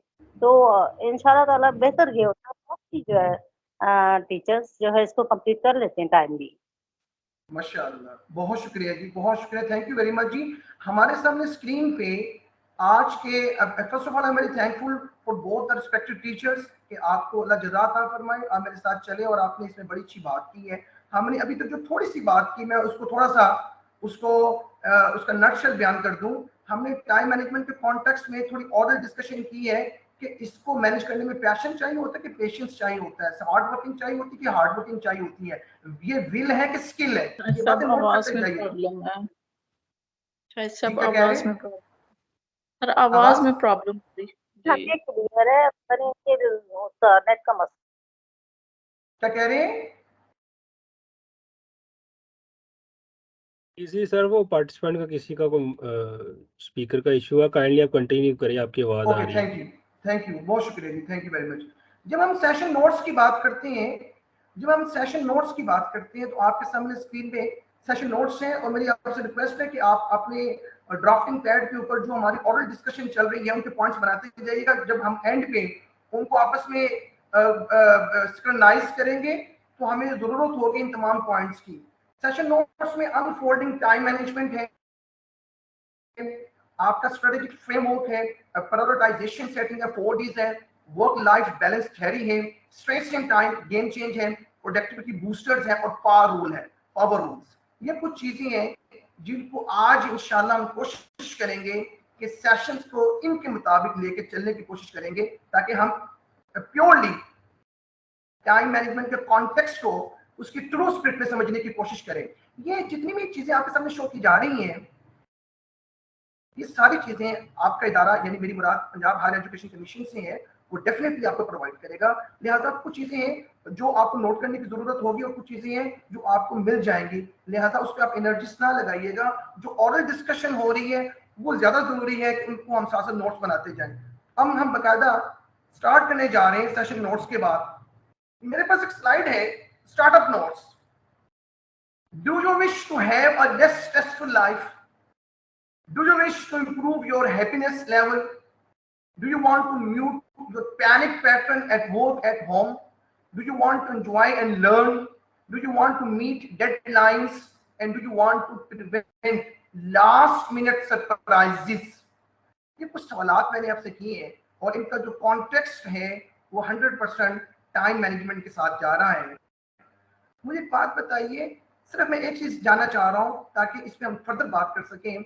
और जो हमारे दो रिस्पेक्टेड असातिज़ा ने बात की है, मेरी ख्वाहिश है कि उनके अलावा कोई थर्ड जो हमारी टीचर है उस पर 1-2 मिनट के जुमले जरूर कहें कि normally as far as the time management is concern, what basically the pressure, what basically the frustration, what basically the stress and anxiety we carry home from our institution just because of the in not managing the time। कौन सी चीजें ऐसी होती हैं जो हम time manage नहीं कर पा रहे होते हैं और फिर हमें उसको करना पड़ता है कि वो चीजें हम कैरी करते हैं घर पे और वो हमारे लिए मजीद फ्रस्ट्रेशन का बायस बन जाती हैं और हम उसको बैलेंस नहीं कर पा रहे होते हैं अपने वो वर्क को और अपने डोमेस्टिक जॉब को। नॉर्मली कोई एक दो पॉइंट में इसमें कोई टीचर बताना चाहें ताकि उसको हम इंटरलिंक करें आगे स्लाइड्स के साथ। कौन सी ऐसी चीजें हैं जो हमारी इफेक्टिव टाइम मैनेजमेंट ना होने की वजह से हमें आमतौर पे कैरी करनी पड़ती है अपने घर की तरफ? जी प्लीज कोई एक आधा जुमला। सर घर में जो हम सर बता दिया सर, एक्चुअली टाइम मैनेजमेंट जो है क्लासरूम में तो हम उसको मैनेज कर लेते हैं क्योंकि मेरा सब्जेक्ट इंग्लिश है, वो शायद मैं बहुत सी एक्टिविटीज से उसको मैनेज कर लेती हूँ। लेकिन अब साइंस स्टूडेंट्स की बात होती है तो वो एक थोड़ा डिफरेंट पर्सपेक्टिव होता है क्योंकि साइंस स्टूडेंट्स यूजुअली हमारे चाहते हैं कि हर कंसेप्ट जो है वो टीचर क्लास में बताए। बट जो मेरे लिए सबसे ज्यादा स्ट्रेसफुल थिंग है अनफॉर्चुनेटली वो नेगेटिव वाइब्स हैं और the attitudes of the junior और the attitudes of our colleagues है। इट इज सो नेगेटिव कि आप बिलीव करें कि जब मैं क्लासरूम से बहुत हैप्पी आती हूँ लेकिन जब मैं स्टाफ रूम में आती हूँ तो लोगों की जो शक्लें बनी होती हैं, टीचर्स की मैं बात कर रही हूँ, मतलब वो इतनी नेगेटिव होती हैं कि मेरा दिल करता है कि मैं इससे बेहतर था कि जो मेरी क्लासरूम एनवायरनमेंट है that is very less stressful, I am more happy over there as compare to the attitude of the colleagues. अच्छा, मुझे सबसे अच्छी बात आपकी ये लगी, मैं आपका नाम जान सकता हूँ? Sir I am Nadia. जी मुझे सबसे अच्छी बात मिस नादिया आपकी ये लगी, इसका मतलब है कि आप being an individual, being an English teacher, आप ये समझते हैं कि आपका जो स्ट्रेस लेवल है उसका बराह रास्त ताल्लुक इसके साथ है। पहली बात तो मुझे ये सबसे अच्छी लगी है कि हम मेरी ये बात करने में आसानी आपने फराहम कर दी है कि है। और दूसरी बात में मुझे ये लगी है कि क्या आप वाकई ये समझते हैं ये जिस चीज की मुश्किल आप फेस कर रहे हैं ये राउंड द पाकिस्तान क्या वाकई ये इशू है? ऐसा हम करते हैं, हमारे मजाक का ये हिस्सा है टेम्परामेंट का कि हम लोगों को थोड़ा सा टफ टाइम देने की कोशिश कर रहे होते हैं कि इवन देन हम अपने काम में बड़े बेहतरीन होते हैं और लेकिन हम बस औकात उसको स्ट्रेस देने में हमेशा थोड़ा अच्छा लग रहा होता है। आप जी सर मैं ये समझती हूँ। और ये भी बताइए कि आपको ये क्या लगता है? नहीं आपको जी प्लीज। सर अनफॉर्चुनेटली मैं समटाइम्स ये देखती हूँ कि हम टीचर्स जो हैं वो स्टूडेंट्स के प्रॉब्लम्स को बिल्कुल अंडरस्टैंड नहीं कर रहे होते। अब हमारे गवर्नमेंट कॉलेजेस में जो स्टूडेंट्स आते हैं वो from the lower middle class आते हैं, उनके प्रॉब्लम्स हमसे बहुत डिफरेंट है। अब जैसे मैं इंग्लिश की टीचर हूँ तो मेरे पास जो स्टूडेंट्स आएंगे ऑब्वियसली उनकी ग्रामर अच्छी नहीं होगी, तो मुझे ये चीज अंडरस्टैंड करनी चाहिए एज अ टीचर कि जिस वो बैकग्राउंड से आ रहे हैं उनकी ग्रामर अच्छी नहीं है। لیکن میں دیکھتی ہوں, میں اپنے انگلش ٹیچرز کی بات کرتی ہوں, وہ اس طرح سے اسٹوڈنٹس کو کرٹیسائز کر رہے ہوتے ہیں کہ میں ایز اے ان کا part of being that family میں انسلٹ فیل کرتی ہوں کہ اسٹوڈنٹ کی ایگو ہے اور اسٹوڈنٹ کی ہمیں ایک سیلف رسپیکٹ کا بہت زیادہ خیال رکھنا چاہیے. تو یہ ہمارے انسٹیٹیوشنس میں بھی ہے اور انفارچونیٹلی ہم فاسٹر کرتے ہیں اپنے ایجوکیشنل انسٹیٹیوشن میں اس ٹیمپرامنٹ کو, اور یہی بچے جب سوسائٹی میں آتے ہیں تو ایگزیکٹلی وہ ہمیں یہی ایٹیٹیوڈ بیہیویئر نظر آتا ہے. میں مس نادیہ اس کانٹیکس میں صرف ایک بات بڑی امپورٹنٹ کرتا چلوں, میری جتنی آڈینس میری بات سن رہی ہے یہ بڑی توجہ سے یہ بات سنیے گا, یہ بڑی امپورٹنٹ بات کر رہا ہوں. What I have seen around the Pakistan being a trainer, what I have seen by my naked eyes, especially as far as the teacher and the professors are concerned, دیکھیں ہم بڑی اوپن بات کر رہے ہیں. ہمارا مقصد خدا نہ خواستہ کوئی نیگیٹیوٹی پروموٹ کرنا نہیں ہے, بٹ ہمارا مقصد یہ ہے کہ ہم روٹ کاز کو تلاش کریں. What basically I observe نا کہ normally people claim, and especially the teachers claim that they have done the PhD and the MPhil as well. Honestly speaking, they are unable to manage the stress. They are unable to speak a single word as far as the time management is concerned. They are unable to make any kind of facilitation as far as the conflict is concerned. یاد رکھیے کہ آپ جتنے مرضی اچھے استاد ہیں لیکن being a good teacher, the one of the best thing جو آپ کے اندر ہونی چاہیے وہ جو آپ جس سکلز کی طرف ہم اشارہ کر رہے ہیں. اگر فرض کیجئے آپ پینک سچویشن سے باہر نہیں آتے, ہم ابھی کسی سے یہ سوال پوچھ لیں کہ ابھی ریسنٹلی کہیں فزیکل ٹریننگ میں میں نے کچھ لوگوں سے یہ پوچھا کہ anybody of you just guide me about yourself, what basically have you ever explored and exposed yourself as far as the skills are concerned that Allah bless you. آپ یقین جانیے کہ مجھے بڑا ایک it's really disgusting, بڑا مایوس کن جواب ملا. تو مجھے میں مس ناجیہ کی بات کو انڈورس کرتا ہوں, یہ بات کہتا ہوں کہ اگر تھوڑا سا ہم اپنی ذات میں تحمل نہیں لائیں گے تو یقین جانیے کہ ہمارا تعلق تو براہ راست اسٹوڈنٹس کے ساتھ ہوتا ہے تو ہمیں بڑی مشکل پیش آئے گی. اگر ہم اسٹوڈنٹس کی پرابلمس کو آئیڈینٹیفائی کرنا چاہتے ہیں, دیکھیے اگر ہم کانٹیکسٹ کی بات کریں ٹائم مینجمنٹ کی, تو اسٹوڈنٹ کے ساتھ آپ جب انگیج ہوتے ہیں تو ود ان دا کلاس آپ کو اپنے 40 to 45 منٹس کے لیکچر کے اندر, ٹھیک ہے, آپ نے اپنی تمام چیزوں کو کمپلیٹ کروانا ہوتا ہے. اور اگر وہاں ہم اس پینک سچویشن کو لے آئیں تو لہٰذا جتنا ہم پینک ہوئیں گے وہی چیز ٹرانسفارمیشن میں جائے گی اور وہ ٹرانسفر ہو کے ہمارا براہ راست جو ہماری ٹارگٹ آڈینس ہے جو کہ اسٹوڈنٹس ہیں وہ اس سے سفر ہوں گے. تو پہلی بات تو یہ سمجھنا ضروری ہے کہ ٹائم مینجمنٹ کا اگر آپ یہ سمجھتے ہیں کہ اسٹریس سے تعلق نہیں ہے تو انتہائی غلط ہے. میں آپ کو پروف کرنے جا رہا ہوں کہ ٹائم مینجمنٹ کا براہ راست تعلق آپ کے اسٹریس کے ساتھ ہے. ٹائم اگر پور ٹائم مینجمنٹ ہے تو آپ پینک میں چلے جاتے ہیں. جب آپ پائل اپ کر لیتے ہیں چیزوں کو اور چیزوں کو پرائرٹائز نہیں کرتے اور آپ ملٹی ٹاسکنگ نہیں کرتے, آپ پریشر بلڈنگ ٹول اپلائی نہیں کرتے, آپ تھنگس ٹو ڈو لسٹ نہیں بناتے, آپ اپنا روزانہ کا جو چٹ پیڈ ہوتا ہے اور کیلنڈر کو مارک نہیں کرتے, آپ اپنے موبائل کے اندر کیلنڈر پہ نوٹس نہیں بناتے ٹائم مینجمنٹ کے پوائنٹ آف ویو سے, تو یہ چیز ایکسیلریٹ کرتی ہے آپ کے پینک کو. یہ چیز ایکسیلریٹ کرتی ہے آپ کی اس ڈیڈ لائن کو جو آپ نے میٹ کرنی ہوتی ہے, اور آف کورس جب آپ ڈیڈ لائن میٹ نہیں کرتے تو آپ اسٹریس میں چلے جاتے ہیں. تو یاد رکھیے ہمارے بہت سارے مسائل, میں ایک تھیوری پڑھا تھا, ہارورڈ کی تھیوری تھی, تو میں وہ پڑھا تھا, انہوں نے کہا کہ as far as the skills are concerned, the one of the most important skill for a person and especially the teachers, time management. اگر آپ ٹائم مینجمنٹ کو مینج نہیں کرتے تو وہ سارے ایشوز جو آپ کے سامنے اسکرین پہ آ رہے ہیں اور جو میں نے بھی ڈسکس کی ہیں اور مجھے انڈورس کیا ہے مس نادیہ نے میری ان باتوں کو, الحمدللہ یہ ساری سچویشن کا آپ شکار ہو جاتے ہیں. لہٰذا اسٹارٹ اپ نوٹس کے طور پہ میں آپ کو بتانا چاہ رہا ہوں کہ اگر آپ اپنی زندگی میں پیس لانا چاہتے ہیں تو پیس کے لیے آپ کو جہاں بہت سارے کام کرنے پڑتے ہیں تو آپ کو ٹائم مینجمنٹ میں بھی ٹالرنس دکھانی پڑتی ہے. ٹالرنس کا براہ راست تعلق آپ کے پیس کے ساتھ ہوتا ہے. اگر آپ ٹالرنس نہیں دکھاتے تو پیس نہیں آتا. اگر آپ اسٹریس سے باہر آنا چاہتے ہیں اور اگر آپ چاہتے ہیں کہ آپ ایکولی انصاف کر سکیں اپنی جاب کے ساتھ, اپنے گھر کے معاملات کے ساتھ, میں بہت سے افراد کو جانتا ہوں جو بہت ساری چیزیں گھر اٹھا کے لے آتے ہیں. میں کوئی ڈاکومنٹس کی بات نہیں کر رہا, मैं उन प्रेशर्स की बात कर रहा हूँ, मैं उन बैड प्रैक्टिसेस की बात कर रहा हूँ, मैं उस स्ट्रेस और फ्रस्ट्रेशन और एंजाइटी की बात कर रहा हूँ जो वो कैरी करते हैं और ले आते हैं। तो क्या आपको लगता नहीं है कि it's directly proportional to the time management?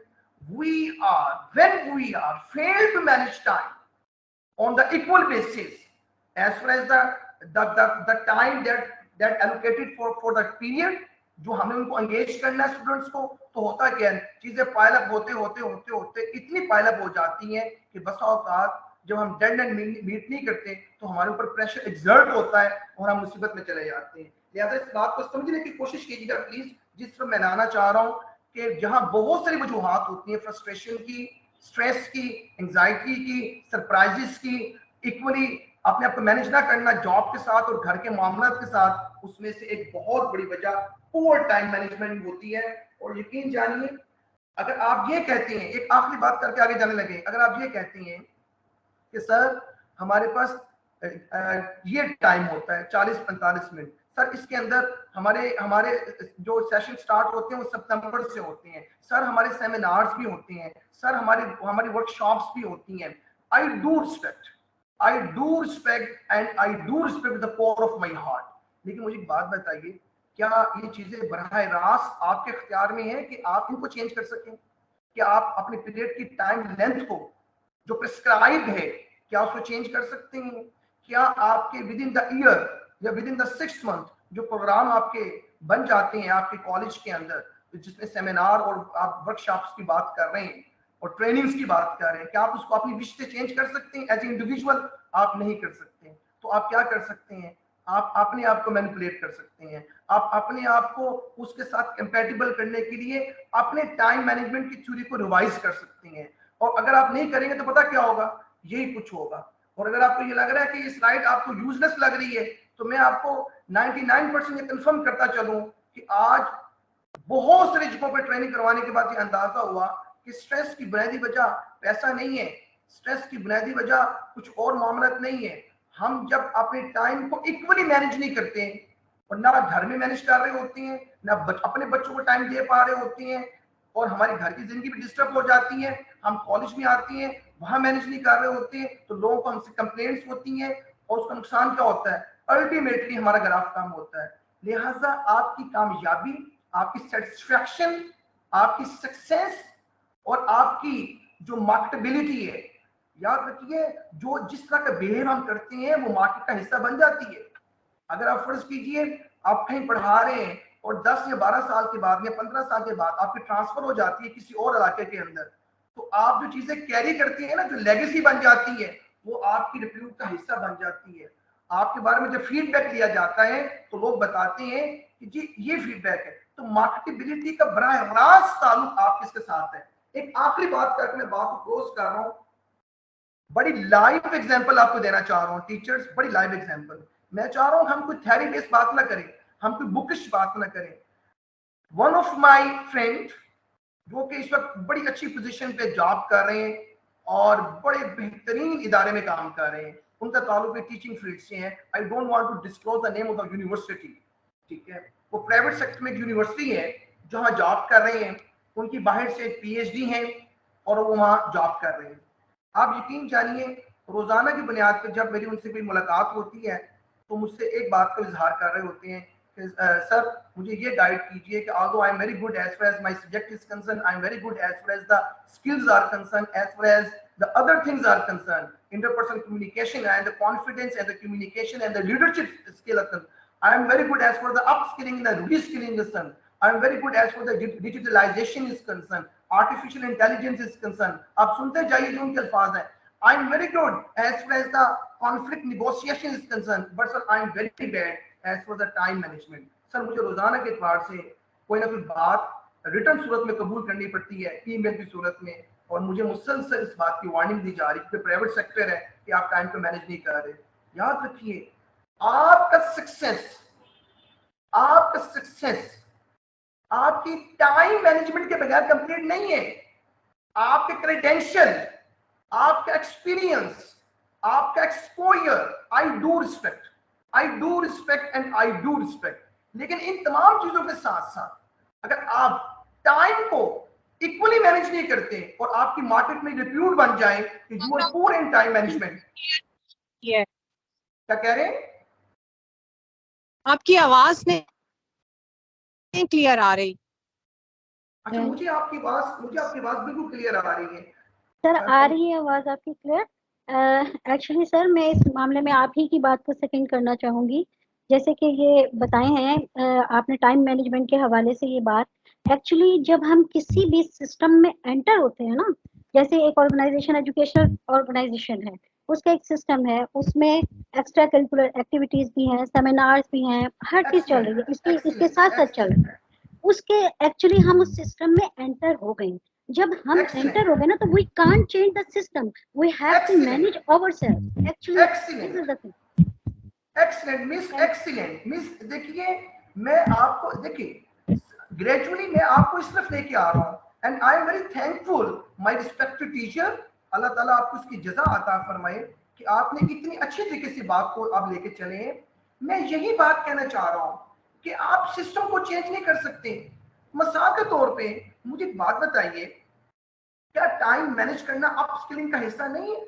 Why not we put ourselves in a difficult zone? हम कंफर्ट जोन को छोड़ने पे तैयार क्यों नहीं है? Why not we try to believe in ourselves? Why not we try to discover ourselves? Why not we try to build ourselves? Why not we try to reinvent ourselves? हम जब comfort zone का शिकार रहेंगे, और हम ये देखिए, मेरी बात सुनिए, the one thing is excuses, the second thing is reasons. I went to Dubai in 2002. मैं वहाँ किसी प्रोजेक्ट के सिलसिले में गया तो मेरी वहाँ किसी इंडियन से मुलाकात हुई। तो what the lesson I learned from there, कि there is a difference between the excuses and the reasons. एक होता है excuse, एक होता है reason। याद रखिए, जिंदगी जो होती है वो reasons के साथ चलती है, वो excuses के साथ नहीं चलती। reasons क्या होते हैं? अच्छा मैं एक बात वाज़ेह करता चलूँ, you are all over my head. आप सारे मेरे लिए इंतहाई काबिल एहतराम और काबिल इज्जत हैं। हम जो भी यहाँ कॉन्टेक्स्ट डिस्कस कर रहे हैं, हम जनरलाइज फॉर्म में डिस्कस कर रहे हैं। हम किसी एक को पिन पॉइंट नहीं कर रहे, हम अपने सिस्टम को देखते हुए जनरलाइज रहते हुए बात कर रहे हैं। इसलिए आप बड़ा ओपन होकर बात कीजिएगा। खुदा ना खास्ता हम किसी की तरफ कोई निशानदेही नहीं कर रहे, हम अपने सिस्टम में रहते हुए जो हमारे सिस्टम के मसाइल हैं हम उसमें रहते हुए बात कर रहे हैं। तो लिहाजा हमें अपने आप को मैनिपुलेट करना होता है। मैं जो इस स्लाइड के जरिए आपको बताने की कोशिश करने जा रहा हूं कि देखिए बहुत सारी प्रॉब्लम्स जो हमने अपने गले में खुद डालनी है, उसकी बुनियादी वजह है पुअर टाइम मैनेजमेंट। हम स्ट्रेस में जाते हैं, डेडलाइन मीट नहीं होती, हमारे सीनियर हमसे मुतालबा करते हैं और हमें मुश्किल का शिकार होता है। हम जब क्लास में जाते हैं, डेडलाइन मीट नहीं होती। देखिए आप साइंस के टीचर हैं या आर्ट्स के टीचर हैं, आपको मैनिपुलेट करना है अपने टाइम को। आप एक दिन, 2 दिन, 4 दिन एक्स्ट्रा टाइम ले लेंगे, लेकिन आपकी ऑर्गेनाइजेशन आपको इस चीज की इजाजत नहीं देगी। वो आपको कहेगी कि आप एक्टिविटीज करवाएं, आप इनको एंगेज करें, आप इनको मॉडल मेकिंग करवाएं, आप इनको बाहर ले जाएं किसी प्लांटेशन के कॉन्सेप्ट को समझाने के लिए, किसी क्यू के कॉन्सेप्ट को समझाने के लिए, whatsoever what basically you want to do it. लेकिन the thing is this, you have to manage it within the time. ये सबसे जरूरी चीज है। आप आज ही की बात कर लीजिए, आज मैं आपसे बात कर रहा हूँ तो मुझे भी गिवन टाइम दिया गया है कि 2:30 पे आपने स्टार्ट करना है, आपने 4 बजे क्लोज करना है। ये मुझे पता होना चाहिए कि मैंने आपको किस अंदाज में लेके चलना है कि आपको मैं एंगेज भी करूं, आपके क्वेश्चंस भी साथ लेता रहूं और आपको इसकी इंपॉर्टेंस भी बताऊं कि आज तक हम टाइम मैनेजमेंट के बारे में यही समझते रहे क्योंकि मेरे ये टास्क है, ये टास्क है, ये टास्क है। मैं बहुत सारे ऐसे अफराद को जानता हूँ, यकीन जानिए मैं बड़ी अच्छी बात बताने लगा हूँ आपको। मैं ऐसी खवातीन को जानता हूँ जो कि जॉब कर रहे हैं और जॉब के साथ अपने घर के मामलात को बेहतरीन अंदाज में चला रहे हैं। यस, आई हैव सीन, मैं उनको मैंने देखा है जो जॉब कर रहे हैं और जॉब के साथ साथ वो बड़ा बेहतरीन अंदाज में चला रहे हैं। उन्होंने अपने आप को मैनेज इस अंदाज में किया है कि उन दोनों में कोई नुकसान उनको ना हो। हम डिफरेंट स्ट्रेटेजीज की बात करेंगे आगे। अभी हम क्योंकि एक प्रिल्यूड बना रहे थे, हम एक केस स्टडी को डिस्कस कर रहे थे कि वो इश्यूज क्या है। मैं आगे मूव करने जा रहा हूँ। अनफोल्डिंग टाइम मैनेजमेंट, ये बेसिकली सिग्निफिकेंस है। जब आप टाइम मैनेजमेंट की सिग्निफिकेंस पे जाते हैं, एक्यूरेसी ऑफ चॉइसेस, एक दिन के अंदर आपने فرض کیجیے آپ نے دن کا آغاز کیا اور آپ کو یہ اندازہ ہوا کہ میرے پاس یہ آپشن ہے، یہ آپشن ہے، یہ آپشن ہے، یہ چوائس ہے، یہ چوائس ہے، میں نے یہ بھی کرنا ہے، میں نے یہ بھی کرنا ہے، میں نے یہ بھی کرنا ہے. تو اس کی سب سے اچھی ٹائم مینجمنٹ کی جو سگنیفیکینس ہے، جو امپورٹنس ہے، وہ یہ ہے کہ اپنی اپنی چوائسز کو آپ نے اکوریٹ کرنا ہے کہ what kind of choices I have, how much time I should consume A and B and C and Z, کس قدر میں نے کس کے ساتھ کس طرح جسٹس کرنا ہے. تو بیسیکلی جب آپ ٹائم مینجمنٹ کی سگنیفیکینس کی بات کرتے ہیں تو چوائسز کی ایکوریسی آپ کو آتی ہے. جب آپ ذہنی طور پہ تیار ہوتے ہیں نا کہ میں نے اس کو مینیج کرنا ہے تو آپ سب سے پہلے اس کو ایویلیویٹ کرتے ہیں، چوائسز کو، اس کی اسیسمنٹ کرتے ہیں، اس کی ویلیڈیٹی دیکھتے ہیں. آپ دیکھتے ہیں کہ وہ کیا ریئل ٹائم کے اندر کس حد تک کیا چیز کمپلیٹ ہو سکتی ہے، کون سی چیز ہے، اس کو میں کہاں پلیس کروں، کس انداز میں لے کے چلوں، پرائورٹائز کیسے کروں. یہ ایک چیز. اب کرنا کیسے ہے وہ نیکسٹ سلائیڈ میں بتاؤں گا آپ کو کرنا کیسے ہے. Conscious control. یہ جو کانشیس کنٹرول ہوتا ہے بیسیکلی ٹائم مینجمنٹ کی سگنیفیکینس ہے کہ وہ آپ کے اندر یہ چیز پیدا کرتا ہے. کانشیس کنٹرول کہ آپ بیکار نہیں چل رہے، آپ ایک ڈسپلنڈ انوائرمنٹ میں چل رہے ہیں، آپ نے ایک ٹائم ٹیبل کو فالو کرنا ہے، آپ کے پاس ایس او پیز دیے گئے ہیں، اسٹینڈرڈ آپریٹنگ پروسیجرز. آپ ان ایس او پیز کو لے کے چلیں گے. آپ کی جو جے ڈیز آپ کو بتائی گئی ہیں بینگ اے ٹیچر کہ آپ کے پاس اتنے نمبر آف سبجیکٹس ہیں، اتنے نمبر آف پیریڈس ہیں ان اے ڈے، اور آپ نے ان کے ساتھ کیسے انصاف کرنا ہے. تو بیسیکلی یہ ہمیں ایک کانشیس کنٹرول دیتا ہے ٹائم مینجمنٹ. اگر ہم ولنگ ہو اس کو مینج کرنے کے لیے، یہ آپ کے اندر افیکٹونیس پیدا کرتا ہے، یہ آپ کی سیلف ایفیشنسی لیول کو بڑھاتا ہے. آپ دیکھیے when you dig out yourself whatever the skills and whatever the speciality that I have, that Allah blessed me, جب آپ اس کو باہر لے کے آتے ہیں تو بیسیکلی آپ کیا کر رہے ہوتے ہیں، آپ سیلف ڈسکوری کر رہے ہوتے ہیں، آپ اپنے آپ کو دیکھ رہے ہوتے ہیں کہ میں جب ٹائم مینجمنٹ کو انفولڈ کروں گا، جب میں اس کی سگنیفیکینس پہ جاؤں گا تو کیا میرا سیلف ایفیشنسی کا لیول اپ گریڈ ہو رہا ہے. یہ چیز آپ کو کمپیل کرتی ہے you have to work on that. اور پھر کیا ہوتا ہے گریجولی. دیکھیے کوئی بھی چیز ایک وقت میں ایک دم نہیں ہوتی. ہم جس سسٹم کا حصہ ہے نا، ہم بدقسمتی سے، میں خدا نہ خاصہ کسی ادارے کی بات نہیں کر رہا، میں اوورال سسٹم کی بات کر رہا ہوں. ہم جس سسٹم کا حصہ ہیں، آپ وہاں دیکھیے آج ہی کی مثال لے لیجیے، فلڈ کی مثال لے لیں. 70% پاکستان پانی میں ڈوب گیا ہے. کیا آپ کو لگتا ہے کہ صرف اور صرف یہ جو آزمائش ہمارے اوپر آئی ہے اللہ کی طرف سے، کیا یہ آزمائش صرف اور صرف اس لیے ہے کہ بارشیں بہت زیادہ ہوئی ایک وجہ؟ کیا دوسری وجہ یہ نہیں تھی کہ ہم نے اپنے ریسورسز کو جس انداز میں یوز کرنا چاہیے تھا ہم نے کیا نہیں آج تک؟ تیسری بات یہ نہیں تھی جب آپ کو فلڈ کی وارننگ دی گئی تو گورنمنٹ کو اس پہ ایکشن لینا چاہیے تھا، جو بھی سیفٹی میجرز ہو سکتے تھے وہ کیے جاتے. میں اس وقت لانگ ٹرم سیفٹی میجر کی بات نہیں کر رہا، میں آپ کو شارٹ ٹرم سیفٹی میجرز کی بات کر رہا ہوں. جو لیے جا سکتے تھے وہ لیے جاتے. چلے اور کچھ نہ ہوتا تو لوگوں کو تو ایویکویٹ کر سکتے تھے نا، لوگوں کی تو ریکویسٹ کر کے ان کو نکال سکتے تھے نا، ان کی جانوں کا نقصان تو نہ ہوتا کم از کم. اور مجھے بات بتائیے، یہ ساری چیزیں جب آپ کو بر وقت بتا دی جاتی ہیں تو کیا آپ کی مینج نہ کر لیتے؟ اب دیکھیے حالات یہ بنے ہوئے ہیں کہ ہماری ٹائم مینجمنٹ کے یہ حالات ہیں اس وقت کہ سیلاب آیا ہے، اور ابھی بھی بہت سارے ایسے ایریاز ہیں ہماری مینجمنٹ کے، ان کا تعلق چاہے گورنمنٹ سے ہو یا پرائیویٹ آرگنائزیشن سے ہو. میں جو دیکھ رہا ہوں بہت بڑا فلا دیکھ رہا ہوں، ٹھیک ہے نا. بہت ساری چیزیں ایسی ہیں جو ٹائم پہ ان کو ملنی چاہیے تھی جو نہیں ملی. آپ نے دیکھا ہوگا اسکن کے ایشوز سامنے آ گئے ہیں، آپ نے دیکھا ہوگا بیماریاں پھوٹ گئی ہیں وہاں. اب دیکھیں ہمارا یہ کوئی ایمرجنسی پلان ہے ہی نہیں ہے. یہ سسٹم صرف آپ کے تعلیمی اداروں میں نہیں پرابلم، اوورال ایشو ہے. ہم اپنے آپ کو دیکھیں، ایک ہوتا ہے ٹائم مینجمنٹ، ایک ہوتا ہے سیلف مینجمنٹ. یاد رکھیے ہم نے انرجیز نہ سیلف مینجمنٹ پہ لگائیں نہ ٹائم مینجمنٹ میں لگائیں. ان دونوں کا چولی دامن کا ساتھ ہے، یہ ڈائریکٹلی پروپورشنل ہے. سیلف مینجمنٹ سب سے امپورٹنٹ ہے. اگر آپ سیلف مینجمنٹ کرتے ہیں تو سیلف ایفیشنسی لیول انکریز ہوتا ہے.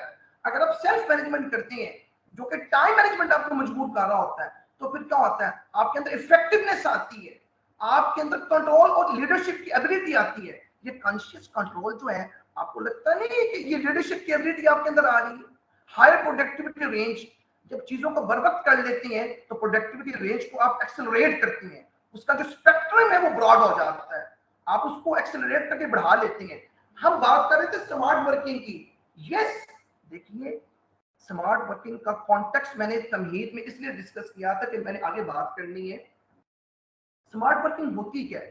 سمارٹ ورکنگ یہی تو ہوتی ہے کہ آپ ایک کرنٹ سچویشن کے اندر ہیں جہاں آپ اس سسٹم کو چینج نہیں کر سکتے، وہاں رہتے ہوئے آپ کو یہ پتا ہونا چاہیے کہ I have this much of time, I have these kind of activities in a day, how beautifully I try my level best to manage this kind of activities within this time frame. یہ smart work ہے. دیکھیں اگر ہم smart work نہیں کر سکتے ہیں، آج کی جو ٹریننگ ابھی آپ کے سامنے چل رہی ہے، آپ ماشاءاللہ کچھ دنوں سے ٹریننگ لے رہے ہیں، ابھی بھی میں آپ سے بات کر رہا ہوں، تو یہ بھی سمارٹ ورکنگ ہے نا، کہ میں نے یہ دیکھنا ہے کہ میں نے آپ کو کیسے انگیج کرتے ہوئے کس انداز میں لے کے چلنا اور ٹائم پہ ختم کرنا ہے. تو دیکھیے بس اوقات ہارڈ ورکنگ فیل ہو جاتی ہے. ہارڈ ورکنگ سم ٹائم ایک صرف آپ کو مثال دینے لگا ہوں کہ it seems like some time it's not necessary, اس کو ہم جنرلائز نہیں کر رہے، ایکسیپشن کیسز ہیں. Some time hard working just like a donkey and smart working is just like a monkey. کہ آپ کس طریقے سے کلیورلی وزڈم کے ساتھ آپ اپنی صلاحیتوں کو استعمال کرتے ہیں اور مطلوبہ رزلٹ لیتی ہیں. ٹائم مینجمنٹ کی آج کے اس ٹاپک کو ڈیفائن کرنے کا بنیادی مقصد یہ ہے کہ ہم ٹائم مینجمنٹ کو سیکھنے کے لیے ان سمارٹ ورکنگ کی پروسیس کو سیکھنے کی کوشش کریں جو ہمیں افیکٹو ٹائم مینیجر بنا سکیں. اچھا، جب سگنیفیکینس کی بات کرتے ہیں تو پھر کیا ہوتا ہے؟ یہ آپ کے ہائی ورک پریشر کو لو کر دیتا ہے، یہ چیزوں کو ہائی کریٹ نہیں کرنے دیتا. جب آپ اس کی سگنیفیکینس کو سمجھنے کی کوشش کرتے ہیں اور جب آپ ٹائم وقت پہ کمپلیٹ کر لیتے ہیں، آپ مجھے خود ایمانداری سے بتائیں کبھی گھر میں یا کبھی جاب کے اندر رہتے ہوئے جب کوئی چیز آپ 100% مکمل کر لیتی ہیں یا مکمل کرنے کے قریب ہوتی ہیں تو کیا پھر آپ لائف کو انجوائے نہیں کرتے؟ وہ جو لیئر آپ کو ملتا ہے اس کے اندر آپ گروپنگ بناتی ہیں، آپ کی نیٹ ورکنگ ڈیولپ ہوتی ہے، آپ چائے پیتے ہیں، آپ گپ شپ لگاتی ہیں. تو دیکھیے یہ ثمرات کہاں سے ملیں گے؟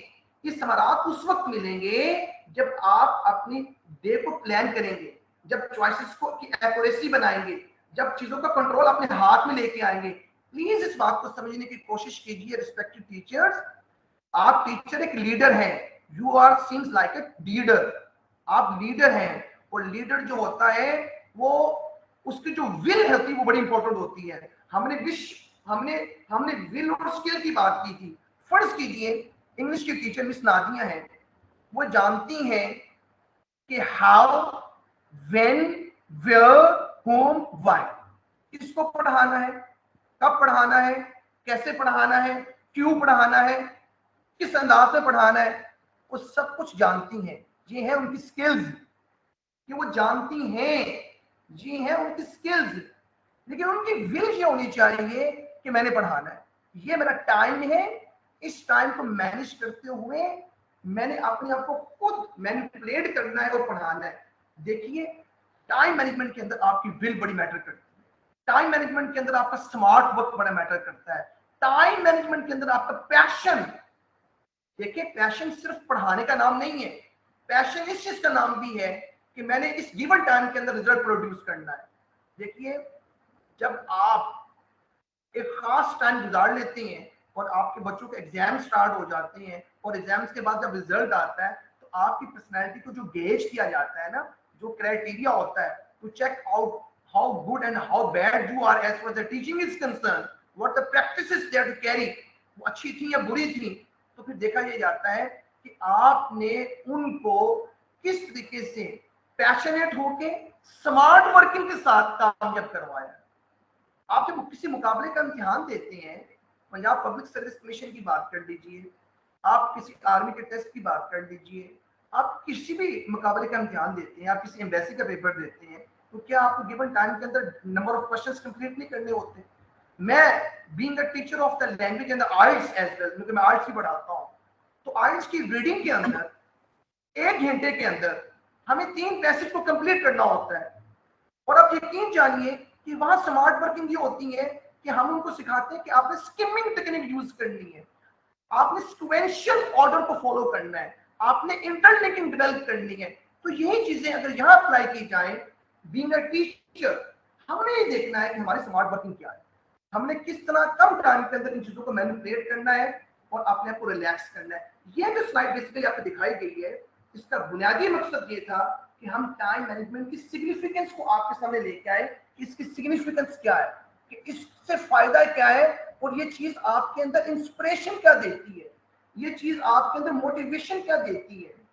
دیکھیے جب کسی بھی شخص پہ پریشر آتا ہے اور ہم مسلسل اس کو مسلسل کرٹیسائز کر رہے ہوتے ہیں اور آپ سمجھ یہ رہے ہوتے ہیں کہ میں اس کو مینیج کر رہا ہوں, آپ کلاس پڑھا رہے ہیں اور عام طور پر جب مینجمنٹ کی بات کریں تو آپ سمجھتے ہیں کہ یہ مینجمنٹ یہ ہے کہ اگر فرض کیجئے مسلسل کسی کو کسی بات پہ کرٹیسائز کر رہے ہیں, آپ یہ کیوں کر رہے ہیں, آپ سے یہ کیوں نہیں ہو رہا, آپ نے ایسے کیوں نہیں کیا, تو یہ بیسیکلی مینیجنگ نہیں ہوتی, یہ ڈیمیجنگ ہوتی ہے.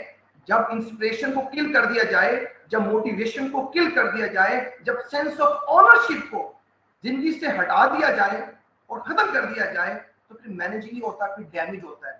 دیکھیے اس کی بہت بڑی وجہ ہماری ذات خود ہے. میں اپنی مثال سے اس کا آغاز کرتا ہوں. اگر I am not good as far the management, time management is concern, تو یہ پریشر تو میرے اوپر آئیں گے. جب پریشر آئیں گے تو پھر ہم سسٹم کو بلیم نہیں کر سکتے, ہم نے اپنے آپ کو اس کے مطابق مینیپولیٹ کرنا ہوتا ہے جس طرف میں لانا چاہتا ہوں. جب ہم کوالٹی ٹائم کی بات کرتے ہیں, جب ہم کوالٹی ٹائم کی بات کرتے ہیں, ریئل انویسٹمنٹ از جو کوالٹی ٹائم. آپ میں سے جو بھی اس بات کو انڈورس کرتا ہے, میرے ریسپیکٹڈ 4 اساتذہ نے بات کی ہے, ان 4 اساتذہ کے علاوہ کوئی نیا چہرہ جو اس کو انڈورس کرتا ہے کہ yes real investment is your quality time. What does it mean by quality time? یہ quality time ہوتا کیا ہے؟ جی anybody of you?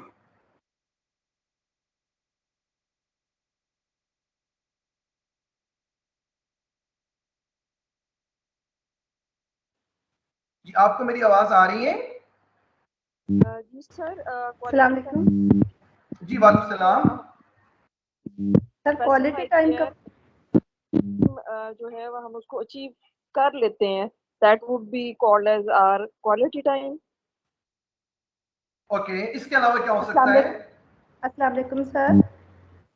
میری ریکویسٹ ہے کہ ایک وقت میں ایک ٹیچر بات کریں اور باقی لوگ اپنا جو مائک کو میوٹ کر دیں, کیونکہ یہ جو ڈسٹربنس ہے وہ کچھ ایسے اساتذہ کے مائک کو میوٹ نہ کرنے کی وجہ سے ہے. اگر کچھ ہمارے قابل اساتذہ تک آواز نہیں پہنچ رہی تو اس کی بنیادی وجہ کچھ ہماری ریسپیکٹڈ ٹیچرز کا مائک کو میوٹ نہ کرنا ہے. تو میری ریکویسٹ آپ سے یہ ہے کہ جو ٹیچر بات کر رہے ہیں وہ اپنے مائک کو ان میوٹ کریں, باقی تمام جو ریسپیکٹڈ ٹیچرز ہیں وہ میوٹ کریں تاکہ ہمیں کسی قسم کے ڈسٹورشن کا سامنا نہ کرنا پڑے. جی پلیز بات کیجیے. السلام علیکم سر. جیسے جو پیریڈس ہمیں اسائن کیے جاتے ہیں اس میں ہم بیسٹ پروڈکشن دیں, مطلب بیسٹ اس کا یوز کریں, ویسٹ نہ کریں اپنا ٹائم, اور جس حد تک ممکن ہو ہم اپنا نالج اپنے اسٹوڈنٹس کے ساتھ شیئر کریں اور ان کی ٹائم کو بالکل بھی ویسٹ نہ کریں, جس سے یہ ہوگا رزلٹ کہ ان ٹائم ہمارا سلیبس ختم ہوگا اور اس سے ہمیں کافی ریلیکسیشن ہوگی اور ہم بیسٹ ریزلٹس پروڈیوس کر سکیں گے. مس میرے آپ سے دو سوالات. Quality time. مس میرے آپ سے, آپ کا نام کیا ہے؟ سر میرا نام نزہت ہے, نزہت افتخار. ریسپیکٹڈ مس نزہت افتخار, میرے آپ سے 2 سوالات ہیں. دیکھیے آپ نے بڑی اچھی گفتگو کی ہے, اللہ تعالیٰ آپ کو اس کی جزا عطا فرمائے. مجھے بات بتائیے, آپ نے کہا کہ ہم بیسٹ وہاں دیں. ایک تو میں آپ سے یہ جاننا چاہوں گا, جو میرا سیکنڈ کوشچن ہے وہ یہ ہے کہ آپ نے کہا کہ ان کو بیسٹ دیں. کوالٹی ٹائم سے مراد یہ کہ جو ہمیں ڈیوٹی اسائن کی گئی ہے ہم اس ڈیوٹی کے ٹائم کو دیکھتے ہوئے جو بیسٹ ان کو ڈیلیور کر سکتے ہیں. آپ اس بیسٹ کو دینے کے لیے طریقہ کیا اختیار کیا جائے گا؟ میں تو بتاؤں گا آپ کو ابھی نیکسٹ سلائیڈ کے اندر. ایک تو میں آپ سے جاننا چاہوں گا کہ اس کا طریقہ کیا اختیار کیا جائے. ایک بات. اس سے پہلا سوال میرا یہ ہے کہ آپ نے کہا کہ اسٹوڈنٹ کو ہم کوالٹی ٹائم دیں. آپ کو لگتا نہیں ہے کہ یہ جو کوالٹی ٹائم ہے مس نظر, ये basically it's more link with the upskilling and the reskilling. कभी आपने अपस्किलिंग और रीस्किलिंग का आइडिया कभी आपने पढ़ा हो या आपकी नजर से गुजरा हो या आपने सुना हो, कभी ऐसा हुआ आपको? Have you know about the upskilling and reskilling? नहीं sir, sorry, upskilling I don't know upskilling. I recently for you people, कि आप लोगों की दुआ चाहिए. Recently I have been selected for a multimedia presentation in front of the President of Pakistan at President House Islamabad, and my topic is the upskilling and the reskilling of the global workforce. देखिए साथीज़ा, हम सबको, मैं भी teacher हूँ and I am proud to be teacher. मुझे आपने को teacher कहते हुए अच्छा लगता है. देखें, टीचर की बहुत शान है. मैं कभी भी ट्रेनर नहीं कहता अपने आप को, मैं कभी भी स्पीकर नहीं कहता, मैं कभी भी प्रेजेंटर नहीं कहता. आई एम मोर कंफर्टेबल कि मुझे टीचर कहा जाए. लेकिन क्या मुझे अपस्किलिंग पे जाना नहीं चाहिए? अपस्किलिंग क्या है? एक है मेरी स्ट्रेंथ्स. मेरी स्ट्रेंथ्स ये है कि मेरे अंदर कॉन्फिडेंस है. मेरी स्ट्रेंथ्स ये है, मैं मिसाल दे रहा हूँ आपको, मेरी स्ट्रेंथ्स ये है कि मेरी कम्युनिकेशन अच्छी है. मेरी स्ट्रेंथ्स ये है कि मेरी लीडरशिप है. मेरी स्ट्रेंथ्स ये है कि मैं लविंग हूँ. मेरी स्ट्रेंथ्स ये है कि मैं जेंटल हूँ. मेरी स्ट्रेंथ्स ये है कि मैं सिंपैथेटिक हूँ. मेरी स्ट्रेंथ्स ये है कि मैं एनर्जेटिक हूँ. मेरी स्ट्रेंथ्स ये है कि मैं डेडिकेटेड हूँ. मेरी स्ट्रेंथ्स ये है कि मैं कमिटेड हूँ, मैं सिंसियर हूँ, मैं लॉयल हूँ, मेरे अंदर नेक नीयती पाई जाती है. मेरी स्ट्रेंथ्स ये है कि मैं स्ट्रेस को मैनेज करता हूँ. मेरी स्ट्रेंथ्स ये है मैं टीम को बिल्ड करता हूँ. मेरी स्ट्रेंथ्स ये है मैं टाइम को मैनेज करता हूँ. ये मेरी स्ट्रेंथ्स है. तो क्या अगर मैं थोड़ी सी मजीद कोशिश करता और उस चीज को डिग आउट करता, जो कि ना मुझे किसी टीचर ने बताई, ना मेरे पेरेंट्स मुझे बता सके, ना मैंने खुद कभी अपनी जात में झांक के देखा, ना किसी मेंटोर ने बताया, ना किसी रिस्पेक्टेड सक्सेस कोच ने बताया, वो जो चीज जिसकी तरफ मैं इशारा कर रहा हूँ, जो कॉन्सेप्ट मैं देना चाह रहा हूँ आपको, जिसकी तरफ मैं अपस्किलिंग की बार बार बात कर रहा हूँ, एक है स्ट्रेंथ्स जो मैंने गिनवा दी आपको, और जो मैं ढूंढ ना पाया उसे कहते हैं पोटेंशियल स्ट्रेंथ. पोटेंशियल स्ट्रेंथ, यकीन जानिए, इट्स वेरी अनफॉर्चुनेट. मैं अपनी बात करता हूँ, बीइंग अ टीचर, मैं जब देखता हूँ कुछ इदारों में तो मुझे यकीन जाने इस बात का थोड़ा सा नाराजगी होती है. अभी कुछ दिन पहले मेरी ट्रेनिंग थी कुपर रोड कॉलेज के अंदर, सेम डे ट्रेनिंग थी दयाल सिंह के अंदर, सेम डे ट्रेनिंग थी एमए कॉलेज के अंदर. मेरा टॉपिक था problem solving and decision making skill. आप यकीन जानिए कि the level of inspiration that I got from these institutions as far as the teachers are concerned, it's a question mark. ठीक है ना? When we talk about the confidence, I haven't seen. When we talk about the communication, I haven't seen. अब मुझे एक बात बताइए, upskilling तो यही है ना कि मैं अपनी पोटेंशियल स्ट्रेंथ को दरियाफ्त करूं. आप यकीन जानिए, हमने अपने स्ट्रेंथ एरिया को एक्सपोज नहीं किया अभी तक. हमने अपने स्ट्रेंथ एरिया को एक्सप्लोर ही नहीं किया अभी तक. अल्लाह ने हमें इतनी सलाहियतें दी थी, हमने उनको एक्सप्लोर ही नहीं किया. तो देखिए, पोटेंशियल स्ट्रेंथ ये है, अगर मैं थोड़ी सी मजीद कोशिश करता और अपने अंदर झांकने की कोशिश करता तो yes, I can go for that. I can go for that. A B C D G K L M N, मैं ये भी कर सकता था, मैं ये भी कर सकता था, मैं ये भी कर सकता था. लेकिन मैंने अपने कंफर्ट जोन को ब्रेक ही नहीं किया. मैं वहीं बैठा रहा कि कामयाबी यहाँ आके मुझे ले लेगी. कामयाबी कभी भी वहां आपके लिए नहीं. आपको कामयाबी के लिए, क्वालिटी टाइम लेने के लिए, टाइम मैनेज करने के लिए, जिंदगी में आगे बढ़ने के लिए अपने कंफर्ट जोन को ब्रेक करना होगा. एक्सक्यूजेस जो होती हैं वो कंफर्ट जोन होते हैं. आप अपने स्टूडेंट से एक्सक्यूज सुनना पसंद नहीं करते. आप जब असाइनमेंट देते हैं तो आपको बुरा लगता है जब आपका बच्चा आपसे एक्सक्यूज करता है, टीचर मैं असाइनमेंट नहीं कर सका ड्यू टू दिस कुछ जेन्युइन रीजन के अलावा. देखिए, सिस्टम में रहते हुए जब हम रिजल्ट प्रोड्यूस नहीं करते तो हमारे ऊपर भी क्वेश्चन मार्क आता है. तो मेरी आपसे रिक्वेस्ट ये है कि क्वालिटी टाइम का ताल्लुक भी आपकी अपस्किलिंग के साथ है. टाइम मैनेजमेंट का ताल्लुक भी आपकी अपस्किलिंग के साथ है. आप इस स्किल को पैदा करने की कोशिश कीजिए अपने आप के अंदर. थोड़ा सा अगर आप गौर करें तो आपको अंदाजा हो कि स्किल क्या हो सकती है. तो लिहाजा अपस्किलिंग के कॉन्सेप्ट पे जाइए. रीस्किलिंग क्या होता है? एक चीज अगर मैं नहीं कर पा रहा और मेरे बस की बात नहीं है तो खुदारा मैं उसको शफल कर दूं, उसको शिफ्ट कर दूं या किसी से गाइडेंस ले लूं. और अपस्किलिंग ये है कि एक चीज में अच्छा हूं, उसमें मजीद अच्छा होने के लिए मैं, आप में से कितने अफराद ऐसे हैं जिन्होंने वाकईतन टाइम मैनेजमेंट के लिए, क्वालिटी टाइम को सीखने के लिए कभी यूट्यूब से कोई चीज उठाई हो, کبھی آپ نے کوئی ویڈیو دیکھی ہو ٹائم مینجمنٹ کے لیے, کبھی آپ نے کسی کوئی سکسیس سٹوری سنی ہو, آپ کو اندازہ ہو, ٹھیک ہے, کبھی آپ نے ٹیڈ ٹاک پہ جا کے, میں ٹیڈ ٹاک کی بات کر رہا ہوں, ٹیڈ ٹاک, کبھی وہاں جا کے آپ نے کوئی سکسیس سٹوری سنی ہو. Last time in somewhere I was in some of the corporate seminar in the PC Gurban, and I asked a question, how many of you have made their career path, کیا میں سے کتنے افراد ہیں جنہوں نے کریئر پیتھ بنایا ہوا ہے, جن کو اندازہ کہ کریئر پیتھ کیا ہوتا ہے. تو آپ ذرا آنسر دیکھیے. one of them just raise a hand, sir, yes I have. میں گیس پلیز بتائیے کہ آپ کا کریئر پیتھ ہے, کریئر پلان کیا ہے. سر my career path is sir my career path is 1 wife, 2 children, 3 room, 4 wheel. دیکھیے جب تک ہم اس کو سنجیدگی سے نہیں لیں گے نا تو ہم اپنے کوالٹی ٹائم کو انہینس نہیں کر پائیں گے.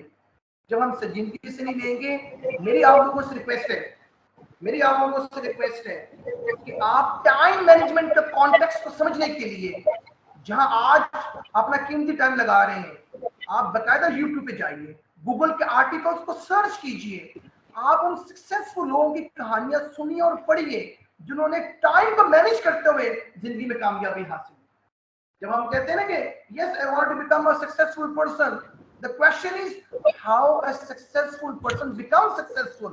کامیاب بندہ کامیاب کیسے بنتا ہے؟ یقین جانیے just because of the managing time. جو ٹائم مینج کر جاتا ہے اور جس کو اپنی کوالٹی ٹائم کا اندازہ ہو جاتا ہے تو اس کو اندازہ ہو جاتا ہے کہ اس نے کامیاب کیسے ہونا ہے. تو the one of the best thing in someone's life is the quality time. ہم تھوڑا آگے چلتے ہیں. میں پوچھنا چاہ رہا تھا مس سے, لیکن میں چاہ رہا ہوں کہ میں تھوڑا آگے لے کے چلوں اور ساتھ ساتھ بات آپ سے کرتا چلوں. I am very thankful to respected مس افتخار کی بات کر رہا ہوں. آگے دیکھیے ہم نے یہ دیکھیں, میں پیچھے آ رہا ہوں, ہم نے پہلے بات کی سگنیفیکینس کی, ہم نے پھر بات کی کوالٹی ٹائم کو ایکسپلین کیا کہ کوالٹی ٹائم ہوتا کیا ہے, آپ کی ریئل انویسٹمنٹ کوالٹی ٹائم ہوتی ہے. ہم نے اب بات کی اسٹریٹجک فریم ورک. یہ فریم ورک بنتا کیسے ہے, یہ اسے ڈیولپ کیسے کیا جاتا ہے. دیکھیے آپ جتنے ڈسپلنڈ ہوتے ہیں نا لائف کے اندر, I am very sorry most of us, میں سب کی بات نہیں کر رہا, ہم اس سے اکثر, اور جو ڈسپلنڈ ہیں تو وہ اللہ کا شکر ادا کریں, یہ تو اللہ رب العزت کی بہت بڑی بلیسنگ ہے آپ کے ساتھ. ہم لائف میں ڈسپلنڈ نہیں, ہم زندگی کے بہت سارے معاملات کے اندر ڈسپلنڈ نہیں, ہم گاڑی میں سفر کرتے ہوئے ڈسپلنڈ نہیں, ہم کوئی ایکٹیویٹی پرفارم کرتے ہوئے ڈسپلنڈ نہیں, ہم کہیں جاتے ہوئے کسی ایونٹ پہ پہنچنے کے لیے ڈسپلنڈ نہیں ہوتے. ٹائم کا تمہارے یہاں ایسے لیا جاتا ہے کہ جتنا میں لیٹ جاؤں گا اتنی میری عزت میں اضافہ ہوگا, میں جتنا جلدی جاؤں گا تو شاید لوگ سمجھیں گے شاید میں بالکل فارغ بیٹھا ہوا ہوں, میں آ جاؤں. یہ معاشرے میں یہ جو روایات ہیں یہ کون ڈالے گا؟ میں اور آپ, یہ میرے اور آپ کا کام ہے. یہ ٹیچرز ہیں جو ان پازیٹیو ویوز کو لے کے چلیں گے, جو لوگوں کو بتائیں گے کہ نہیں پہلے ٹائم پہ آنے میں کامیابی ہے. اب یاد کیجئے رسول اللہ صلی اللہ علیہ وسلم کا وہ واقعہ کہ جب کسی نے رسول اللہ صلی اللہ علیہ وسلم سے, کسی صحابی نے یہ کہا کہ اللہ کے نبی میں آپ سے فلاں دن فلاں ٹائم پہ ملنا چاہتا ہوں, تو رسول اللہ صلی اللہ تعالی علیہ وسلم نے اس کا انتظار کیا اور وہ صاحب نہ آئے اور وہ بھول گئے. تو جب آپ کو ان سے ملاقات ہوئی تو آپ نے کہا کہ میں نے آپ کا انتظار کیا. دیکھیے زندگی کے اندر جو ڈسپلن ہوتا ہے نا, ڈسپلن سب سے امپورٹنٹ چیز ہوتی ہے. ہم جتنے اپنی ایکٹیویٹیز کو ڈسپلن والے انداز میں لے کے چلیں گے. مثال کے طور پہ مجھے اندازہ ہے کہ میں نے اس ٹائم پہ کالج پہنچنا ہے, میرا ڈسپلن مجھے یہ بتاتا ہے کہ میں نے اس ٹائم پہ اٹینڈنس کو مارک کرنا ہے, میرا ڈسپلن یہ بتاتا ہے کہ میں نے اپنے لیکچر کو اس ٹائم پہ لینا ہے, میرا ڈسپلن یہ بتاتا ہے کہ میں نے اپنے بچوں کو ویلیو ایڈیشن کرنا ہے. غور کیجیے گا, ویلیو ایڈیشن کرنا ہے. میرا ڈسپلن یہ بتاتا ہے میں نے ٹائم پہ کلاس کو کمپلیٹ کر کے اسٹاف روم میں آ کے میری جو اور کوئی ایکٹیویٹی ہے اس کو پرفارم کرنے کے بعد سیکنڈ کلاس میں جانا ہے. تو ڈسپلن لائف کے اندر بڑا امپورٹنٹ ہے. تو سب سے بڑا جو ہمارا فلا آتا ہے ٹائم کو مینج نہ کرنے میں وہ ڈسپلن ہے. جب آپ سکسیس کی بات کرتے ہیں, دیکھیے سکسیس کا کانسیپٹ میں آپ کو یہاں یہ دینا چاہ رہا ہوں کہ ایک سکسیس یہ ہے کہ آپ نے زندگی میں بہت بڑی اچیومنٹ حاصل کر لی تو آپ سکسیسفل ہیں. سکسیس یہ بھی ہے کہ آپ نے گیون ٹاسک گیون ٹائم میں کمپلیٹ کر لیا اور آپ کو اس پہ اطمینان مل گیا. آپ کو اس پہ اپنی ذات سے بھی اطمینان مل گیا اور آپ کو اپنے سینئر سے شاباش بھی مل گئی اور آپ کے جونیئر موٹیویٹ بھی ہو گئے. یہ آپ کا سکسیس ہے. زندگی میں سکسیس کی جو ڈومین ہے بہت بڑی ہے. خدارا سکسیس کا جو براہ راست تعلق ہے وہ سیٹسفیکشن کے ساتھ ہوتا ہے. آپ کی کامیابی لوگ دیکھ رہے ہوتے ہیں آؤٹر فریم کے اندر. آؤٹر فریم کے اندر سکسیس کو مانیٹر کیا جا رہا ہوتا ہے, لیکن انر فریم کے اندر سکسیس کا جو تعلق ہوتا ہے وہ آپ کی سیٹسفیکشن کے ساتھ ہوتا ہے. آپ کا سکسیس لوگ میجر کر رہے ہوتے ہیں کہ یہ بندہ بڑا کامیاب ہے, لیکن آپ کا انر آپ کی سیٹسفیکشن میجر کر رہا ہوتا ہے کہ سیٹسفیکشن آپ سے مطمئن بھی ہے کہ نہیں ہے. بس آپ چھوٹی چھوٹی کامیابیاں, چھوٹے چھوٹے سکسیس آپ کی زندگی کے اندر بہت افیکٹو بنا دیتے ہیں. تو میری آپ سے ریکویسٹ نہیں ہے, in the context of the time management one should be very disciplined person. یہ آپ نے اپنے ذات میں لاگو کرنا ہے. ایکسکیوزز کو مائنس کرتے ہوئے ریزنس کو لے کے آئے لائف کے اندر, اور سکسیس جس ٹاسک کو آپ وقت پہ کمپلیٹ کر لیں تو سمجھیں کہ آپ کو اس پہ اطمینان ہونا چاہیے. اور میں نے بتایا کہ آپ کے اطمینان کا براہ راست تعلق آپ کے سکسیس کے ساتھ ہے. آپ کا 4 ملین کا حاصل کر لینا ہی سکسیس نہیں ہے, آپ کی سیٹسفیکشن کا تعلق بھی آپ کی سکسیس کے ساتھ ہے. اگر آپ اتنا کچھ حاصل کرنے کے باوجود بھی اندر سے مطمئن نہیں ہے تو آئی ایم سوری, یہ کوشچن مارک ہے میرے لیے. یہ سکسیس نہیں ہے جو آپ کو سیٹسفیکشن ہی نہیں دے رہا. تو سیٹسفیکشن بھی ضروری ہے سکسیس کے ساتھ ساتھ, یہ دونوں ساتھ ساتھ چلتے ہیں. اچھا, زندگی میں جب آپ ڈسپلن ہوتے ہیں اور سکسیس کو اچیو کرتے ہیں اور سیٹسفیکشن کو لے کے آتے ہیں تو زندگی گزارنے کا مزہ پیدا ہوتا ہے, ہیپینس آتی ہے لائف کے اندر. جب زندگی میں ہیپینس آتی ہے نا تو آپ کو ایکسلریٹ کرتی ہے مزید کام کرنے کے لیے. آپ اپنے کو اسٹریس سے فری کر لیتے ہیں. آپ کو جو پیئر پریشر وہ آپ سے دور ہو جاتا ہے. آپ کا جو فیملی کے جو ریزرویشنز ہیں, آپ کے جو کولیگز کے جو ایشوز ہیں وہ دور ہو جاتی ہیں. جب آپ اپنا کام وقت پہ کر کے رزلٹ کو پروڈیوس کرتے ہیں تو یقین جانیے آپ کسی کو بات کرنے کا موقع نہیں دیتے. یاد رکھیے گا کہ ہماری جو مسکراہٹ ہے, ہماری جو کامیابی ہے, ہماری جو ہیپینس ہے, اس کا براہ راست تعلق as far the job is concerned اور as far the domestic issues are concerned بہت زیادہ تعلق آپ کے ٹائم مینجمنٹ سے بھی ہے. جب ہم ٹائم مینجمنٹ میں پور ہوتے ہیں تو زندگی میں خوشی نہیں ملتی, ہمیں بھاگم بھاگ ہوتا ہے. اور جب آپ افیکٹولی ہر کام کو وقت پہ کر لیتے ہیں, میں مثال دیتا ہوں آپ کو. آپ گھر پہ آئے اور گھر پہ آ کے آپ بچوں کو فیڈ کر دیا, ان کو کھانا بنا دیا, ان کو روٹی بنا دی, جو بھی ان کے معاملات تھے, اور جب کسی کو آپ کے بارے میں شکوے کا موقع نہ ملا, کوئی شکایت کا موقع نہ ملا, یا آپ نے فرض کیجیے کھانا بنانے کے بعد کوئی اور کام جو آپ کے متعلقہ گھر کا تھا آپ نے کر لیا, آپ کالج میں آئے اور کالج میں آپ نے سارے کام اپ ٹو دا ٹاسک کر لیے اور کسی کو بات کرنے کا موقع نہ دیا, اٹ مینس کہ آپ ٹائم مینجمنٹ کر رہے ہیں نا, آپ اپنے کام کو بر وقت ختم کر رہے ہیں. تو کیا آپ کی زندگی میں خوشی نہیں آئے گی؟ کیا آپ مسکراہٹ کا شکار نہیں ہوں گے؟ کیا آپ کے اندر سیٹسفیکشن نہیں آئے گی؟ اس لیے میں کہہ رہا ہوں اس کا براہ راست تعلق آپ کی ہیپینس کے ساتھ ہوتا ہے. اور پروڈکٹیو اینڈ انسپریشن لائف, آپ کا جو ٹائم مینجمنٹ کا فریم ورک ہے, جب آپ ڈسپلنڈ ہوتے ہیں, سیٹسفیکشن کو لے کے آتے ہیں, کامیابی ملنا شروع ہو جاتی ہے, تو پھر آپ کی لائف پروڈکٹیو ہو جاتی ہے, اس پہ انسپریشن آتی ہے. آپ کا اچھا ٹائم مینیجر ہونا آپ کے ساتھ کام کرنے والے 20 افراد کے لیے انسپریشن ہوتا ہے. آپ کے اپنے کام میں اچھا چیزوں کو مینیج کر لینا, سیلف مینجمنٹ, آپ کے ساتھ کام کرنے والے 50 افراد کے لیے وہ ایک انسپریشن اور موٹیویشن ہوتا ہے, اور آپ پروڈکٹیو رول پلے کر رہے ہوتے ہیں. اور یقین جانیے اسی چیز کو جب آپ اپنے ہیلتھی لائف اسٹائل میں لے کے آتے ہیں, تو دیکھیے ہیلتھی لائف اسٹائل کیا ہو سکتا ہے. ٹائم مینجمنٹ آپ کو یہ بھی تو بتاتا ہے, جو بندہ ڈسپلن ہوگا, جو بندہ سیٹسفیکشن کو چاہ رہا ہوگا, جو انسپریشنل بننا چاہ رہا ہوگا, اور جس کے ساتھ ساتھ لوگوں کے اندر پازیٹیوٹی ویوز جاری ہویں گی, پازیٹیو, اور لوگوں کو انسپائر کر رہا ہوگا, تو اس سے لائف اسٹائل بھی ہیلتھی ہوئے گا. ہیلتھی لائف اسٹائل سے مراد کیا ہے کہ آپ فزیکلی بھی بہتر ہو, میڈیٹیشن, یوگا ایکسرسائزز, ये वो सारी हेल्थी लाइफस्टाइल है जो आपको टाइम मैनेज करने में मददगार होती है। इफ समवन इज सिक, वो इलनेस का शिकार है, उसे उठा नहीं जा रहा, उसे बैठा नहीं जा रहा, हर एक्टिविटी को लेट परफॉर्म करता है, उसके वो बड़ा लेथार्जिक है, वो उसने अपनी लाइफस्टाइल को बड़ा ही वो अजीब सा बना के रखा हुआ है, कंफर्ट जोन को ब्रेक करना चाह ही नहीं रहा।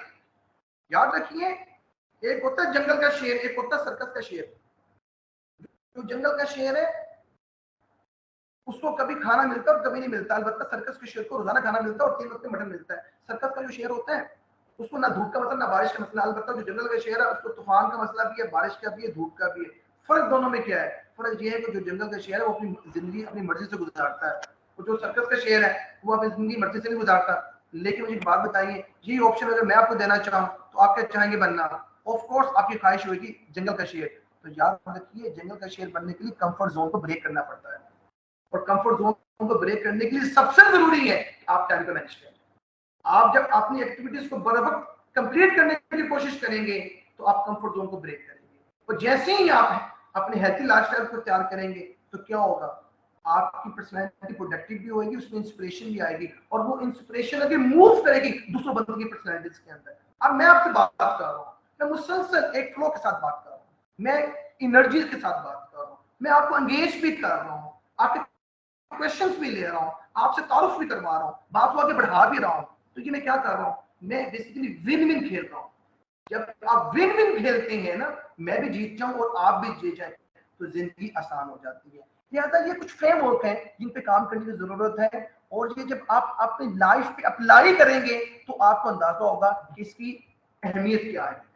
प्रायोरिटाइजेशन सबसे इंपॉर्टेंट चीज जो अक्सर लोग सवाल पूछते हैं कि टाइम मैनेज करें। 4 तरीके हैं जी। ABC मेथड आपने सुना हुआ है बचपन से, ABCD। आप करें क्या? जिस काम की ज्यादा अहमियत है उसको A पे कीजिए, जिसकी उससे काम है उसको B पे कीजिए, जिससे उससे काम है उसको C पे कीजिए। ये तो हम करते हैं, ये आमतौर पे रूटीन चल रही है। टाइम ब्लॉकिंग, आपको पता है कि मैंने ये काम इसको करना है और इसकी ये तरजीहात में शामिल है, तो टाइम को ब्लॉक कर लें कि ये टाइम है आधे घंटे का या घंटे का, मैंने ये परफॉर्म करना ही करना है। ये भी आप काम यकीनी तौर पे करते होंगे क्योंकि नई चीज आपके लिए नहीं है। ब्रेकिंग मल्टीटास्किंग, आपके पास बहुत सारे काम है, आपने बताया कि हमारे पास बहुत सारे काम होते हैं कॉलेज के अंदर भी, तो आप उसको तोड़ लें, उसको इक्वल प्रोपोर्शन के साथ तोड़ लें, या जिसकी अहमियत ज्यादा उसके मुताबिक तोड़ लें, उसको मल्टीटास्किंग पे ले जाएं। यकीनी तौर पे ये काम भी आप करते होंगे। जो काम आप नहीं कर रहे वो आप प्रेशर बिल्डिंग टूल अप्लाई नहीं कर रहे। ये प्रेशर बिल्डिंग टूल अप्लाई क्या है मैं बताता हूँ। ये हार्वर्ड की स्टडी है, मैं डिस्कस करने जा रहा हूँ। हार्वर्ड की स्टडी कहती है कि प्रेशर बिल्डिंग टूल ये होते हैं कि I have this much of time and this much of energy and this much of commitment and against this kind of things I have this kind of work. मुझे इदारे ने ये काम दिया है, इस काम के अगेंस्ट मुझे इतना टाइम दिया गया है, इतने डेज दिए गए हैं, मेरी अपनी जो कैपेबिलिटी है, जो मेरा स्टेमिना है, इतना है, मैं चीजों को इस तरीके से पिच कर लेता हूँ। तो याद रखिए, जब आप अपनी जात पे इन चीजों को अप्लाई करते हैं प्रेशर के तौर पे कि मैंने इतने टाइम या इतने दिनों के अंदर ये काम हर सूरत में कंप्लीट करना है at any cost, compulsion, I have to, not aim to. जब आप एम टू की बात करते हैं तो उसमें प्लानिंग शामिल हो जाएगी, प्रोग्राम बन जाएगा। जब हैव टू की बात करेंगे तो कंपल्शन आ जाएगा, आई हैव टू डू, मुझे कंप्लीट करना है इसको इतने ही, इतना टास्क है मेरा। ये है प्रेशर बिल्डिंग टूल। मैं एक छोटी सी बात आपसे पूछते हुए आगे बढ़ने की कोशिश करने लगा। हमारे पास 15 मिनट का टाइम है, हमें इसे कंप्लीट करना है और हमें टाइम मैनेजमेंट को पढ़ाते हुए इसे लाजमी कंप्लीट करना है। आप में से कोई एक टीचर 2 मिनट की सिर्फ बात कर सकती हो कि सर मैं प्रेशर बिल्डिंग टूल को अप्लाई करती हूँ और ये मेरी एग्जाम्पल है, एग्जाम्पल के साथ प्रूफ करें कि आप प्रेशर बिल्डिंग टूल को अप्लाई करते हैं।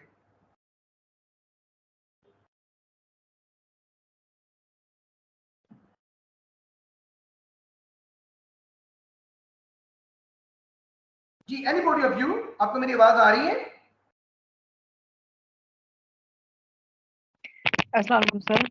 जी वालेकुम सलाम। जैसे कि डियर कोलीग्स ने कहा कि हमारे यहाँ फंक्शंस की वजह से या किसी दूसरी वजह से जो है ना बाज़ औक़ात से मसला हो जाता है सिलेबस कंप्लीट कराने का, या आप जैसा कि मेरे कॉलेज में बहुत सारे कॉलेजेस में बीएस प्रोग्राम स्टार्ट हो चुके हैं, तो उसमें यूनिवर्सिटी का अपना स्केड्यूल होता है, एचईडी का अपना होता है, मींस इंटरमीडिएट का अपना स्केड्यूल चलता है कि किस वक्त हमने उनके मंथली एग्जाम कराने हैं, किस वक्त हमने उनके 6 मंथ वाले कराने हैं और कब उनका फाइनल होगा।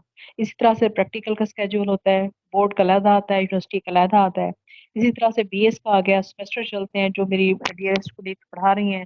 तो आपकी समझ आई है? दरमियान में मुझे समझ नहीं आ रही आपकी बात की। जी मेरा वो थोड़ा सिग्नल का इशू हो गया। मैंने ये कहा सर, हमारा कॉलेज बीएस कॉलेज है, इसमें बैक वक्त एचईडी के प्रोग्राम्स भी चल रहे होते हैं, यानी कि जो बोर्ड के जो एग्जाम्स हैं या कुछ इस तरह के कुछ मंथली एग्जाम, कुछ एक्टिविटीज, कुछ एग्जाम्स ऐसे होते हैं जो हमारा कॉलेज खुद कंडक्ट करा रहा होता है, जैसा कि मिड टर्म को लेकर बीएस प्रोग्राम्स में अब डिफरेंट सेमेस्टर्स चल रहे होते हैं। तो एट अ टाइम सर कभी यूं होता है कि अब हमने फलां सेमेस्टर का मिड कराना है, फलां का यूनिवर्सिटी ने जो है वो छठे सेमेस्टर की जो डेट शीट आ गई है, उसके हमने रिटन एग्जाम लेने हैं, और उधर से इंटर का जो है हमने क्लासेस भी करनी है सिलेबस कंप्लीट कराने के लिए।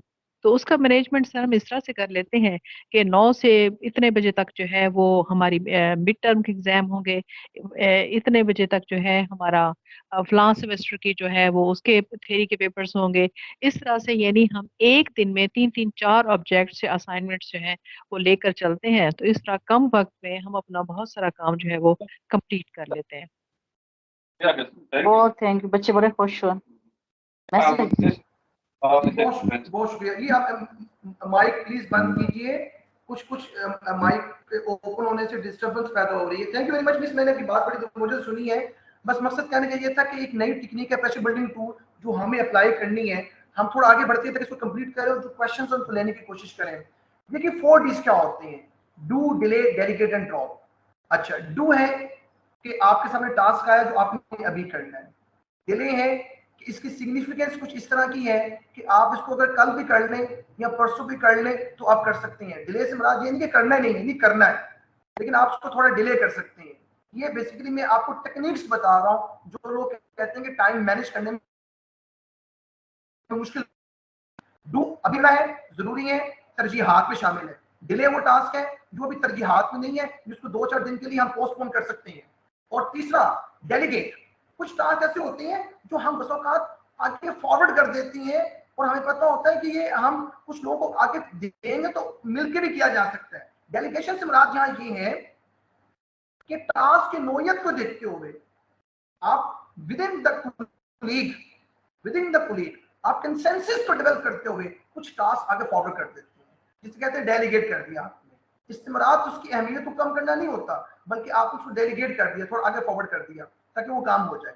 एक है ड्रॉप। ड्रॉप से मुराद ये नहीं कि उसको छोड़ दिया, नहीं, ड्रॉप से मुराद ये है कि फॉर द टाइम बीइंग उसकी अहमियत नहीं थी तो लिहाजा उसको अभी तवज्जो नहीं दी।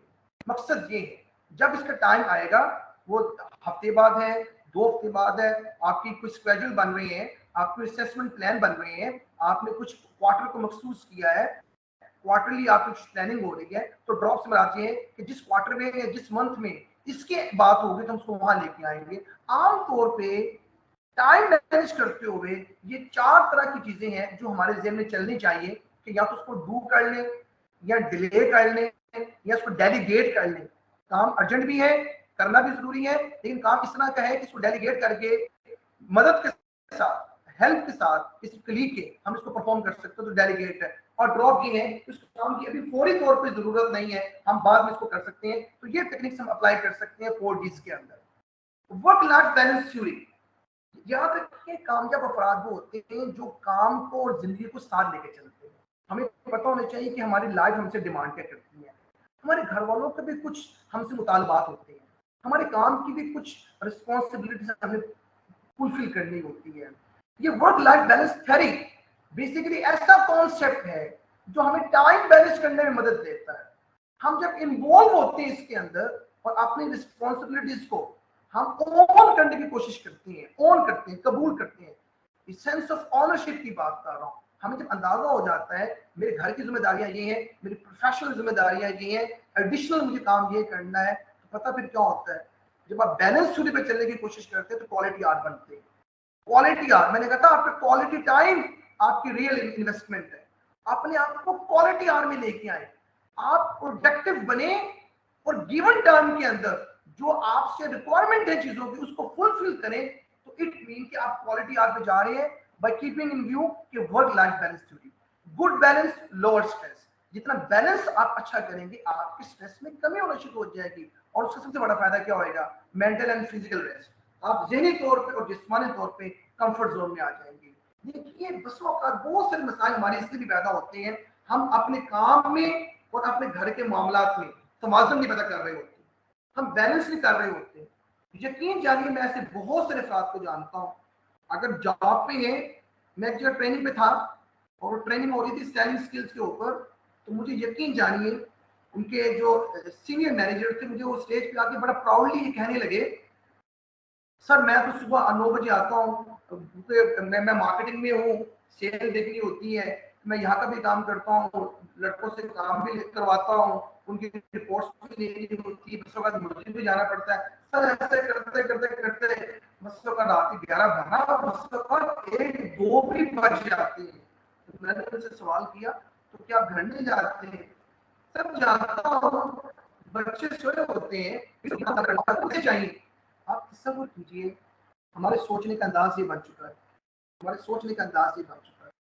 دیکھیے زندگی کی خوبصورتی اگر آپ چاہتے ہیں نا, اب فزیکل ریسٹ کی بات کر رہا ہوں, مینٹل ریسٹ کی بات کر رہا ہوں, تو یہ زندگی کی کوئی خوبصورتی نہیں ہے کہ ہم گدھوں کی طرح کام کریں اور مر جائیں.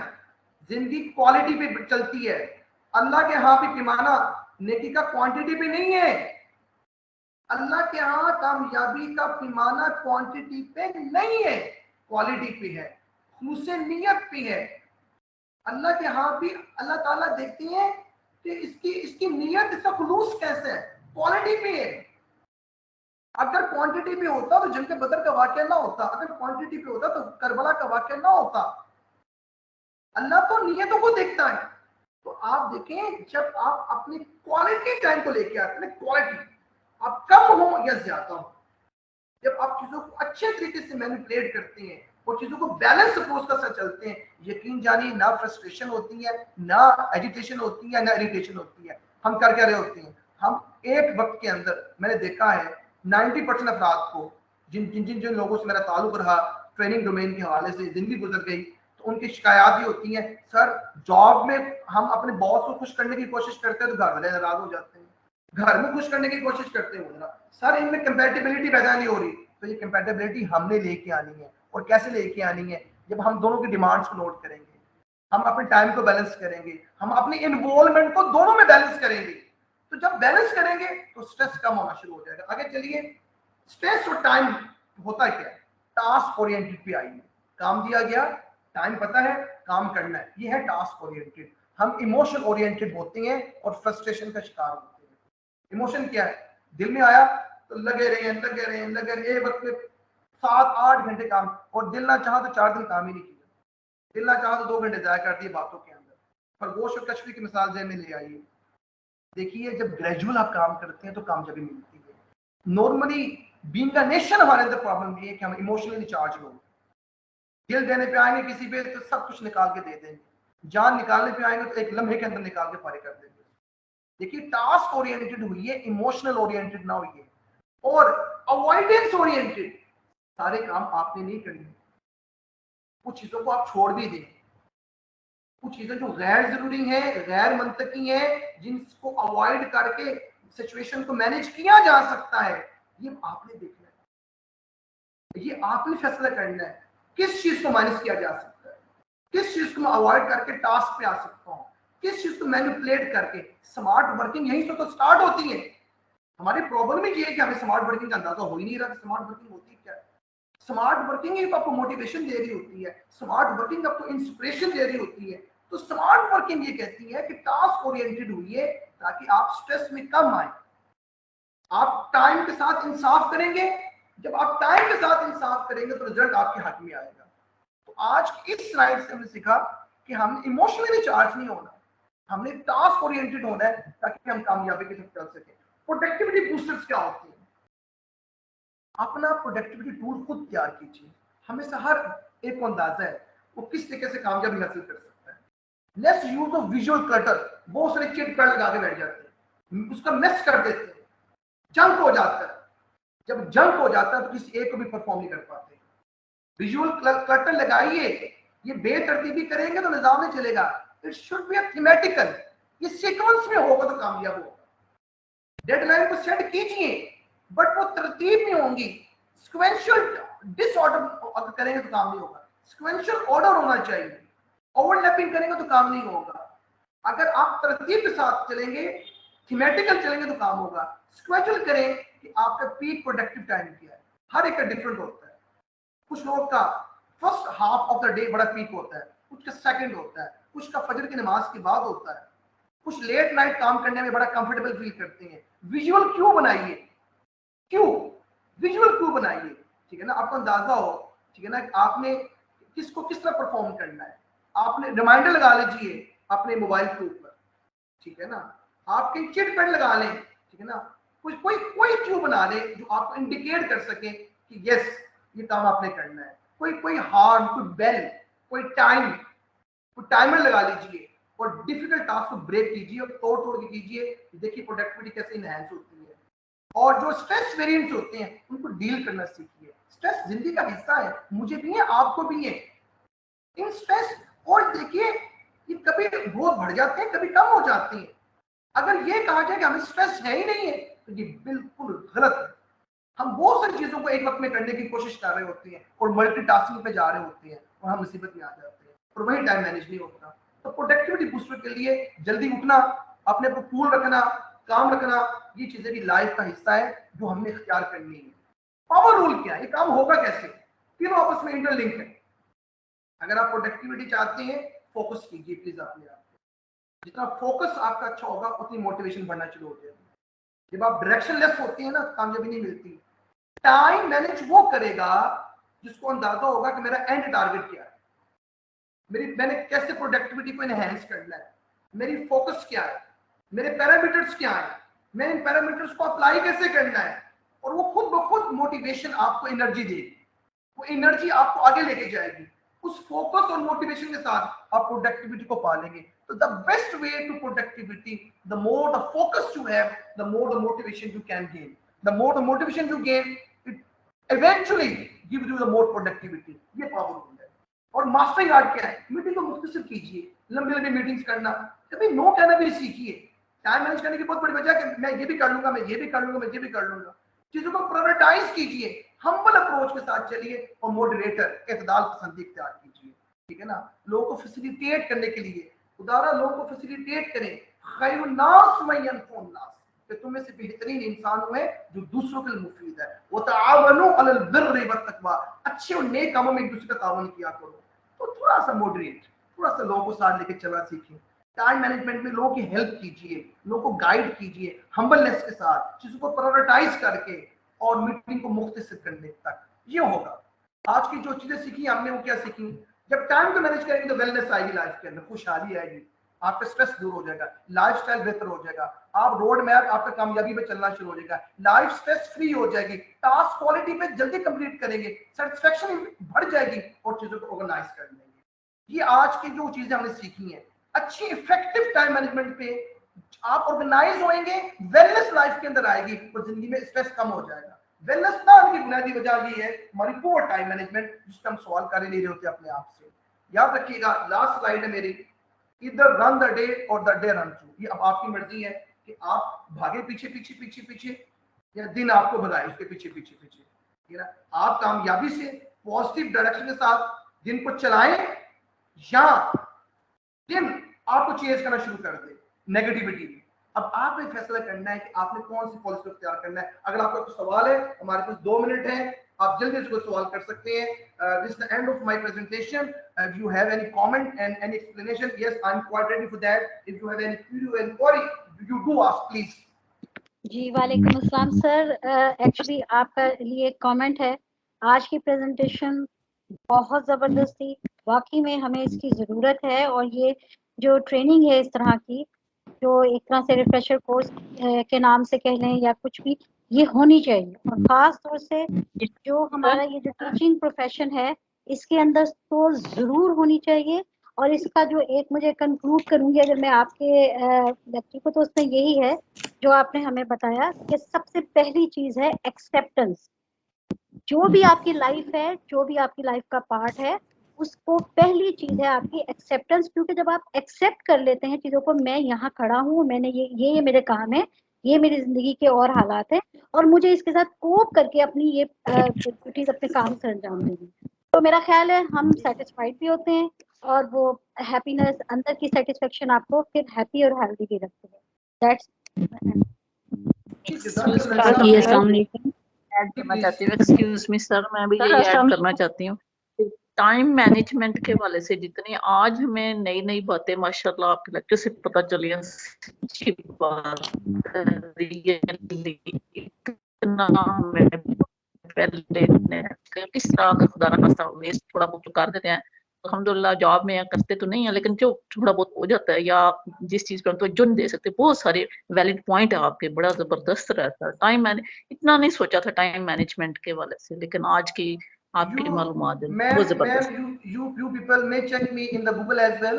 Just to check, go the Google Sajid Hafeez ملک. جو گوگل کریں گے تو آپ مجھے وہاں دیکھ لیں گے اور آپ کو اچھا لگے گا. I got the presidential award, the civil award, the military award, اور just because the good time manager. تو آپ اس میں دیکھیں، اور اگر آپ کو کوئی انکوائری اور کیوری ہو، you just note down my number as well, 034444 Tetra 206 03444222206 444 Tetra 206. اور آپ کوئی کیوری آپ کی ہو تو اگر میں کوئی فیسیلیٹیٹ کر سکتا ہوں تو میں ضرور فیسیلیٹیٹ کروں گا. جی آپ کوشچن پوچھیے جو پوچھنا ہے. السلام علیکم سر، میں آپ سے بات کرنا چاہ رہی تھی کہ آپ نے ہمیں بتایا کہ ٹائم مینجمنٹ ہے، تو ہمارے یہاں سوسائٹی میں جو ہماری گراؤنڈ ریئلٹیز ہیں، ہمیں دو پرسنالٹیز نظر آتی ہیں. میں اپنے سراؤنڈنگ میں بات کر رہی ہوں، جو ماشاءاللہ بہت بہترین طریقے سے گھر مینیج کر رہے ہوتے ہیں، لیکن کالج میں ان کی جو پرفارمنس ہوتی ہے اس میں وہ ٹائم مینیج نہیں کر رہے ہوتے. مثلاً 8 بجے کا ٹائم ہے تو ہمیں 8 بجنے میں 10 منٹ پر پہنچنا چاہیے، کیونکہ 8 بجے کا ٹائم ہمارا کلاس کا ہے. اور مطلب وہ بہترین ان کوالٹیز کے ساتھ اپنے فیملی اور گھر اور سب چلا رہے ہوتے ہیں. سر یہ دو پرسنالٹیز ہیں، تو ہمیں اس کے بارے میں ذرا بتائیے گا کہ جاب میں تو وہ نہیں کر رہے ٹائم. میں اس میں صرف ایک بات بتاؤں گا. قرآن مجید کی آیت ہے، مجھے جواب دینے دیجیے گا. قرآن مجید کی آیت ہے، یا ایھا الذین آمنوا لما تقولون ما لا تفعلون. اے ایمان والو وہ بات کیوں کہتے ہو جس پہ عمل نہیں کرتے. دیکھیں ہم ٹیچر ہیں، میں ٹیچر ہوں، and I am proud to be teacher. آپ ٹیچر ہیں. اگر ہم ان چیزوں کو، ہمارے قول و فعل میں تضاد ہوگا تو لوگ ہم سے کیا سیکھیں گے؟ ہم سے موٹیویشن کون لے گا؟ میں بھی بہت بزی ہوں، میں پورے پاکستان کو ٹریننگ دے رہا ہوتا ہوں، لیکن الحمدللہ میں اپنے بچوں کے معاملات کو خود دیکھتا ہوں، میں اپنے گھر کے معاملات دیکھتا ہوں. اگر میں بڑی آسانی سے بیٹھ کے آپ کو یہ لیکچر دے رہا ہوں تو اس میں بہت بڑی وجہ یہ ہے کہ میرے گھر والے مجھ سے سیٹسفائی ہیں، ٹھیک ہے نا، ورنہ تو میں یہ کام کر ہی نہیں سکتا. تو میں آپ کو انڈورس کرتا ہوں ریسپیکٹڈ ٹیچر، آپ ٹھیک فرما رہی ہیں. اگر ہم اپنے پروفیشنل ورک کے ساتھ خیانت کر رہے ہیں تو ہم غلط کر رہے ہیں. ہمیں خیانت نہیں کرنی، ہمارا رب ہمیں دیکھ رہا ہے اور ہم نے اس کا جواب اللہ کی بارگاہ میں جا کے دینا ہے. جی پلیز میم بات کرنا چاہ رہی تھی.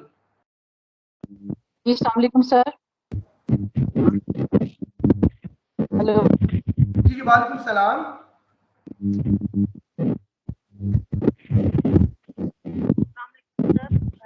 جی بولیے.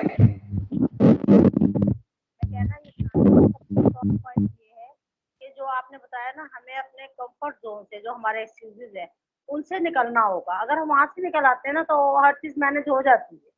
سب سے اچھی جو بات آپ کی لگی آج کی، ویسے تو سبھی پوائنٹس ہیں، لیکن یہ کمفرٹ زون والا تو کمال ہے. سب نے کمفرٹ زون میں ہی اپنے آپ کو رکھا ہوا ہے تقریباً لوگ. دیکھیں کمفرٹ زون میں تو نقصان پہنچا رہا ہے ہمیں. دیکھیے اگر آپ کامیابی چاہتے ہیں تو کمفرٹ زون کو چھوڑنا ہوگا. آپ کا پیشن، آپ کی انرجیز کمفرٹ زون میں نہیں ہے. خدارا کمفرٹ زون کو چھوڑ کے تو کامیابی ملنی ہے آپ کو. جی پلیز آگے بات کر سکتے ہیں. السلام علیکم. جی سر میں کوشچن کرنا چاہتا ہوں، مجھے کرنے دے رہا. السلام علیکم سر. جی وعلیکم السلام، آپ پوچھیے. جی سر میں یہ کہنا چاہ رہی ہوں کہ لوگ کہہ رہے ہیں کہ کمفرٹ زون میں سے نکلنا ہوگا. سر انما الاعمال بالنیات، ٹھیک ہے. اگر ہماری جی سر اگر ہماری نیتیں ٹھیک ہو جائیں تو ہم سارا کچھ ٹھیک کر سکتے ہیں. میرا تو سر یہ ایمان ہے.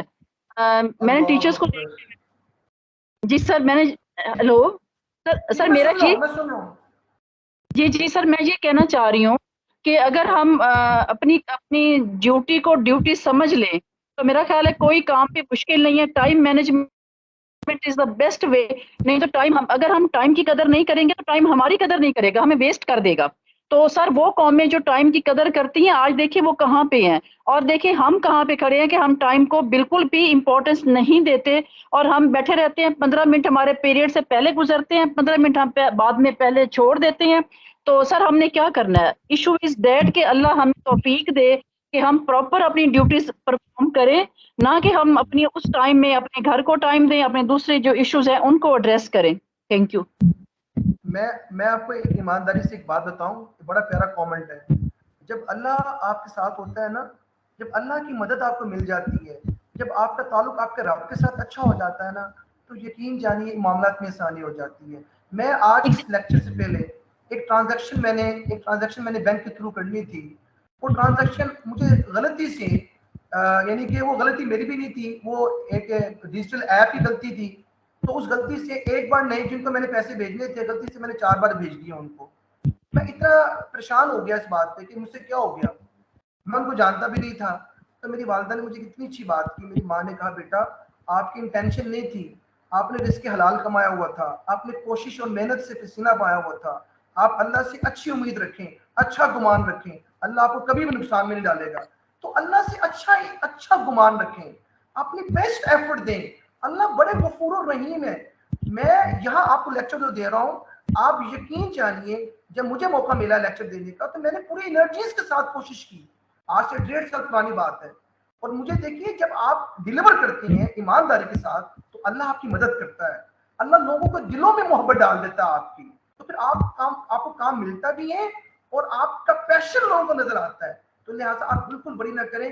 اللہ تعالیٰ یقینی طور پہ ہمارے معاملات کو جانتا بھی ہے اور اللہ ہمارے لیے آسانی بھی پیدا کرے گا انشاءاللہ. جی لاسٹ کامنٹ کر لیں پلیز.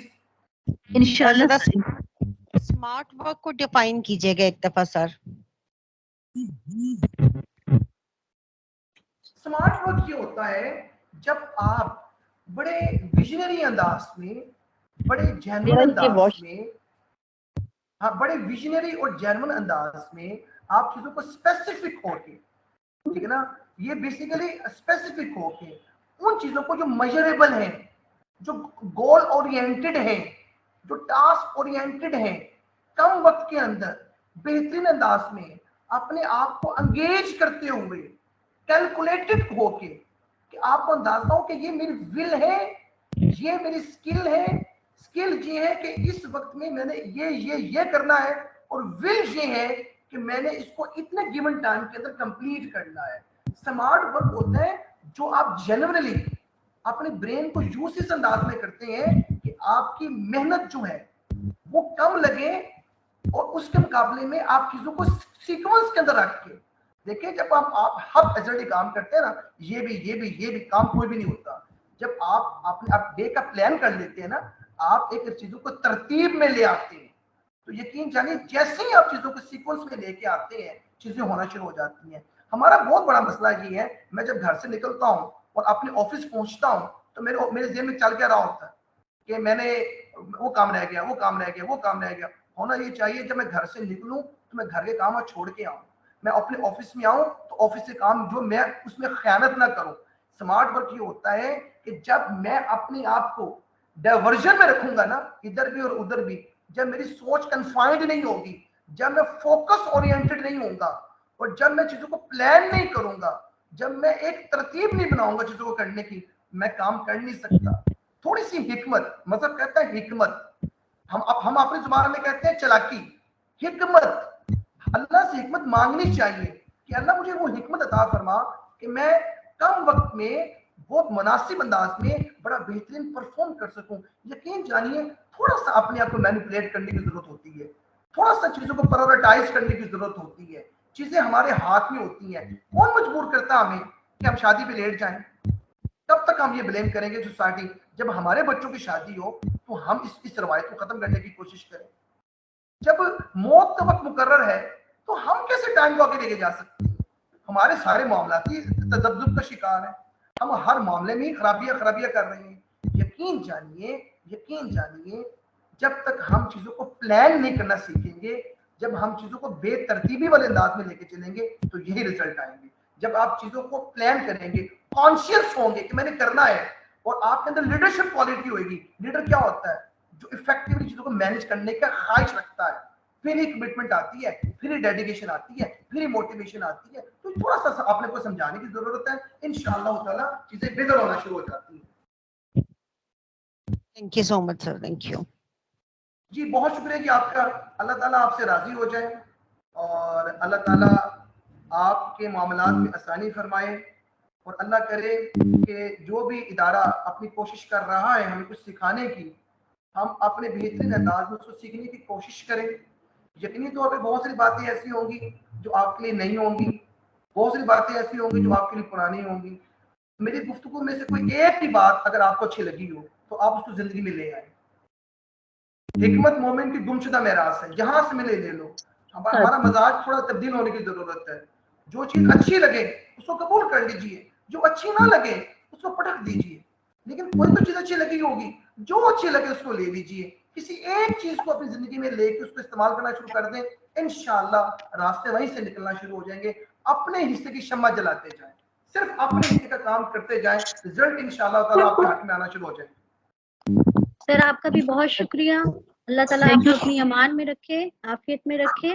بہت شکریہ سر. اللہ حافظ. جزاک اللہ، بہت شکریہ. Thank you very much. بہت شکریہ سید حفیظ ساجد حفیظ ملک صاحب سر آپ کی تشریف آوری کا، اور یقیناً آپ کی یہ جو باتیں ہیں یہ ہمارے اساتذہ کرام کے اندر نہ صرف ایک ان کے اندر ایک موٹیویشن پیدا کرتی ہیں، بلکہ جب وہ اپنے کلاس رومز میں جائیں گے ٹریننگ کے بعد تو ہمیں امید ہے کہ یہ جو چیزیں ہیں یہ اپنے اسٹوڈنٹس کے اندر بھی ٹرانسفر کریں گے، اور تاکہ نہ صرف ہمارے اساتذہ کرام بلکہ اسٹوڈنٹس بھی ہمارے جو ہیں وہ وقت کا بہتر استعمال کر سکیں اور ان سے فوائد سمیٹ سکیں. بہت شکریہ سر آپ کی تشریف